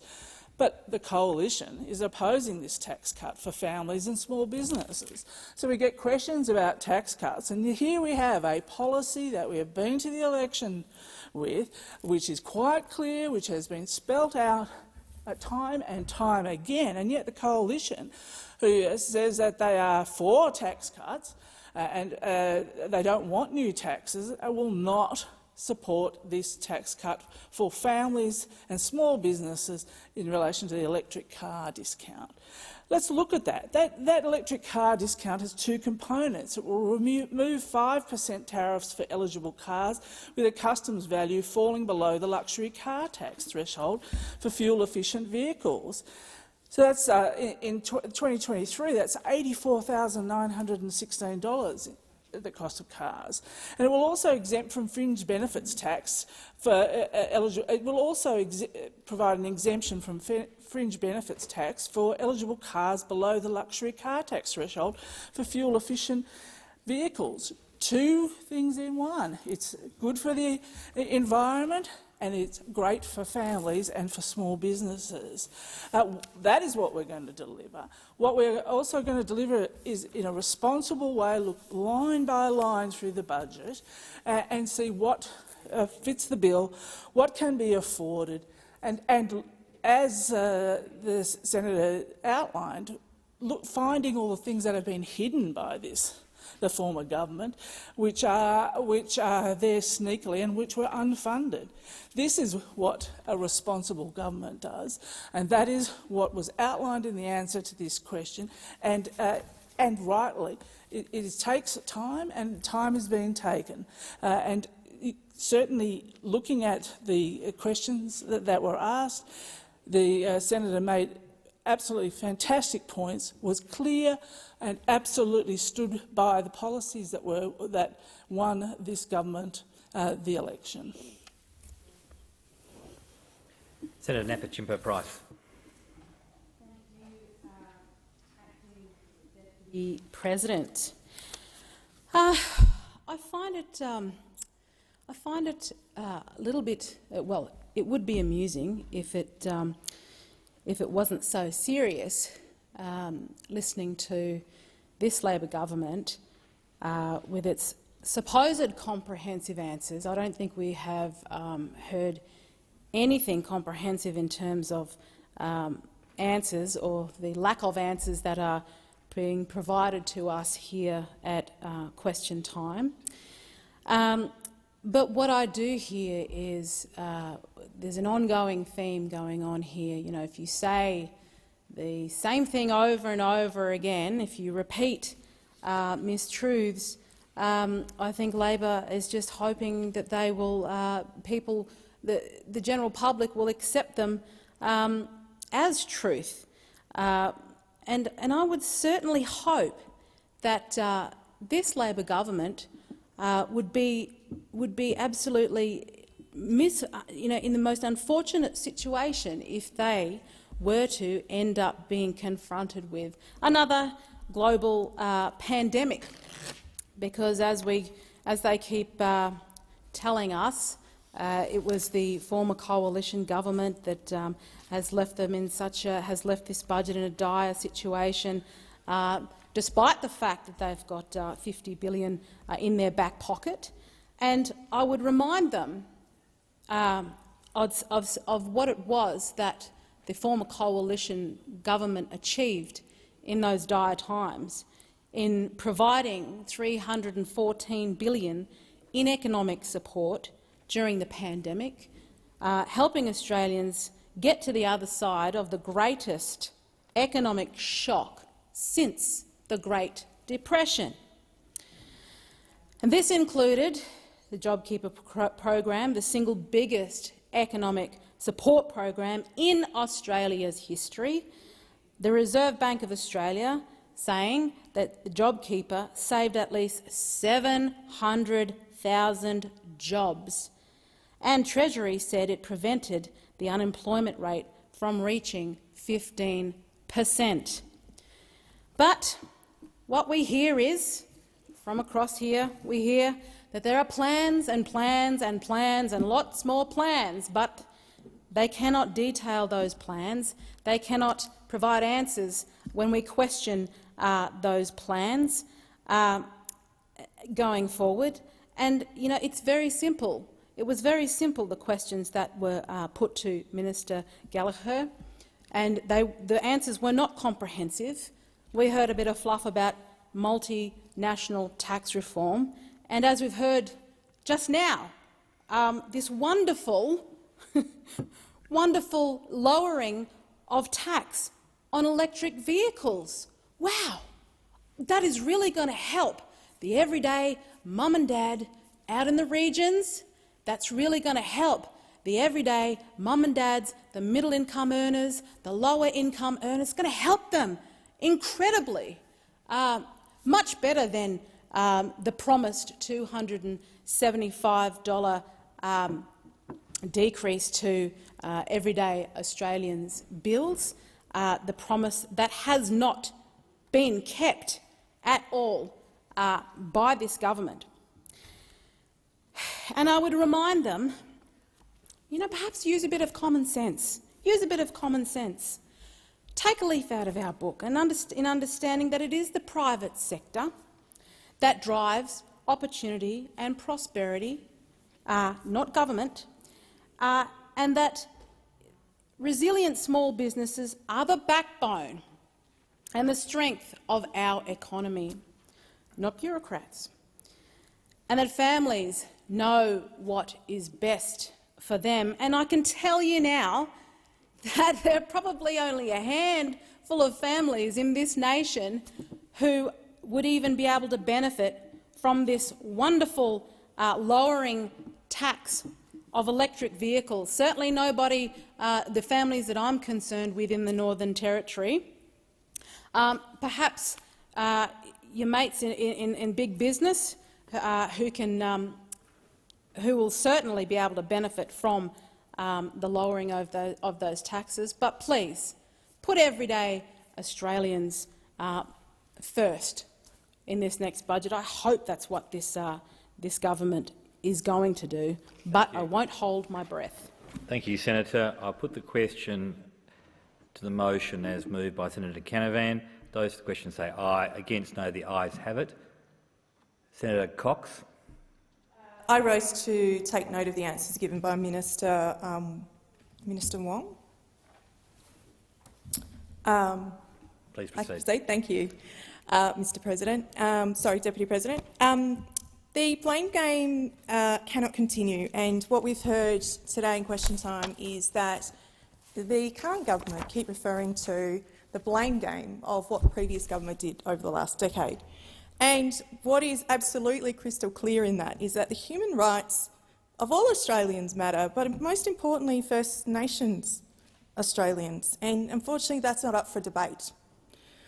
Greens firmly believe that this has been bandied around for too long, particularly when we talk about the rights of First Nations people, disabled people, trans people. It's used as a bit of a political football in this place, and it's absolutely unacceptable. And what I would like to say in response to the question, the answer that I received in question time was, we cannot keep going to the UN, to the Pacific, to other places, talking about accountability and what we're going to do when we get into government and then not do it, because we're leaving the grassroots people behind in that conversation. We need action. We don't need any more empty words. And unfortunately, you can't stand up in this place and the other place and say that these matters are serious when you're doing nothing about them. So when are we going to have that immediate action on the impact that we can already see that's happening in communities? We are seeing the impacts of climate change right now, the echoing of the conversations and the voices of the people from the Torres Strait Islands who are saying to us that they have water lapping at their doorstep, and we are still not hearing their voices. Now, do we believe that it's serious enough, that it's an emergency, when we have examples of this particular case from the Torres Strait Islands, the landmark case, where one of the residents of the Torres Strait Islands had to go and continue to look for bones from an ancestor, a grave that's possibly washed away?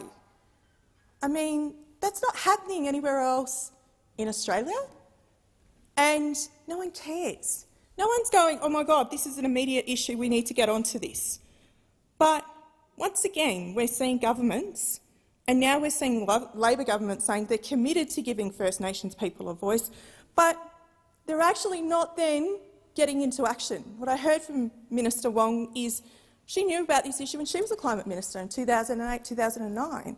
Why is it that now, many, many years later, we're going to put in place a First Nations ambassador for foreign affairs to give us the answer after First Nations people, Torres Strait Islander people have been already giving you the answer and telling you what needs to be done, urging you, when you are in power, in government, to take the action that is required.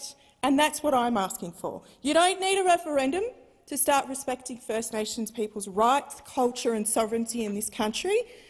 But what we now see is a continuation of statements. So the massive statement, the voices from the deep that Torres Strait Islander people gave to the Prime Minister, to the Climate Minister, to the Minister of Indigenous Affairs, handed it to them, was about self-determination and regional autonomy by 2037.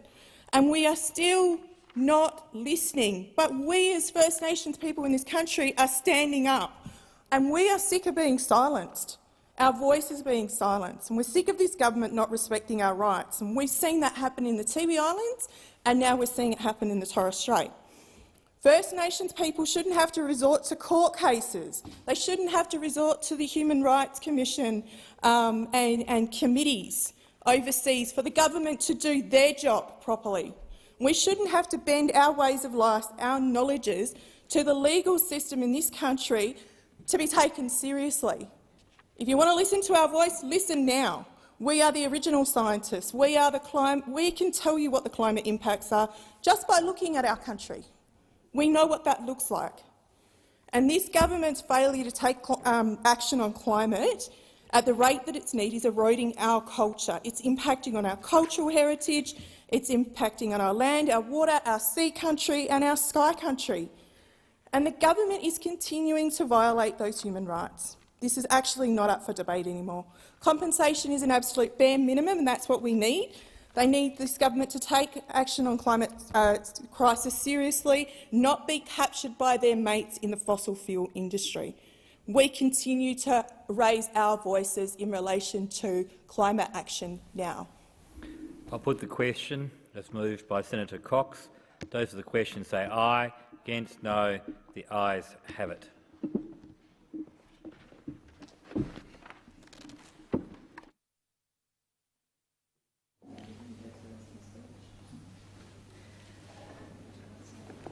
Are there any notices of motion to be given for another day? There being none, I shall now proceed to the— Oh, there is one. Senator Waters, have you got a motion? No? Okay. Sorry. Right. I shall now proceed to the placing of business. Is it desired to postpone or rearrange the business? No. And I remind— Oh, call the clerk. A postponement notification has been lodged in relation to business of the Senate notice of motion number 1, standing in the name of Senator Bragg, from today until 25 October. No extension notifications have been lodged. Thank you.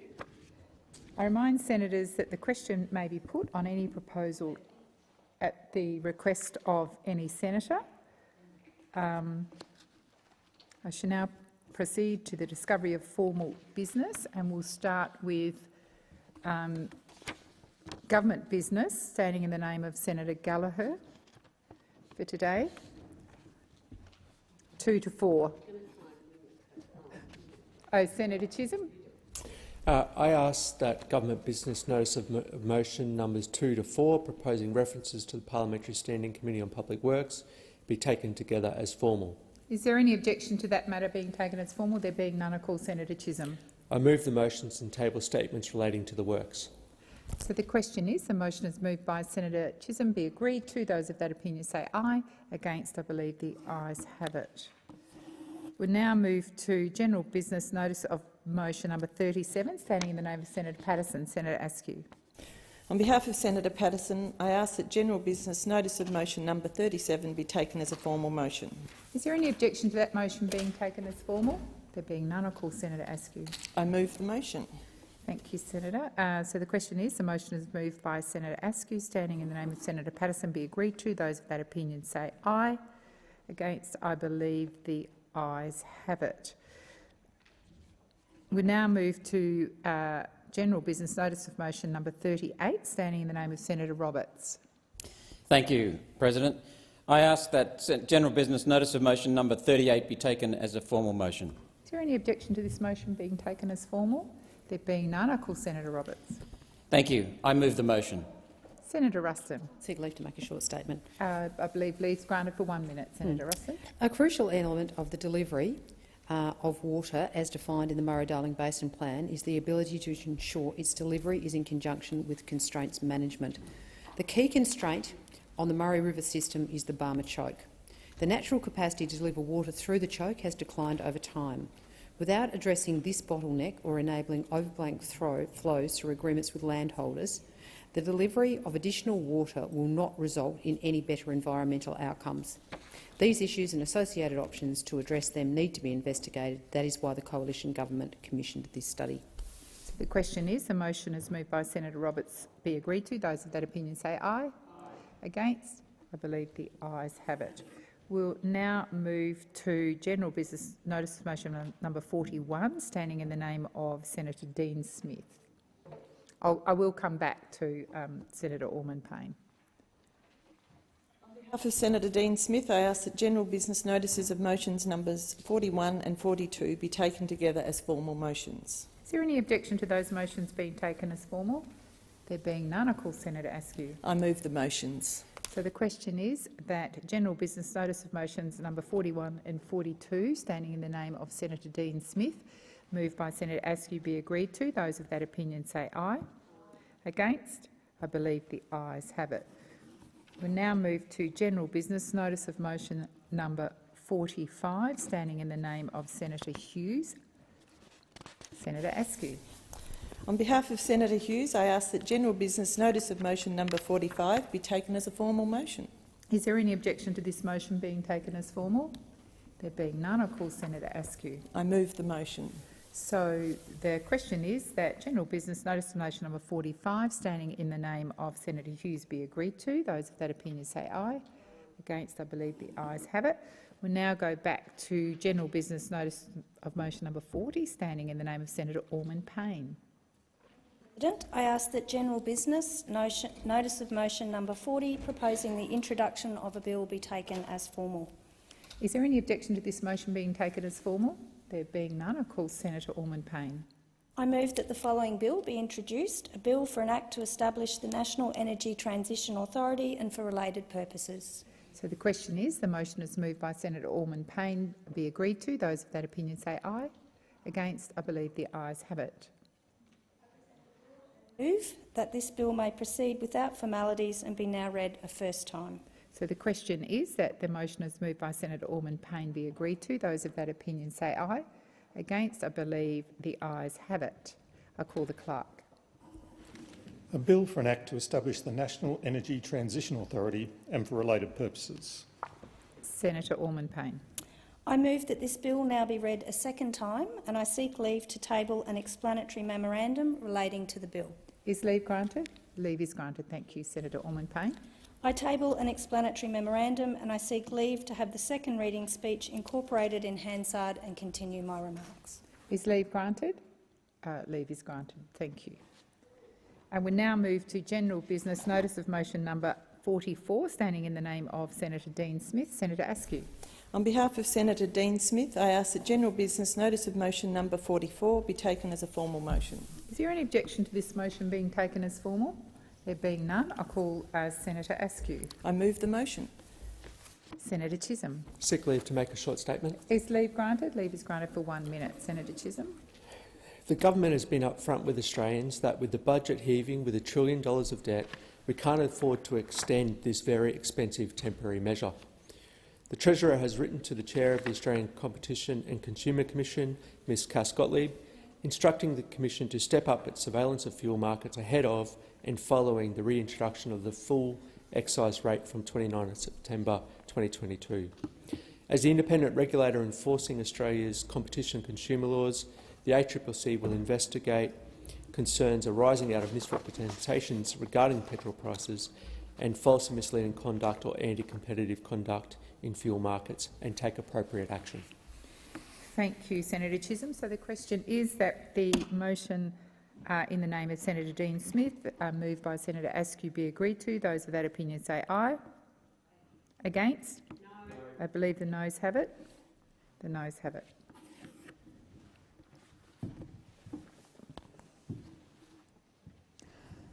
So that concludes general business. We'll now move to the urgency motion. I inform the Senate that at 8:30 a.m. today, 31 proposals were received in accordance with Standing Order 75. The question of which proposal would be submitted to the Senate was determined by lot.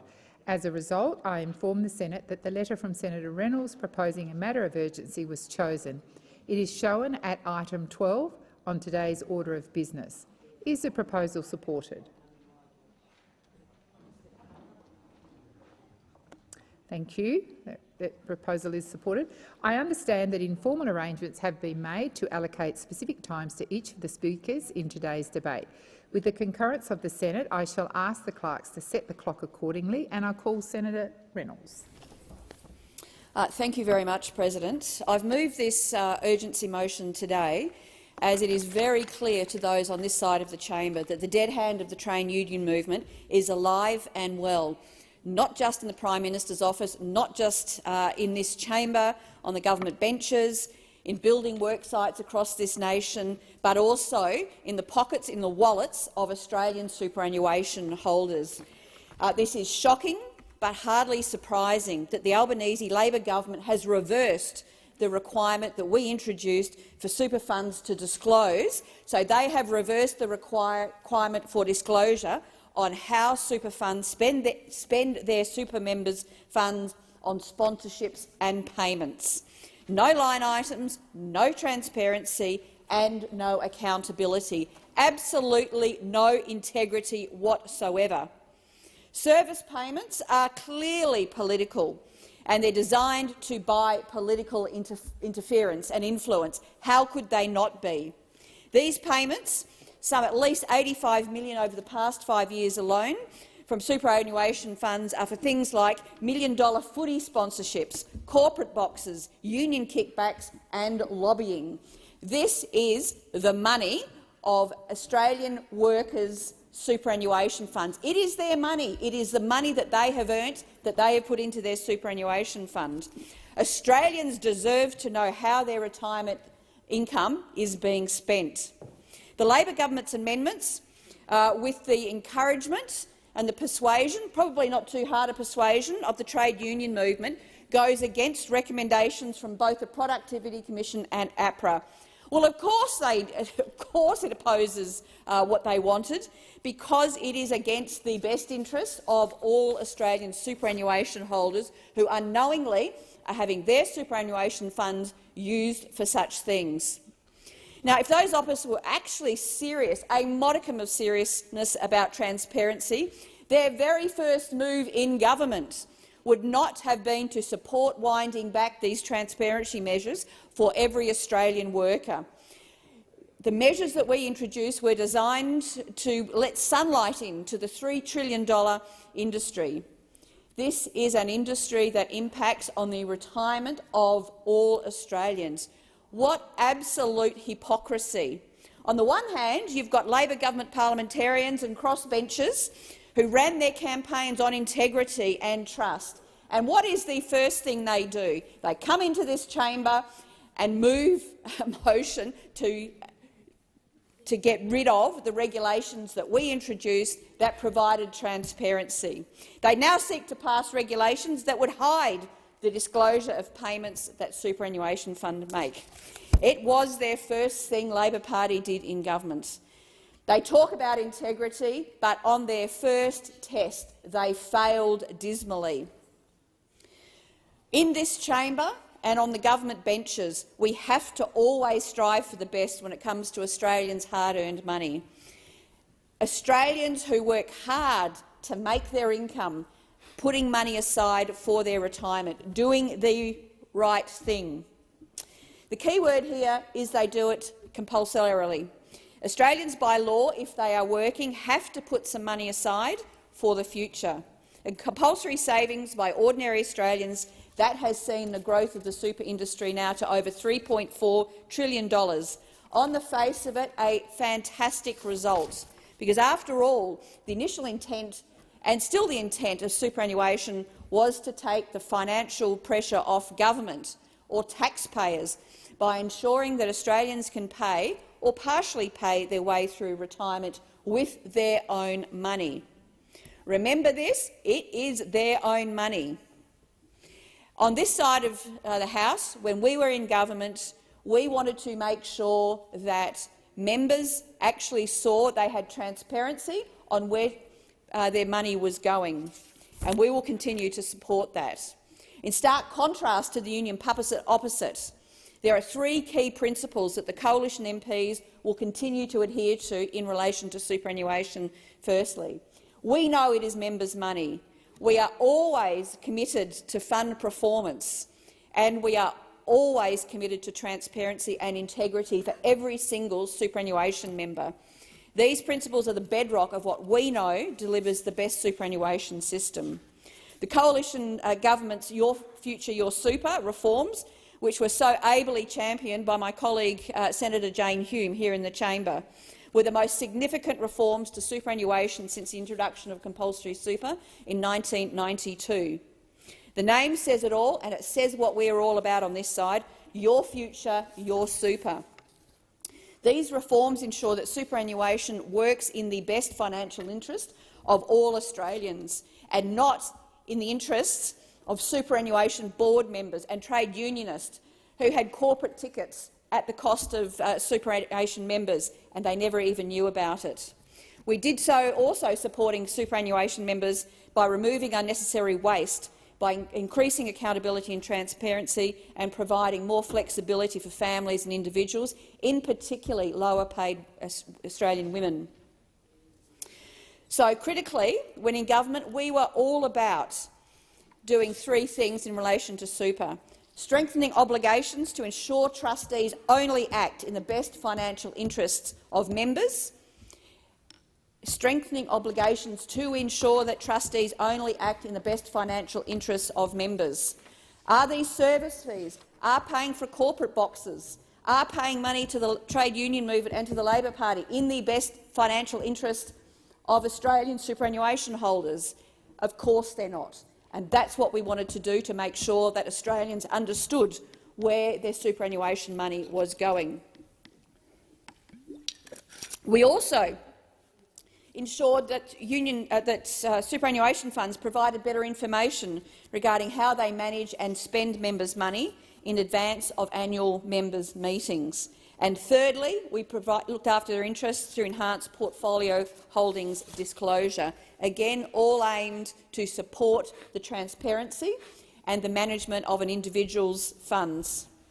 Now we learn, as I said, the first thing this Labor government is doing is putting these reforms under attack. Of course, with the dead hand of the trade union movement coming in persistently behind them. Now, of course, this is not something that anyone opposite, and it was not in the Labor Party policy before the last election, that they were going to go ahead and dismantle this transparency. Of course it was not. Now, for a Prime Minister and for crossbench members who campaigned on accountability and integrity, this was the first act of those opposite in government, to extinguish transparency on how unions and the ALP access millions and millions and millions of dollars every year of trade union funds. So the first action was to do this. It wasn't to take measures straight away to deal with cost of living pressures on Australian workers, and it was not to take action to actually address workforce challenges or anything else. It was to do the trade unions' bidding to hide where superannuation members' funds are going. Staggeringly, there are elements of the superannuation industry who support this watering down of transparency.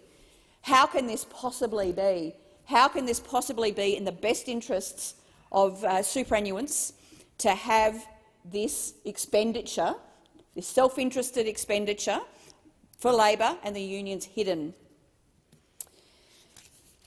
And most of all, on this side of the chamber, when we have a look at this issue, we wonder, how can this possibly not be, I should say, a matter of integrity? Of course it is a matter of integrity. The fact is that you are hiding millions of dollars of expenditure which flows through to trade unions and to the Labor Party, and now they want to do it without disclosure. So people cannot see the benefits that Labor and the trade unions are getting from superannuation funds. And you've got to ask why. And again, it is very clear. It is very, very clear. But I think earlier this month, Michael Rodden in the Financial Review really let the cat out of the bag when he noted that Senator Nick McKim is working alongside the Treasurer to help him hide the disclosure of payments. Yet he tweeted on September the 16th, the Green wants meaningful transparency that tracks the flow of members' money, including for political purposes and profit. What bunkum! It is utter hypocrisy. And if you go on and read that article further, it will see exactly why it was the case. The Hayne Royal Commission's Exhibit 5-368, the KPMG audit into payments made to CBUS sponsoring organisations, is illuminating. And if any superannuation wants to know where their money is going, look further into this, because shortly Labor will be hiding all of these payments from you. Oh, sorry. Senator Walsh. Thank you, Acting Deputy President. And I rise to speak on the urgency motion as moved by Senator Reynolds. And I can assure the chamber that our government is committed to delivering accountability, transparency and good governance in every part of our financial system. And so we welcome this motion today. But you've really got to ask yourself what is going on with those opposite. It has only been a matter of months since Australians banished them to the opposition benches and ended their decade of wasted opportunities and messed up priorities. And they still apparently haven't learnt a thing. They've got nothing to offer Australians. They themselves admitted that we're the opposition, we have no policies, and instead they're throwing random bits of mud and trying to see what will stick. Today they're here in this chamber trying to talk about transparency and accountability. Of all things, those opposite talking about transparency and accountability. Of all things, we welcome this motion. We welcome the conversation today, because it's pretty rich for those opposite to suddenly claim that transparency and accountability are matters of urgency for you, matters of urgency for those on the opposition benches, considering your decade of rort after rort after rort, scandal after scandal, cover-up after cover-up. This motion has come from the people with the former Prime Minister, who was the Minister for Health, the Minister for Finance, the Minister for Industry, Science, Energy and Resources, the Minister for Home Affairs and the Treasurer, all at the same time. I probably missed some, all kept secret from his own ministry and the Australian public as well. So let's talk about transparency and accountability. We welcome it. We welcome it. This is the former government that want to come to this chamber and talk about transparency and accountability. Really, really. So let's be absolutely clear that those opposite have no interest in transparency, no interest in accountability, and they had 10 long years to demonstrate that. And this motion has absolutely nothing to do with either anyway. This is just another ploy in the war that those opposite are waging against our proud Labor legacy of superannuation in this country. And what Australians are asking themselves right now is, why do the Liberals hate super so much? Is it because it was thought up by the union movement, Senator Hume? Is it because it was made universal by a Labor government, Senator Reynolds? Order. Excuse me, Senator Walsh. Now, I'm pretty lenient here, Senator Reynolds, but I am going to ask you to withdraw that. I withdraw my apologies. Thank you, Senator Reynolds. Senator Walsh. Thank you, Acting Deputy President. Maybe they hate super so much because this is a legacy of the union movement. This is a legacy of the Australian Labor Party. Or is it just the industry funds, the industry super funds, that you hate on the opposition benches? And why would that be? Is it because the industry super funds consistently outperform the rest of the sector? Is it because you can't stand the idea that workers in a union would have an interest in ensuring their retirement savings are working for them and choose to invest them in an industry super fund? Or is it because industry super funds have dared to invest in nation-building projects and infrastructure in this country? Projects that will deliver good, secure jobs for the very workers whose retirement savings are invested. Nation-building projects like Star of the South, Australia's first offshore wind farm. Nation-building projects like the construction of social and affordable housing, which will also create thousands of jobs as well as drive down the cost of housing and rentals. Those opposite can't see these projects funded, and they can't stand to see the returns that those projects will deliver for members as well. They just can't stand to see the superannuation industry step up and deliver the very things that your government refused to deliver. That's why their former Treasurer tried to insert himself into the boardrooms of the super funds. And that's why they're back here continuing their ideological war on super. This motion has absolutely nothing to do with transparency and accountability. It has absolutely nothing to do with protecting the interests of super fund members, because those opposite do not care about super fund members, do not care about Australian workers and their retirement. They definitely don't care about workers' hard-earned retirement savings, because for the last decade, on the watch of those opposite, Australian workers have lost $5 billion per year in unpaid superannuation, $5 billion per year missing from the retirement savings of Australian workers, because those opposite sat back and allowed the ATO to take a light-touch approach to dodgy employers, a light-touch approach which has done nothing to stop employers stealing super from their workers. I think the Taxation Commissioner has admitted it himself, Senator Hugh. A light-touch approach that's resulted in less than 15% of unpaid super being recovered by the tax office, and has shifted the responsibility for chasing unpaid super onto workers themselves. So if forcing workers to do the job of their government agencies wasn't enough, those opposite made that job almost impossible. We know those opposite just sat by when workers tried to get their stolen super back. We know they sat by while workers who reported unpaid super by the ATO were consistently given no information about the progress of their claims. We know they sat by while the ATO kept workers completely in the dark about any deals they made with employers about their hard-earned super. Where was the sense of urgency then? Where was the sense of urgency about transparency and accountability from those opposite then when it came to unpaid super? Where were the Liberal senators coming to the defence of Australian workers or super fund members then? Why did those opposites sit back while $5 billion per year was missing from workers' super accounts? Well, we know why, because those opposite are only moving motions like this one as part of their ideological war on super.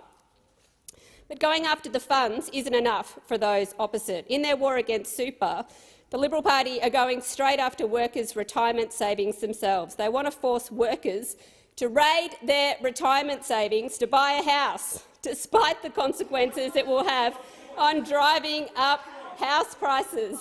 And I will take your interjection, Senator Scarr, about choice, because during COVID, you did force Australian workers to raid their retirement savings to get through the global pandemic. You said this in the chamber yesterday. You're saying it again today. You're saying that it's a question of giving people a choice. I am not sure whether you actually understand what a choice is, because when you champion low wages growth as a deliberate design feature of your economic plan, when you do nothing to drive down housing prices to make them more affordable, when you deny Australian workers access to pandemic support based on the industry they work in, when you leave casual workers, workers in the arts, university workers off pandemic support because you hate those sectors. When you leave workers with absolutely no support in the middle of a global pandemic, you are not giving them a choice. You are not giving them a choice. You are not helping them to make a choice.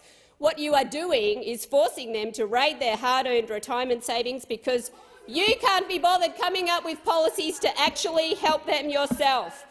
Almost 500,000 Australians had their super funds closed or almost completely cleaned out as a result of what you are calling a choice. What you are calling a choice. $37 billion was taken out of accounts from people who really needed those funds the most, leaving them at absolute ground zero when it comes to retirement security. But those opposite, they don't want to stop there. It's not enough to have workers drain what's already in their accounts.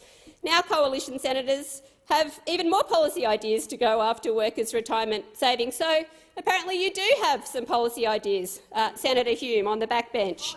They're suggesting that the government increase taxes on super. They've said the government should not proceed with the legislated increase to the super guarantee. They've called the requirement for employers to pay super, they've called on that to be removed altogether, and most shamefully they've called for super to not be paid to low-income earners at all.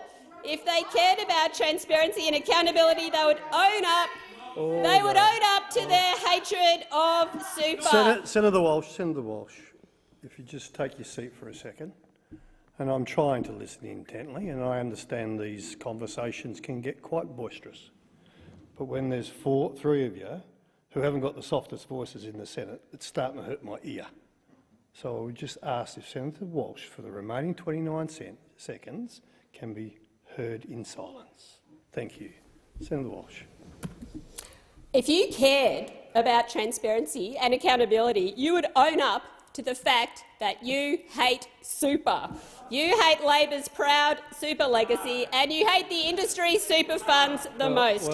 You would be honest with Australians that you just want to tear the whole system down, and that's what this is about. Our world-class superannuation system is a Labor legacy. We will always stand with workers to strengthen it and protect it. We have no interest in being drawn into a war with you on Senator super. Walsh, your time has expired, and I'm sorry the 10 seconds of silence was quite enjoyable there for a while. Senator McKim. Thanks very much, Acting Deputy President. Well, the Senate's being asked this afternoon to reaffirm the importance of transparency and accountability in Australia's superannuation sector and to support measures that ensure that superannuation funds provide better information regarding how they manage and spend members' money. Well, the Greens could not agree more with those sentiments. We could not agree more with those sentiments. Now, just after the election, the new Financial Services Minister, Mr Jones, gave what I dare to suggest is a pretty optimistic take on how this new parliament was going to deal broadly with the issue of superannuation. Mr Jones is quoted in the Australian Financial Review as saying this: "The spear carriers have left Parliament, so there is now an opportunity to sign a treaty to end the super wars." Well, we here in the Greens very much appreciate that sentiment, but I'm sorry to say to Mr Jones that the end to the super wars is very clearly nowhere in sight, because the opposition has a deep reserve of spear carriers, and they are committed to fighting the super wars. And that, colleagues, is exactly how we find ourselves having this debate today. So this debate, even though it's cloaked in very respectable language, and in fact language which the Greens totally support and we will support, the question being put, the need for transparency and accountability in superannuation and for measures to ensure that super funds provide better information regarding how they manage and spend members' money. We look forward to supporting that. But this is, of course, in the context of the government's new regulations that establish a set of rules for what information is provided by super funds in their annual member meeting notices. Now, the opposition has put forward this debate today precisely because Senator David Pocock has postponed his motion to disallow these regulations. Now, the fact that it's Senator Pocock's disallowance and not the LNP's disallowance is an incisive insight into the mercenary nature of the spear carriers inside the LNP. Because if the spear carriers inside the LNP were so confident of their case that the new government's regulations should be disallowed and the old regulations should stand, why then are they relying on Senator Pocock's good name and reputation to lead the argument for them? Why doesn't the LNP put up its own disallowance? Why doesn't the LNP put up its own disallowance? Now, I'm going to answer the question I've just put to the chamber. The reason that the LNP, the opposition, is so keen for Senator Pocock to lead the charge in this battle is because the transparency and accountability regime that they put in place, that the LNP put in place when they were the government, was designed to target the unions. It was designed to target industry super funds while going soft on retail for-profit super funds. And that's because the LNP is full of spear carriers that want to fight the super wars, and they are also full of spear carriers for whom the very idea that organisations that represent a collective of workers would have access to large amounts of capital is actually hell on earth for the LNP. The idea that working people can have a say on how large amounts of capital are distributed in our society is complete anathema to the LNP.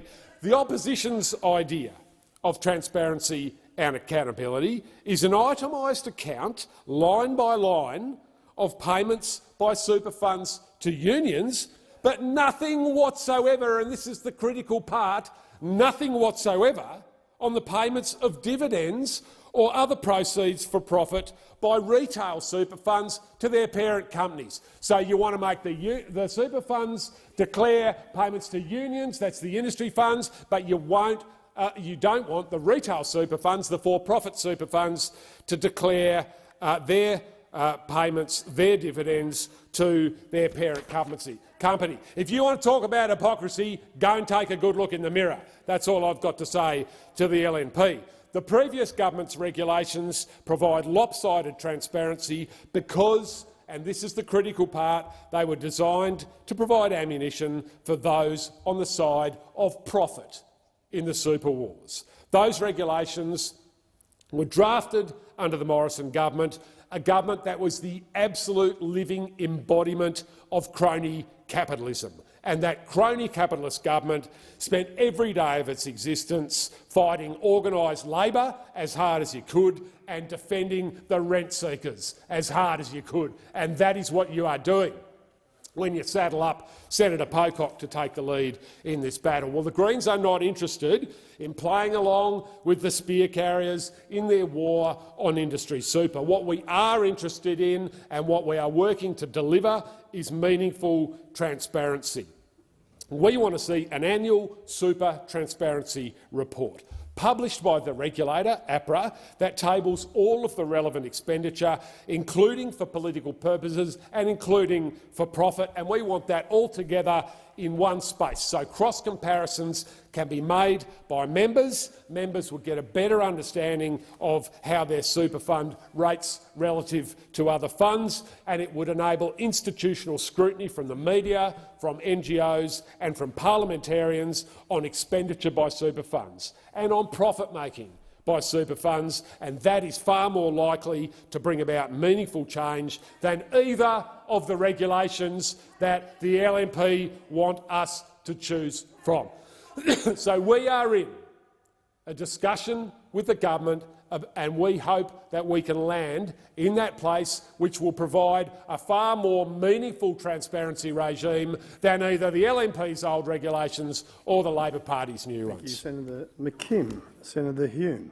Thank you, Acting Deputy President. I rise to speak on this urgency motion that calls on this chamber to reaffirm the importance of accountability and transparency in Australia's superannuation system. It is so disappointing that we have to have a debate like this, on a motion like this, in this very chamber.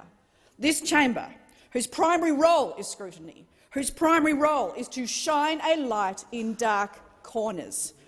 You would have thought, indeed the Australian people would expect, that this chamber, no matter which party you are from, would support accountability and transparency in Australia's superannuation system, but no, clearly no. But after all, Australia's superannuation system and the trustees that operate within it, they're the custodian of $3.4 trillion of Australia's retirement savings. Now, let me put that into context for you. $3.4 trillion is twice the size of the ASX. It's 1.5 times the size of Australia's GDP. It is an enormous money, and yet we allow these enormous companies, these huge, huge organisations, to operate in the dark.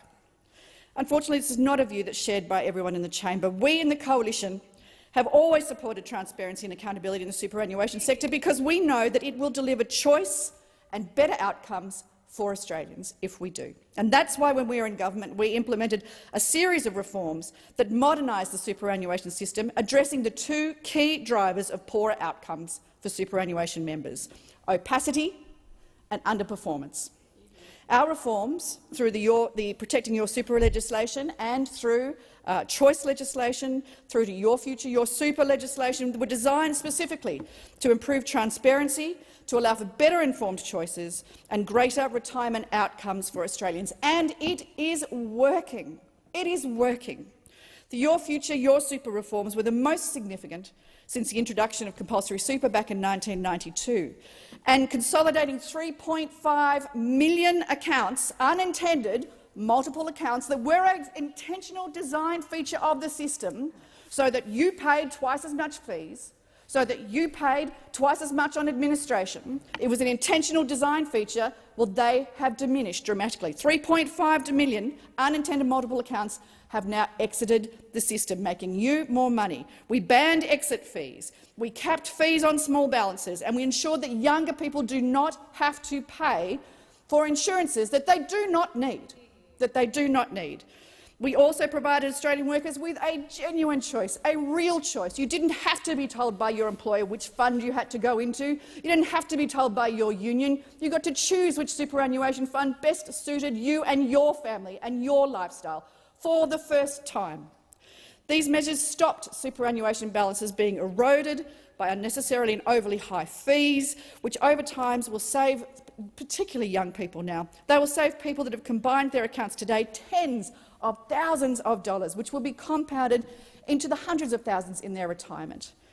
Following this, the Your Future, Your Super reforms will save all workers around $17.9 billion over the next 10 years by putting increasing downward pressure on fees, removing unnecessary waste, and most importantly, increasing accountability and transparency of all super funds. Now, unfortunately, the Labor Party and the Greens fought us every step of the way on all of this legislation. They were desperate to keep their mates in the industry, and particularly in the unions, happy at all costs, and at the costs of super fund members, at the cost of you. One key element of our reforms was to ensure that super funds had to act in the best financial interest of members. Not the best interest, that morphed. All of a sudden it was in the best interest of members to drive across great bridges, or the best interest of members to invest in housing developments in London. No, the best financial interests of members is what it should be the primary purpose of superannuation funds. Unfortunately, those opposite are prioritised mates instead of ensuring accountability and transparency for all Australian superannuants. That's why it wasn't surprising, although it was extraordinarily galling, it was extraordinarily brazen, that Stephen Jones, the Assistant Treasurer in the other place, the first thing he did on coming to government, the very first thing, the #1 priority in the Treasury portfolio of a brand new government is to wind back transparency and accountability in superannuation. You would have thought, 9 years in opposition, you would have had a little bit more to do once you hit the Treasury benches. But no, that's what Labor have prioritised. That was their first order of business. It's shameful. It's shameful. It's brazen. and after all the good work was done, because I will agree with Senator Walsh. Yes, superannuation was certainly the invention of a Labor government, but by God, it took a coalition government to make it work for members rather than make it work for the funds and for fund managers. He's quickly followed up, the Assistant Treasurer, with a review of the Your Future, Your Super laws, the laws that improved member outcomes, that improved performance, that improved transparency, that got rid of the underperforming funds. Now there's a review going on, a secret review, I hear. A secret review. We don't even know who's on this secret review, but I reckon that we can guess. Under the former government's accountability and transparency reform, super funds were required to disclose, line by line, their expenditure on things like political donations, like marketing, whether they sponsor football stadiums or football teams. They were required to disclose payments to industry bodies, including unions, and they were required to disclose interrelated party transactions, this mysterious, amorphous blob. They were required to disclose exactly what that meant, and that's what the Assistant Treasurer has decided to unwind. Now, why is this outrageous? Because superannuation funds are trusts. Every single dollar that a superannuation fund has belongs to a member. It doesn't belong to a big corporate entity. It's not as if they can borrow it. It's your money. It's your money. And they won't tell you how they're spending it. Because for every dollar that they spend, that's $1 that's gone from your retirement savings. Don't you think that you deserve to know where every dollar of your retirement savings is being spent? That's all we ask. That's all we ask. And yet the first order of business for the Assistant Treasurer, Stephen Jones, is to unwind these reforms. Now, I'm very disappointed in the Greens because it appears that these self-appointed arbiters of transparency in this place, the Australian Greens, are backing the Labor Party. Senator McKim has actually said out loud in this place that the Greens want meaningful transparency that tracks the flow of members' money. Well, the fastest way to do this, Senator McKim, is to commit to supporting the disallowance of the government's watered-down regulations. But he refuses to do that.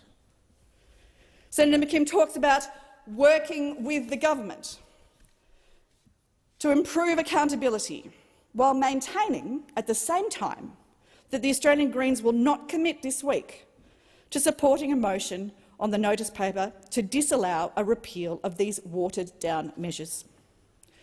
Senator McKim thinks that the government, that's already put its flag well in the sand on this issue and moved to repeal these transparency measures, Senator McKim thinks that the government will suddenly change its tune when the only mechanism in Parliament that it has to stop it evaporates. Well, I wish that I had Senator McKim's optimism. In fact, I think that's probably the wrong word. I thought perhaps it was naivety, but I think when we heard from Senator McKim before, we realised he's just as captured as those opposite. What a terrible shame for a party that prides itself on its ethical behaviour, on its accountability, on its transparency, on its mission for integrity. What a shame, Senator McKim. I do suspect that the Greens will support this motion. I suspect that they will claim that they do support accountability, that they do support transparency in super in order to deliver those better outcomes. But the proof is always going to be in the pudding. Put your money where your mouth is, Senator McKim. The proof will be how they vote when they get a chance to actually ensure transparency, rather than just talk about it. Ensure transparency in super is maintained or removed. So I call on the Australian Greens right now to walk this talk. First, support the motion, but then commit to supporting the disallowance motion on the notice paper, and not only that, commit to supporting it today. Commit to supporting it this week. Your reputations depend on it. Senator Sterle. Thanks, Madam Acting Deputy President. Now, I'm very happy to speak to the urgency motion moved by the opposition today. And I agree, like most of us on this, all of us on this side, and that side, well, they'll speak for themselves.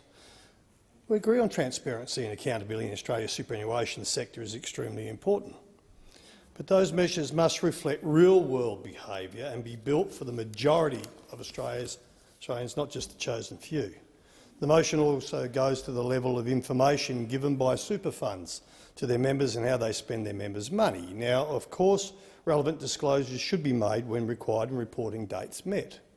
Members deserve to know where their fees are going and how their money is being managed. That's why we have regulators such as APRA and ASIC that are tasked with overseeing the health of super funds and ensuring governance and accountability. I could also add that we've also had a Financial Services Royal Commission too, that some people have seemed to have forgot about, which was heavily opposed, Madam Acting Deputy President, by the other side until they were dragged kicking and screaming into it. They don't talk about that at all, do they? Now let's be clear. It wasn't the industry super funds, with both worker and employer representatives making decisions in the best interests of members, that got touched up by the Banking Royal Commission. No, it wasn't them funds.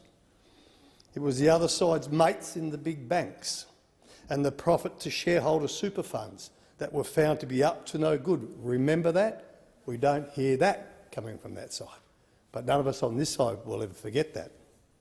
We've heard a bit in recent weeks from the opposition on this topic of transparency and accountability around super. But let's be clear. This is really just another opportunity to bash super, to bash unions and the huge outcomes delivered for everyday Australian workers. And how do I know? Because I'm a member of a fund. And I was signed up in 1987 through the Transport Workers Union, when I remember saying, what am I going to do with $1.87 when I was 27 years old? Thank God for the Transport Workers Union. And thank God for all the unions that have pushed these super funds and done in the best interest for their members, that their mates through the banks and all that side, that crony side, I'd love to hear their record of what they've done for their members. We saw it last year with the former government's Your Future Super package of changes to super laws, where while there were some changes supported by Labor, yes there were, there was also some ridiculous changes that only increased the admin burden on super funds and did nothing to help the best financial interests of super fund members. The Your Future, Your Super package, which we've heard some squealing about today, was met with a chorus of concern from all sides, including investment managers, actuaries, business groups and, of course, the unions. But the former government would not listen, and the legislation and regulations were flawed. And so it has fallen to this Labor government to fix their mistakes, as in so many other areas. I recall the rushed Senate inquiry last year, where dozens of submissions outlined the concerns with the real-world impacts of the new legislation, and we didn't even get to see the associated regulations until the 11th hour. This was a deliberate attempt by the former government to avoid scrutiny, and despite concerns being raised by bodies such as CPA Australia, Chartered Accountants Australia and New Zealand, and the Law Council of Australia, along with almost the entire industry. I'll repeat that, almost the entire industry. So whether deliberate or accidental, certain regulations introduced by the former government as part of their Your Future, Your Super package have acted as a ridiculous admin burden, especially for smaller funds, and proved to be a waste of members' money which required change, which was ultimately led by the industry itself. Not that side, the industry. In particular, the former government's regulations about annual members' meetings didn't adhere to existing accounting standards and did nothing to improve real-world disclosure for super fund members.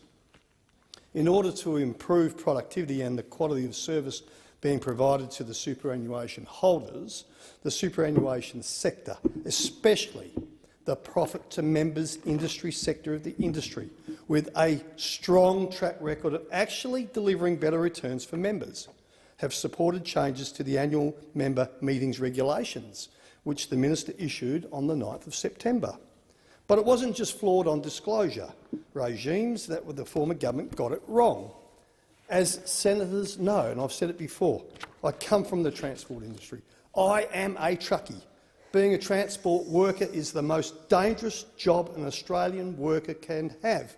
And for many workers, the only insurance coverage that we and our families have is through the insurance attached to our super.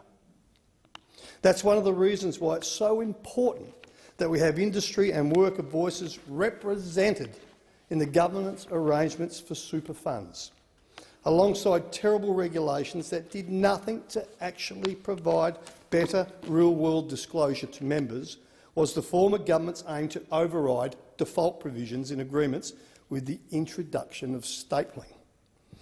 The ability of transport workers to exercise collective choice through collective enterprise agreements has been a key avenue for those workers to ensure superannuation and associated product options that are tailored to their collective needs and maintain vigilance that their interests are protected against practices and fund offerings that testimony before the Financial Services Royal Commission demonstrated might otherwise leave them worse off in the short and long term. Those default provisions once provided a measure of security to both employers and workers, that those workers joining transport employers can be confident they will have superannuation coverage and services that reflect their occupation and industry, even where they neglect to make an active choice. I've heard directly from industry that those changes are leaving people without the coverage they need, all for an ideological bent by the former government. But do we hear anything from them about what those workers in industries such as transport and construction and agriculture need? I say no.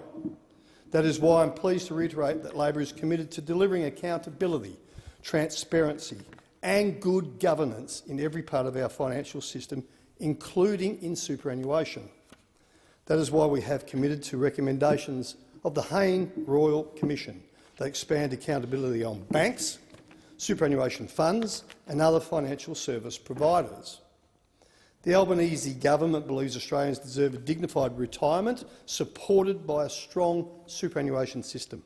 Our $3.4 trillion superannuation system is world-class. It's the 4th largest in the world, though our economy is the 13th largest. How proud should we be of this? This is an Australian success story against which those opposite have been waging a tireless ideological battle for many, many years, and some continue to do so now. The Albanese government, by contrast, is committed to strengthening the system in the interests of working families. Never forget, this is the same party who in the final hours of the election campaign introduced the policy that would allow first home buyers the ability to borrow $50,000 from their superannuation to get into the property market, a policy which was widely condemned for a range of reasons. Furthermore, the regulations the previous government introduced regarding the notice of annual member meetings was clunky and ideologically motivated. Burying super members under mountains of paper riddled with double counting serves no useful purpose. The level of detail previously mandated was excessive and far greater than required by public companies to their shareholders. It is important to have consistency in disclosures wherever possible and to have a level playing field. Furthermore, there was no clear alignment with the Australian Accounting Standards Board or APRA reporting, both of which funds currently report under now. This adds unnecessary costs and reduces the efficiency of the system as well as compatibility across public disclosures. It's also created confusion due to a lack of consistency across disclosures made by funds. The aim is to assist members to better understand fund expenditure by the provision of adequate information, not confuse them by using different definitions in different public disclosures. Adequate information is designed as information that informs, not overwhelms, and provides useful insights into fund expenditure, but does not put funds at a commercial disadvantage by disclosing granular contractual information. Senator Cox. Thank you, Acting Deputy President. I rise to make my contribution to this matter of urgency. The Greens indeed agree that the superannuation sector needs more transparency, and you've heard from Senator McKim exactly that. Australians should know how their super is being invested. In particular, it should be easily accessible for an individual to find out if their super is being invested in, say, fossil fuels, gambling, tobacco, alcohol, logging, offshore detention and many other industries. And we've seen the rise of companies ramping up their policies and commitments regarding environmental and social governance, and it's great to see increasingly more companies starting to own this responsibility and take it seriously, but also acknowledging that they have a lot of power and a huge role to play in relation to what environmental social responsibility looks like. It's also great to see investors taking these factors more seriously too and being more conscious of the industries and companies that they're actually investing in. We all vote with our money. Every single day we do this. We might not put much thought into that, but with every single dollar we spend, it sends a message to a company that we like them. The products and services that they have to offer, what they stand for and overall. I mean, if we didn't, then why would we spend our hard-earned money there? However, whilst we are seeing this increase on one hand of transparency and accountability, we are also seeing some take advantage of that. And they are advertising themselves as being environmentally friendly, taking care of their workers and also having social licence to operate, particularly in those communities that they do operate in, and having good, diverse accountability and leadership when in fact they absolutely don't. And they're greenwashing and misleading the public and their investors on lots of occasions. Some businesses are taking advantage of investors who are wanting them to do the right thing and making great claims without actually embodying them. And this is why we need stronger regulations relating to environmental social governance and its regulations. It's commonly known as ESG, and the EU has a comprehensive framework that governs ESG, which has formed part of the European Green Deal, in fact. The UK and New Zealand have also taken measures to help regulate ESG, and the primary focus on environmental considerations, which we here at the Greens obviously see this as a priority. Australia, once again, is about 5 or 10 years behind the rest of the world, and we can start to elevate this through this process, particularly with the transparency of investment and transparency with super funds. And we know there are some frameworks here in Australia that people refer to as sustainability that are already in place, but in fact are not strong enough if we are seeing companies continue to do this and not talk the talk without walking the walk, in fact, and without it being properly regulated and having the power to do that. What we know is fossil fuel companies in Australia know that the Australian public wants climate action and they know they want renewable energy. So what are they doing? They're placing wind turbines and solar panels in their ads. That's what they're doing. It's still continuing to extract coal and gas and cooking our planet, and this is absolutely a marketer's dream, greenwashing, that they are doing. And these ads are obviously curated for that sneaky, convenient purpose to convince the public that this is not actually the issue. And they are not providing that transparency in relation to what super funds are doing. And in the past, we've seen that super funds need to make sure the ones that are doing this are already performing better than others who are not, making sure that their governance is in check, making sure that there is transparency already for investors who are investing in fossil fuels, gambling and weapons. So it's been found that this criteria actually helps investors avoid some of the controversy that can be impacting on their stock prices, their investment returns, such as one example is BHP's catastrophic oil spill in the Gulf of Mexico. So we absolutely need to hold these companies to account and make sure there is transparency in their ESG policies, and will not address the climate crisis with companies just simply adjusting their market strategy. We want to make sure that if companies want to do good by the planet and people, then we actually need to create that transparency through a regulated framework. Many of us have seen super invested by these giant companies, And we need to make sure that when they are making those investments, it aligns with their priorities, their values, and it's not aiding the burying of the truth in relation to these. Senator Bragg. Thanks very much, Acting Deputy President.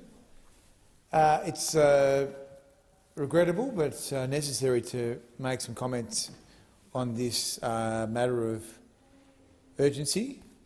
And I mean, I guess effectively this is about the compulsory superannuation scheme, which is compulsory and sees about $30 billion a year going out in fees, quite a lot of fees, and on a comparative basis would be one of the least efficient and least productive retirement schemes anywhere in the world.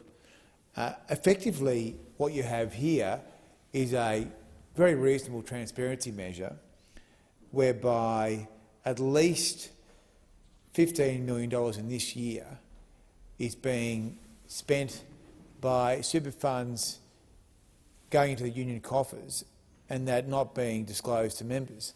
Now, that figure will balloon to $30 million by the end of the decade. So that's $30 million of retirement savings that is being shovelled to unions that members can't see. And the nub of this issue, and there's been lots of contributions on this issue, is that as a result of these changes in regulations, there's now more transparency on the fund's expenditure by visiting the AEC website, where the unions are captured and have to disclose their sources of income, than there is available to the members of the super funds. So if I'm a member of a super fund and I go to the super fund website, I get less information than I would as a punter going to the AEC website and searching up associated entities and finding the income the unions get from the super funds. I mean, that's how ridiculous this is. So effectively, the Labor Party was against these reforms. The now Minister Stephen Jones wrote 90 letters to the members of the then government urging us not to proceed with our own reforms and pass the Your Future, Your Super changes.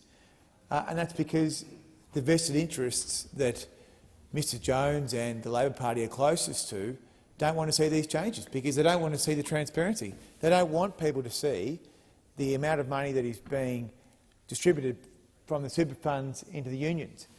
And there's no question that there's been too much politics in super, but I think it's hard to avoid when you've got a system that's been created by the laws of this country and you have allowed such a poorly run structure to operate for 30 years where there is huge leakage. And there is no question that the banks have done a bad job in super. I mean, they have charged ridiculously high fees. They have plundered the retirement savings of their members, and the unions have been able to do the same. And they are proceeding with this agenda of taking tens of millions of dollars a year out of the funds and taking it into the unions. Now, one of the funds, which is called First Super, which is a very small fund, is taking $3.5 million a year in directors' fees, which is more than a ASX 20 company would be doing on a tiny little super fund. And of course, some of the first disclosures we've seen under this new regime, including from Australian Super, are now able to conceal more than $100 million in related party transactions and a further $1 million in payments to unions. So we're now not allowed to see any of these payments. These are now a secret, brought to you by the party that apparently is arguing in favour of transparency. And I think it is very regrettable. And if the Labor Party is obsessed with the legacies of Paul Keating and all these people from the 1980s, surely if they were genuinely concerned about the longevity and the credibility of the superannuation scheme, they would be embracing the idea of transparency, because the people that are forced to put their money into this scheme are forced to put their money into this scheme. They have no choice. So the least you can do is show them where the money is going. And if you have concerns about the money going to related parties in other parts of the industry, then make that transparent as well. And I think the issues that the Greens have raised may well be legitimate issues. I mean, maybe there is scope for more transparency, but the bottom line here in this debate is that the regulations that were made by the last government that require transparency on payments from super funds to unions or any other related party are credible and should not be removed, and the disallowance that's been proposed by Senator Pocock should be supported by anyone that is wanting to campaign in future on transparency and integrity. Certainly they won't be able to make these arguments if they are not going to support this motion. Thank Goodbye. you. Senator David Pocock. Thank you, Acting Deputy President. Clearly, we're hearing from all sides of this chamber that people want more transparency. Australians have voted for more transparency, and when it comes to superannuation, we should be pushing for more transparency, not less. According to APRA, we pay some $9.1 billion per annum in fees, but the Grattan Institute points out that many super funds don't report the fees that they pay to companies who help manage their members' money. So when you add that, it's more like $30 billion, which is an eye-watering amount of money. Some big, big numbers. Super consumers have come out saying that they want more transparency. They don't like these changes to the regulations. And to make it clear, the old regulations apply to both industry and retail funds. Despite claims of high administrative burdens from Minister Jones, Prime Super and Commonwealth Super Corporation both disclosed under the old regs. It didn't seem like a problem for them. And I'd like to address Senator McKim's point earlier,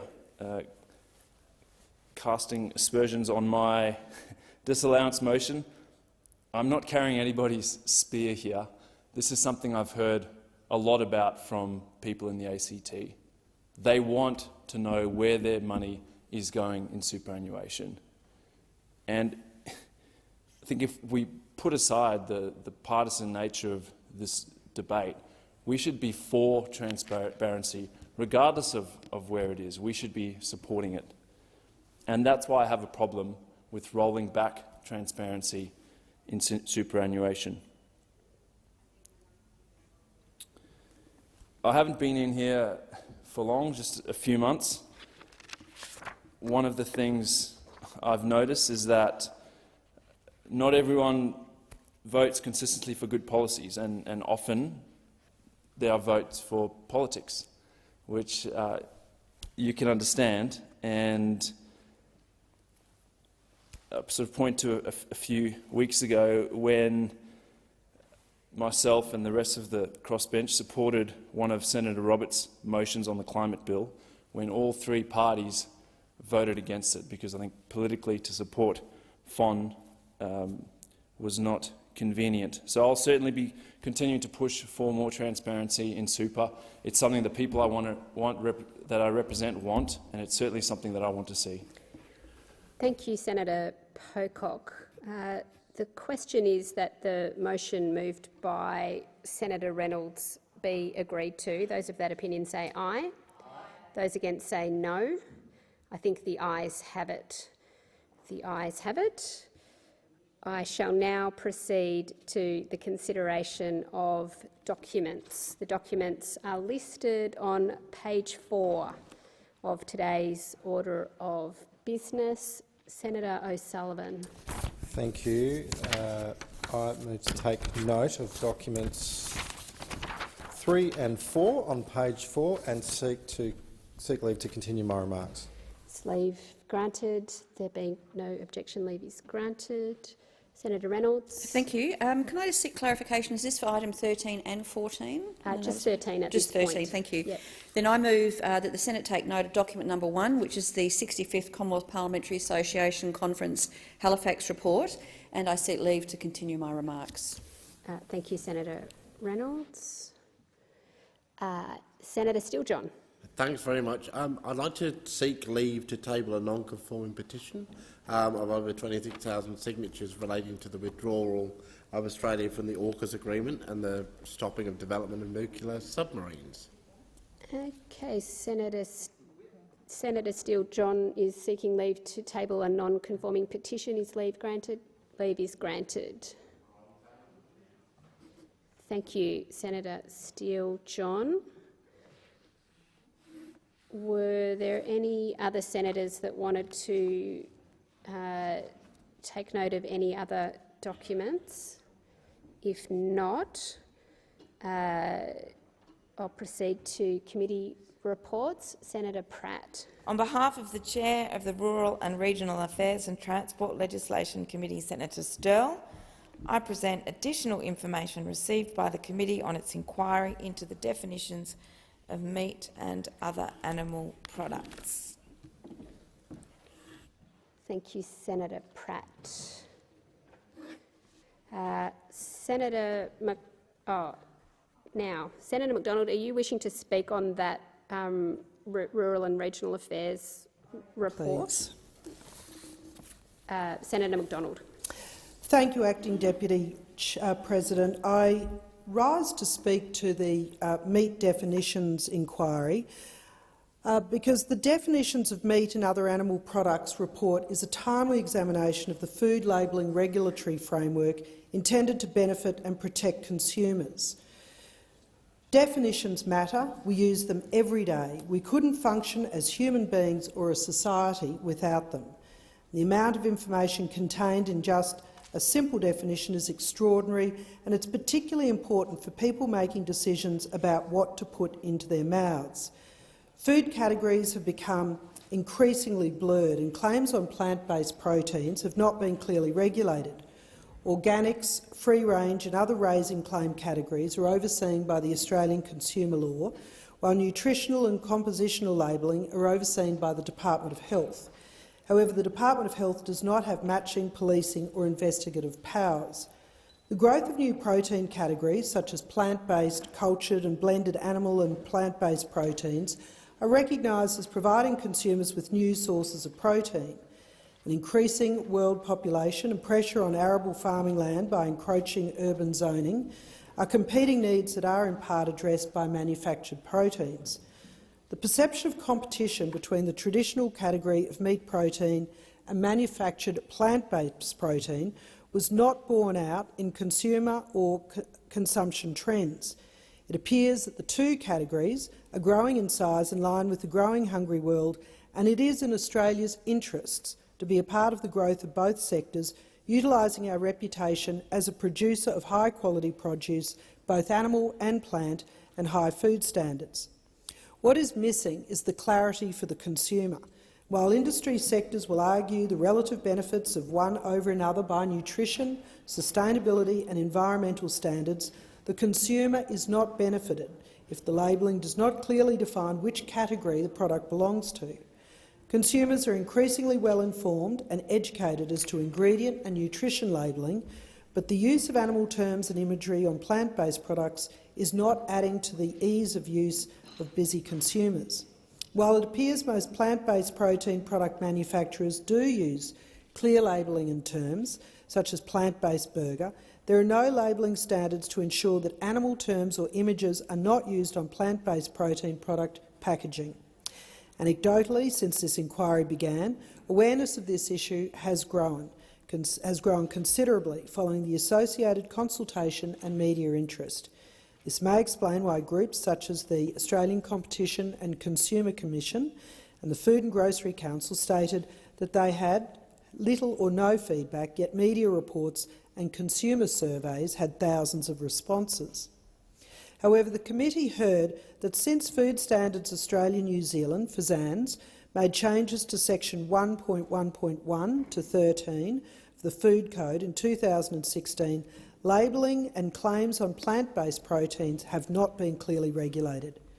The agricultural industry spoke of their frustration of a consultation process on the proposed change in 2016, which focused solely on dairy products, meaning other affected industries, including the meat industry, were not consulted on the changes or even made aware until the proposed changes were signalled by a media release. The result is that the definitions for dairy were altered to allow manufactured products to use animal terms and appropriate implied claims of equivalency. This pathway has subsequently been used by manufactured plant-based proteins.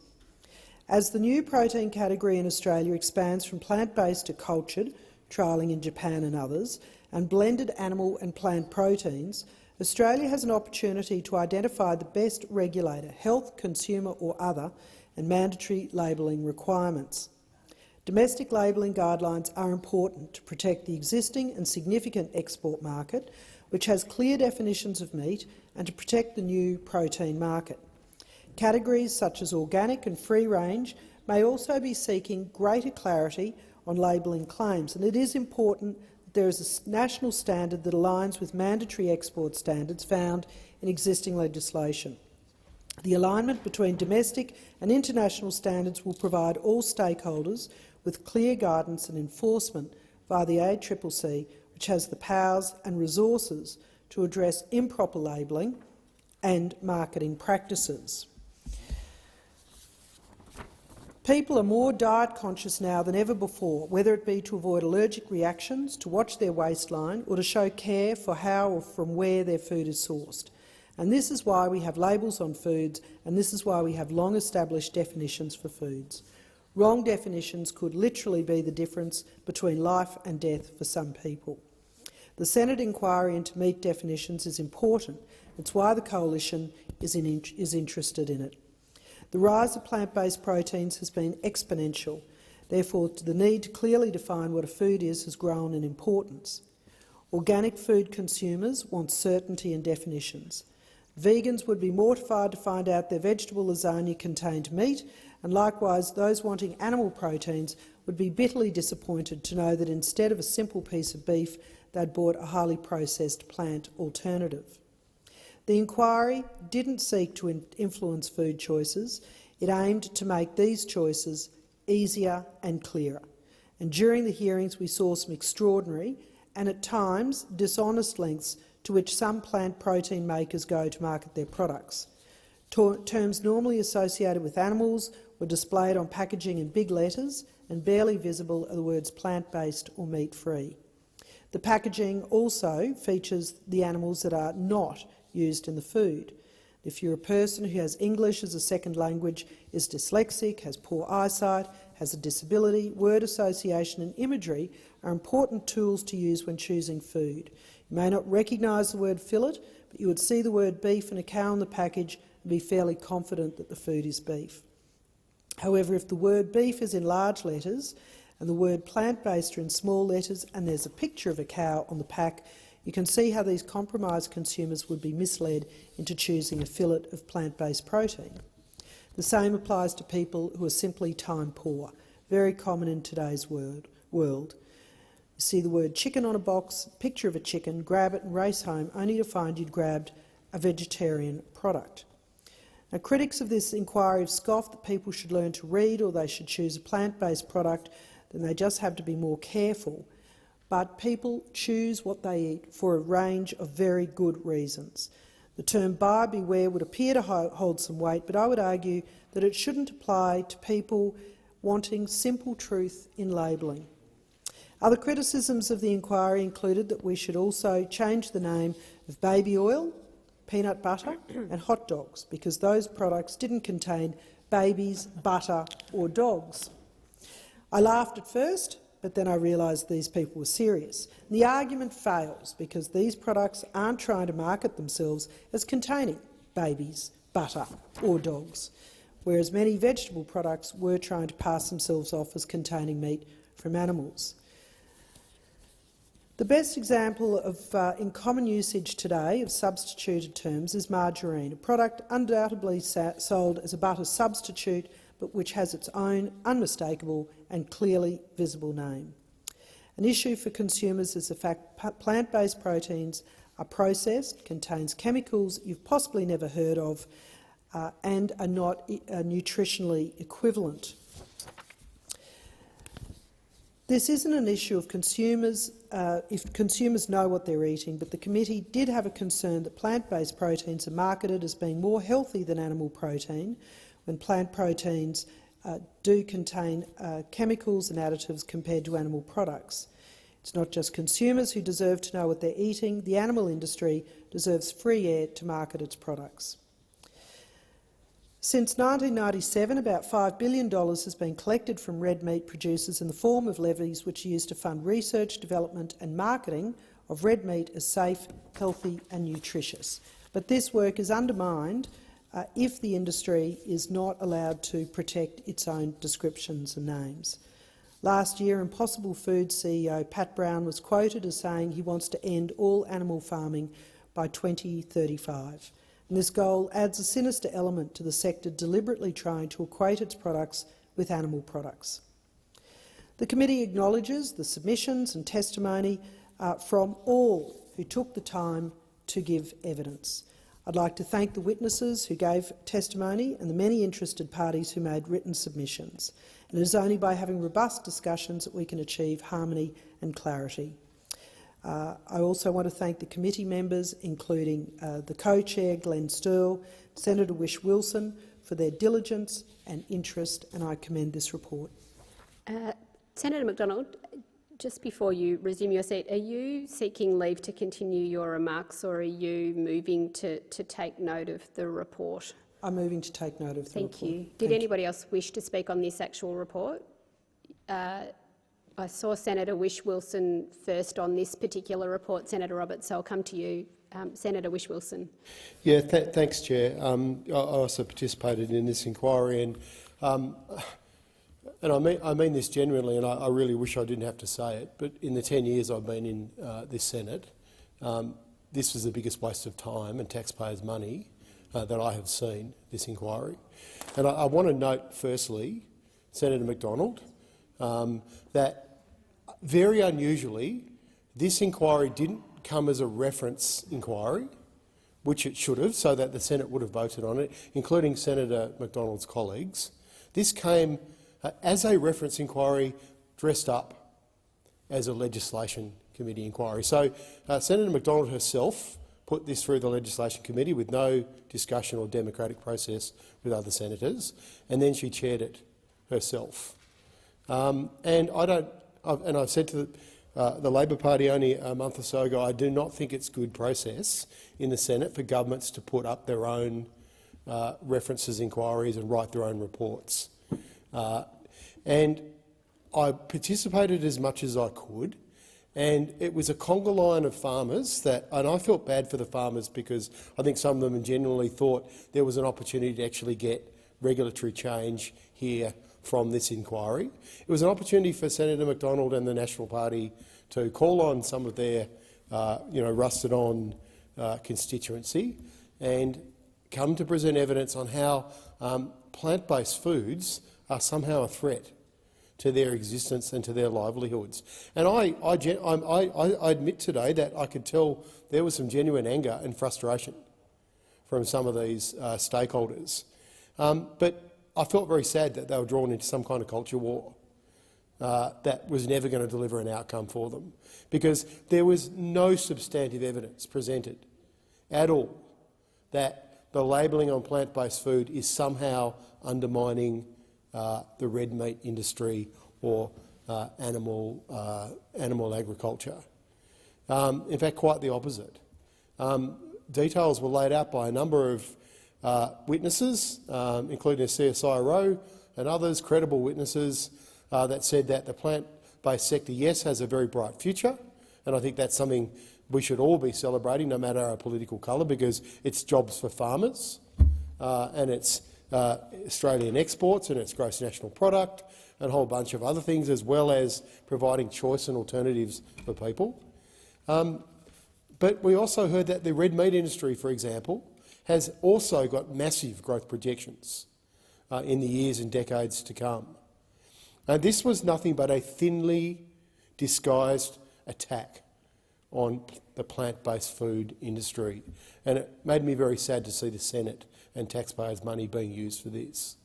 It's fine if we actually felt like somehow we were going to get some regulatory change around labelling. I actually do think we need change around labelling, by the way. I think we need to have good seafood labelling, because we see imports of seafood. We don't know where the fish has come from, how it was caught, what gear was used, where it was landed, whether slave labour was attached to it. And our Australian fishing industries are competing with these products where we actually know very little about them. There are some very urgent labelling challenges if we want to look at that and look at changes to regulations and legislation, not to mention much better chain of custody labelling around Australian-made food as well.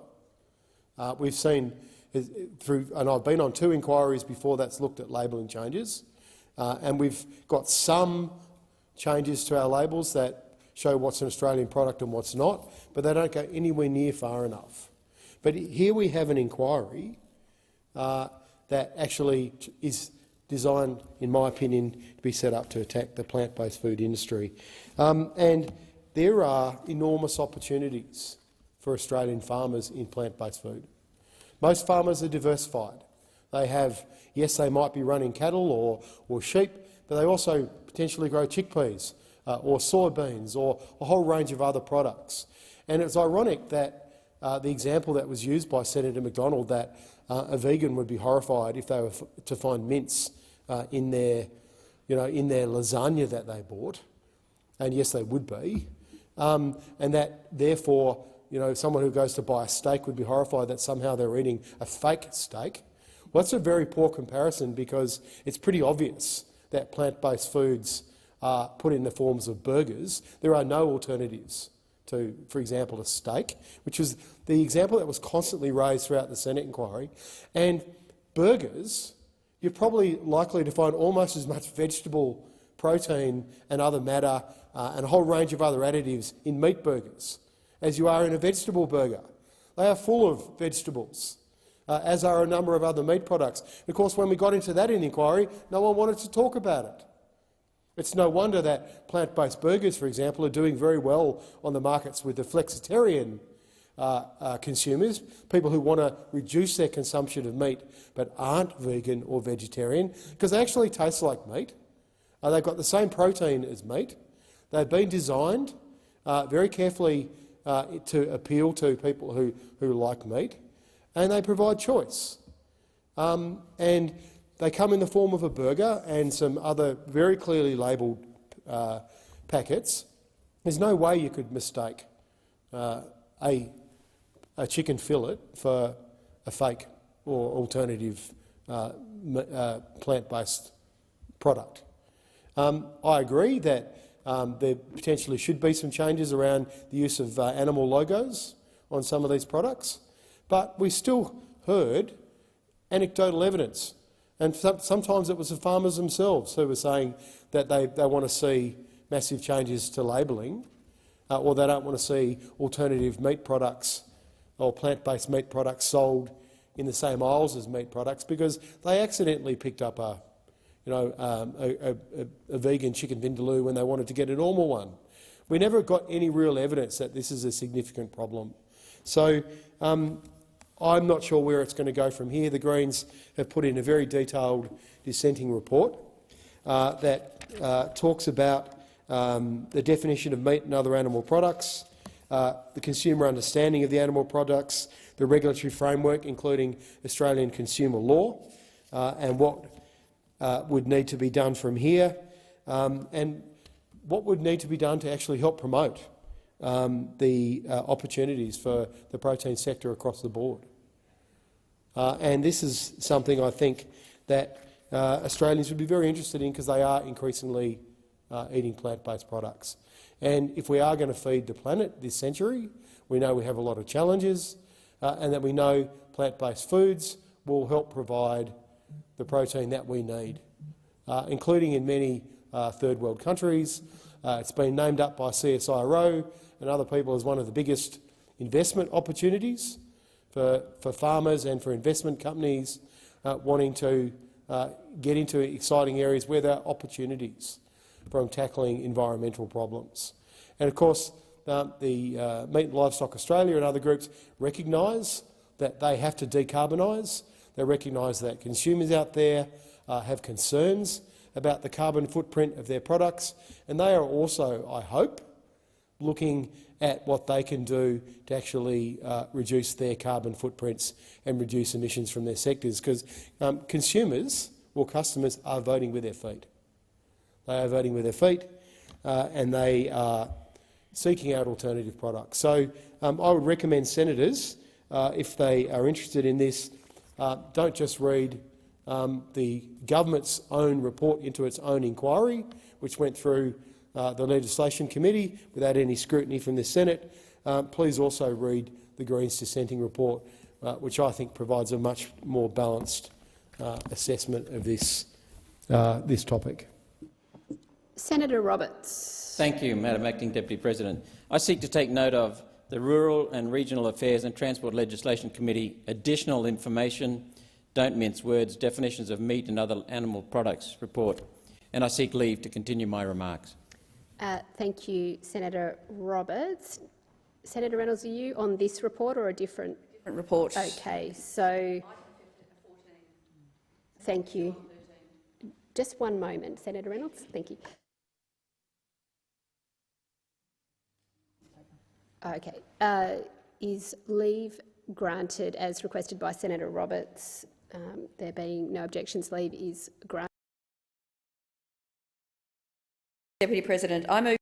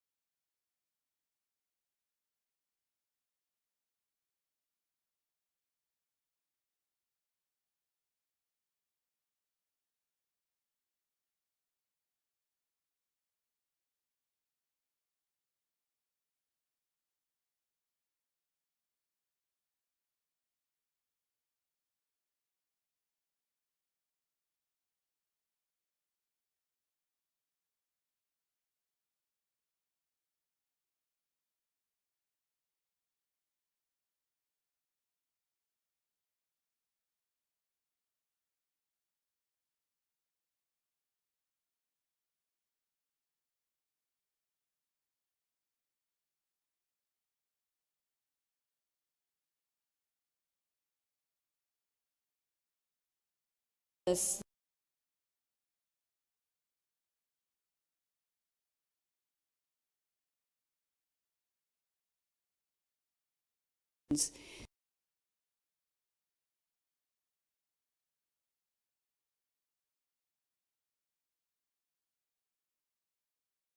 of this ill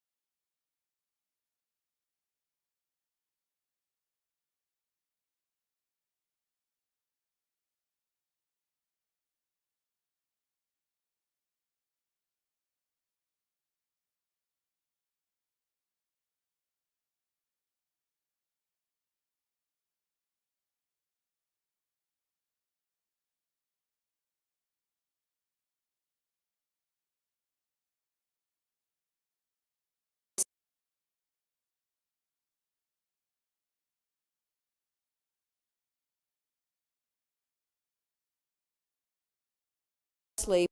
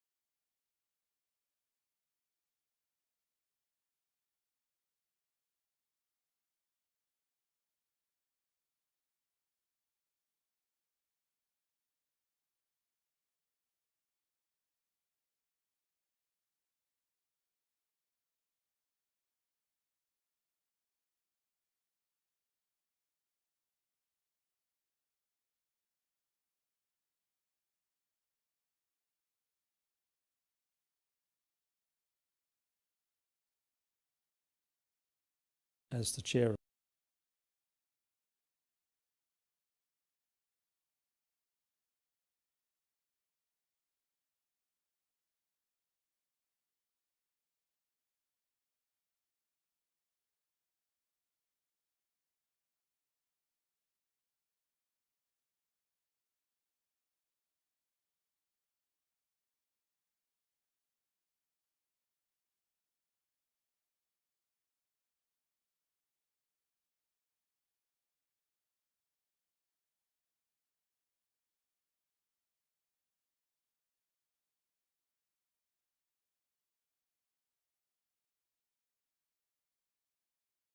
Directly.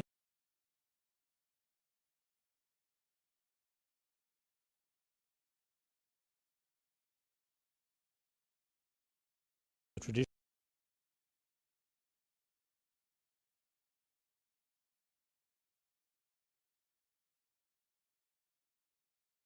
Covering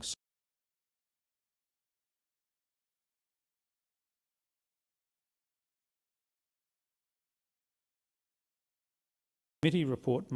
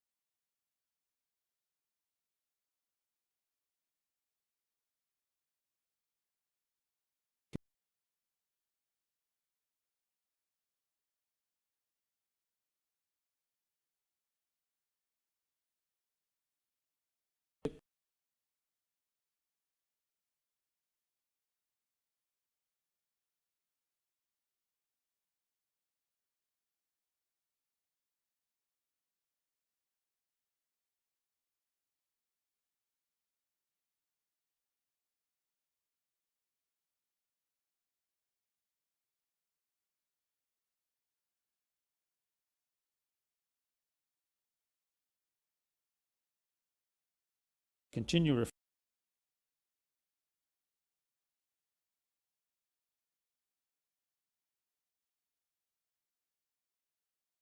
basics card.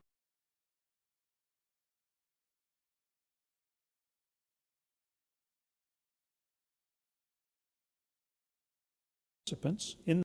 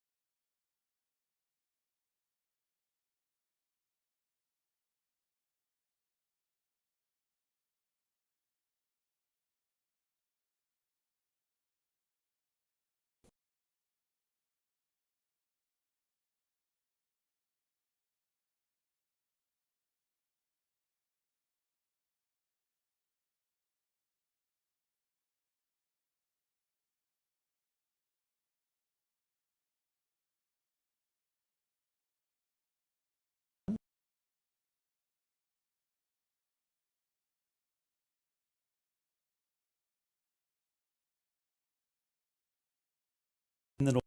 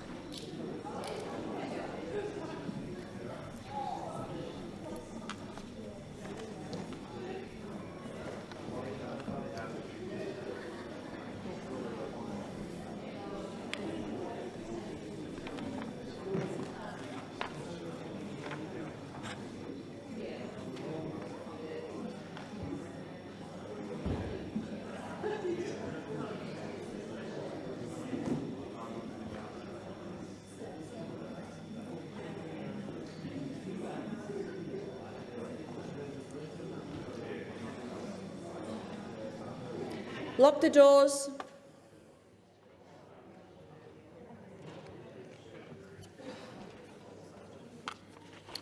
The question is that Amendments 1 and 3 on sheet 1656 be agreed to.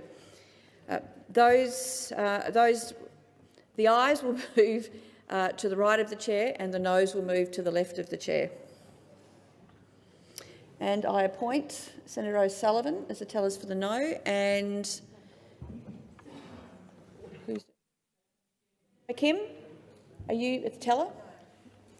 For the ayes.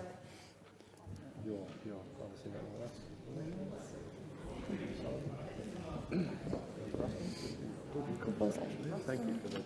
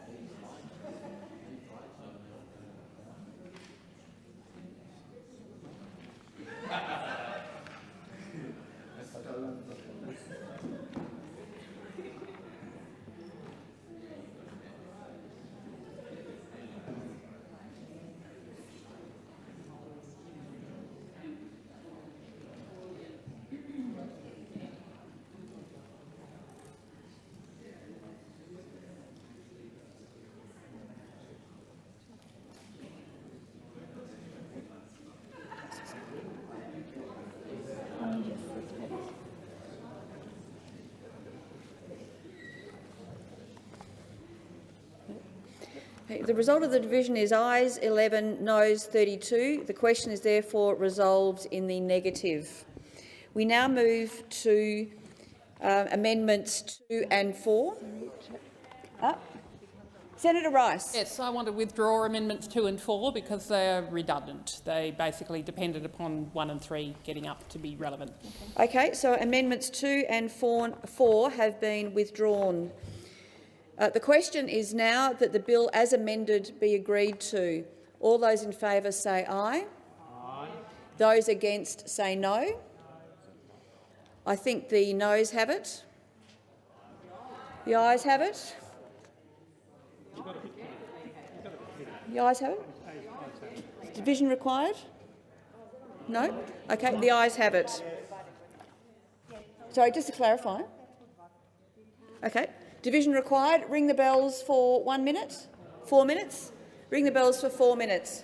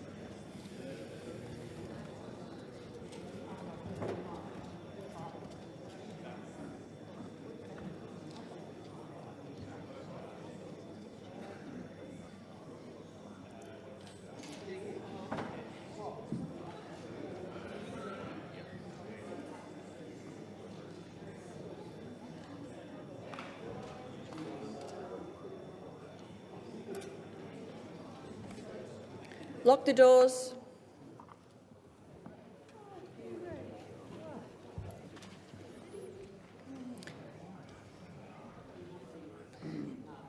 The question is that the bill as amended be agreed to. The ayes will move to the right of the chair, the noes to the left. I appoint Senator Urquhart, teller for the ayes, and Senator O'Sullivan, a teller for the noes.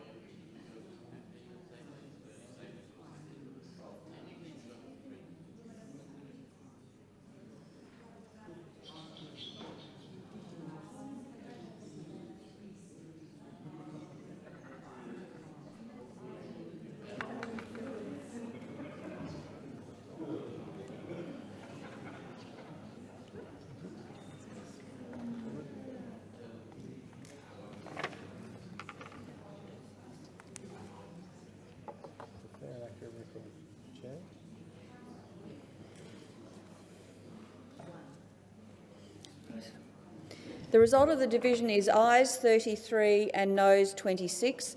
The question is resolved in the affirmative. The question now before the chair is that the bill be reported. Those of that opinion say aye. Those against say no.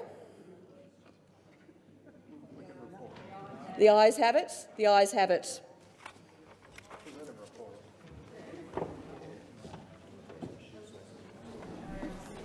Okay. The committee has considered the Social Security Administration Amendment, Repeal of Cashless Debit Card and Other Measures Bill 2022 and has agreed to it with amendments. Minister. Thank you, Acting President. I move that the report of the committee be adopted. The question is that the report of the committee be adopted. All of those of that opinion say aye.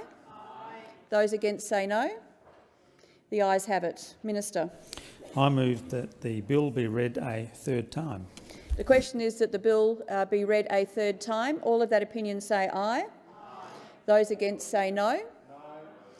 I think the ayes have it. The ayes have it. Noes have it. Division required. Ring the bell for 1 minute.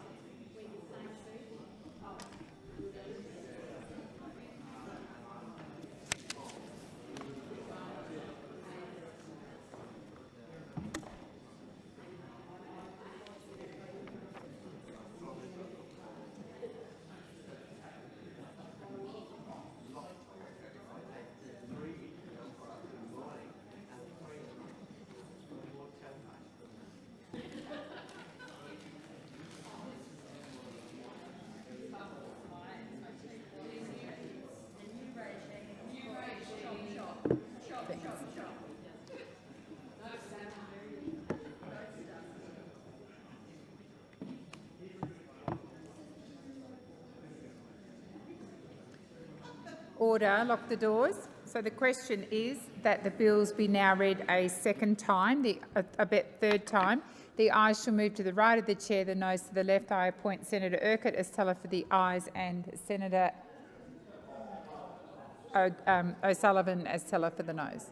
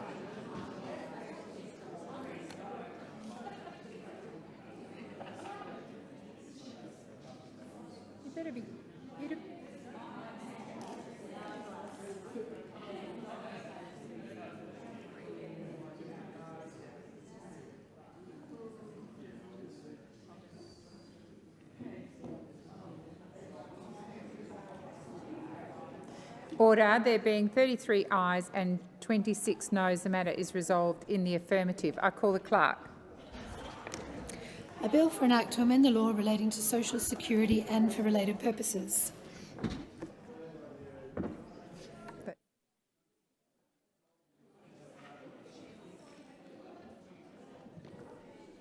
Pursuant to order, the Senate now stands adjourned until 9:30 a.m. tomorrow.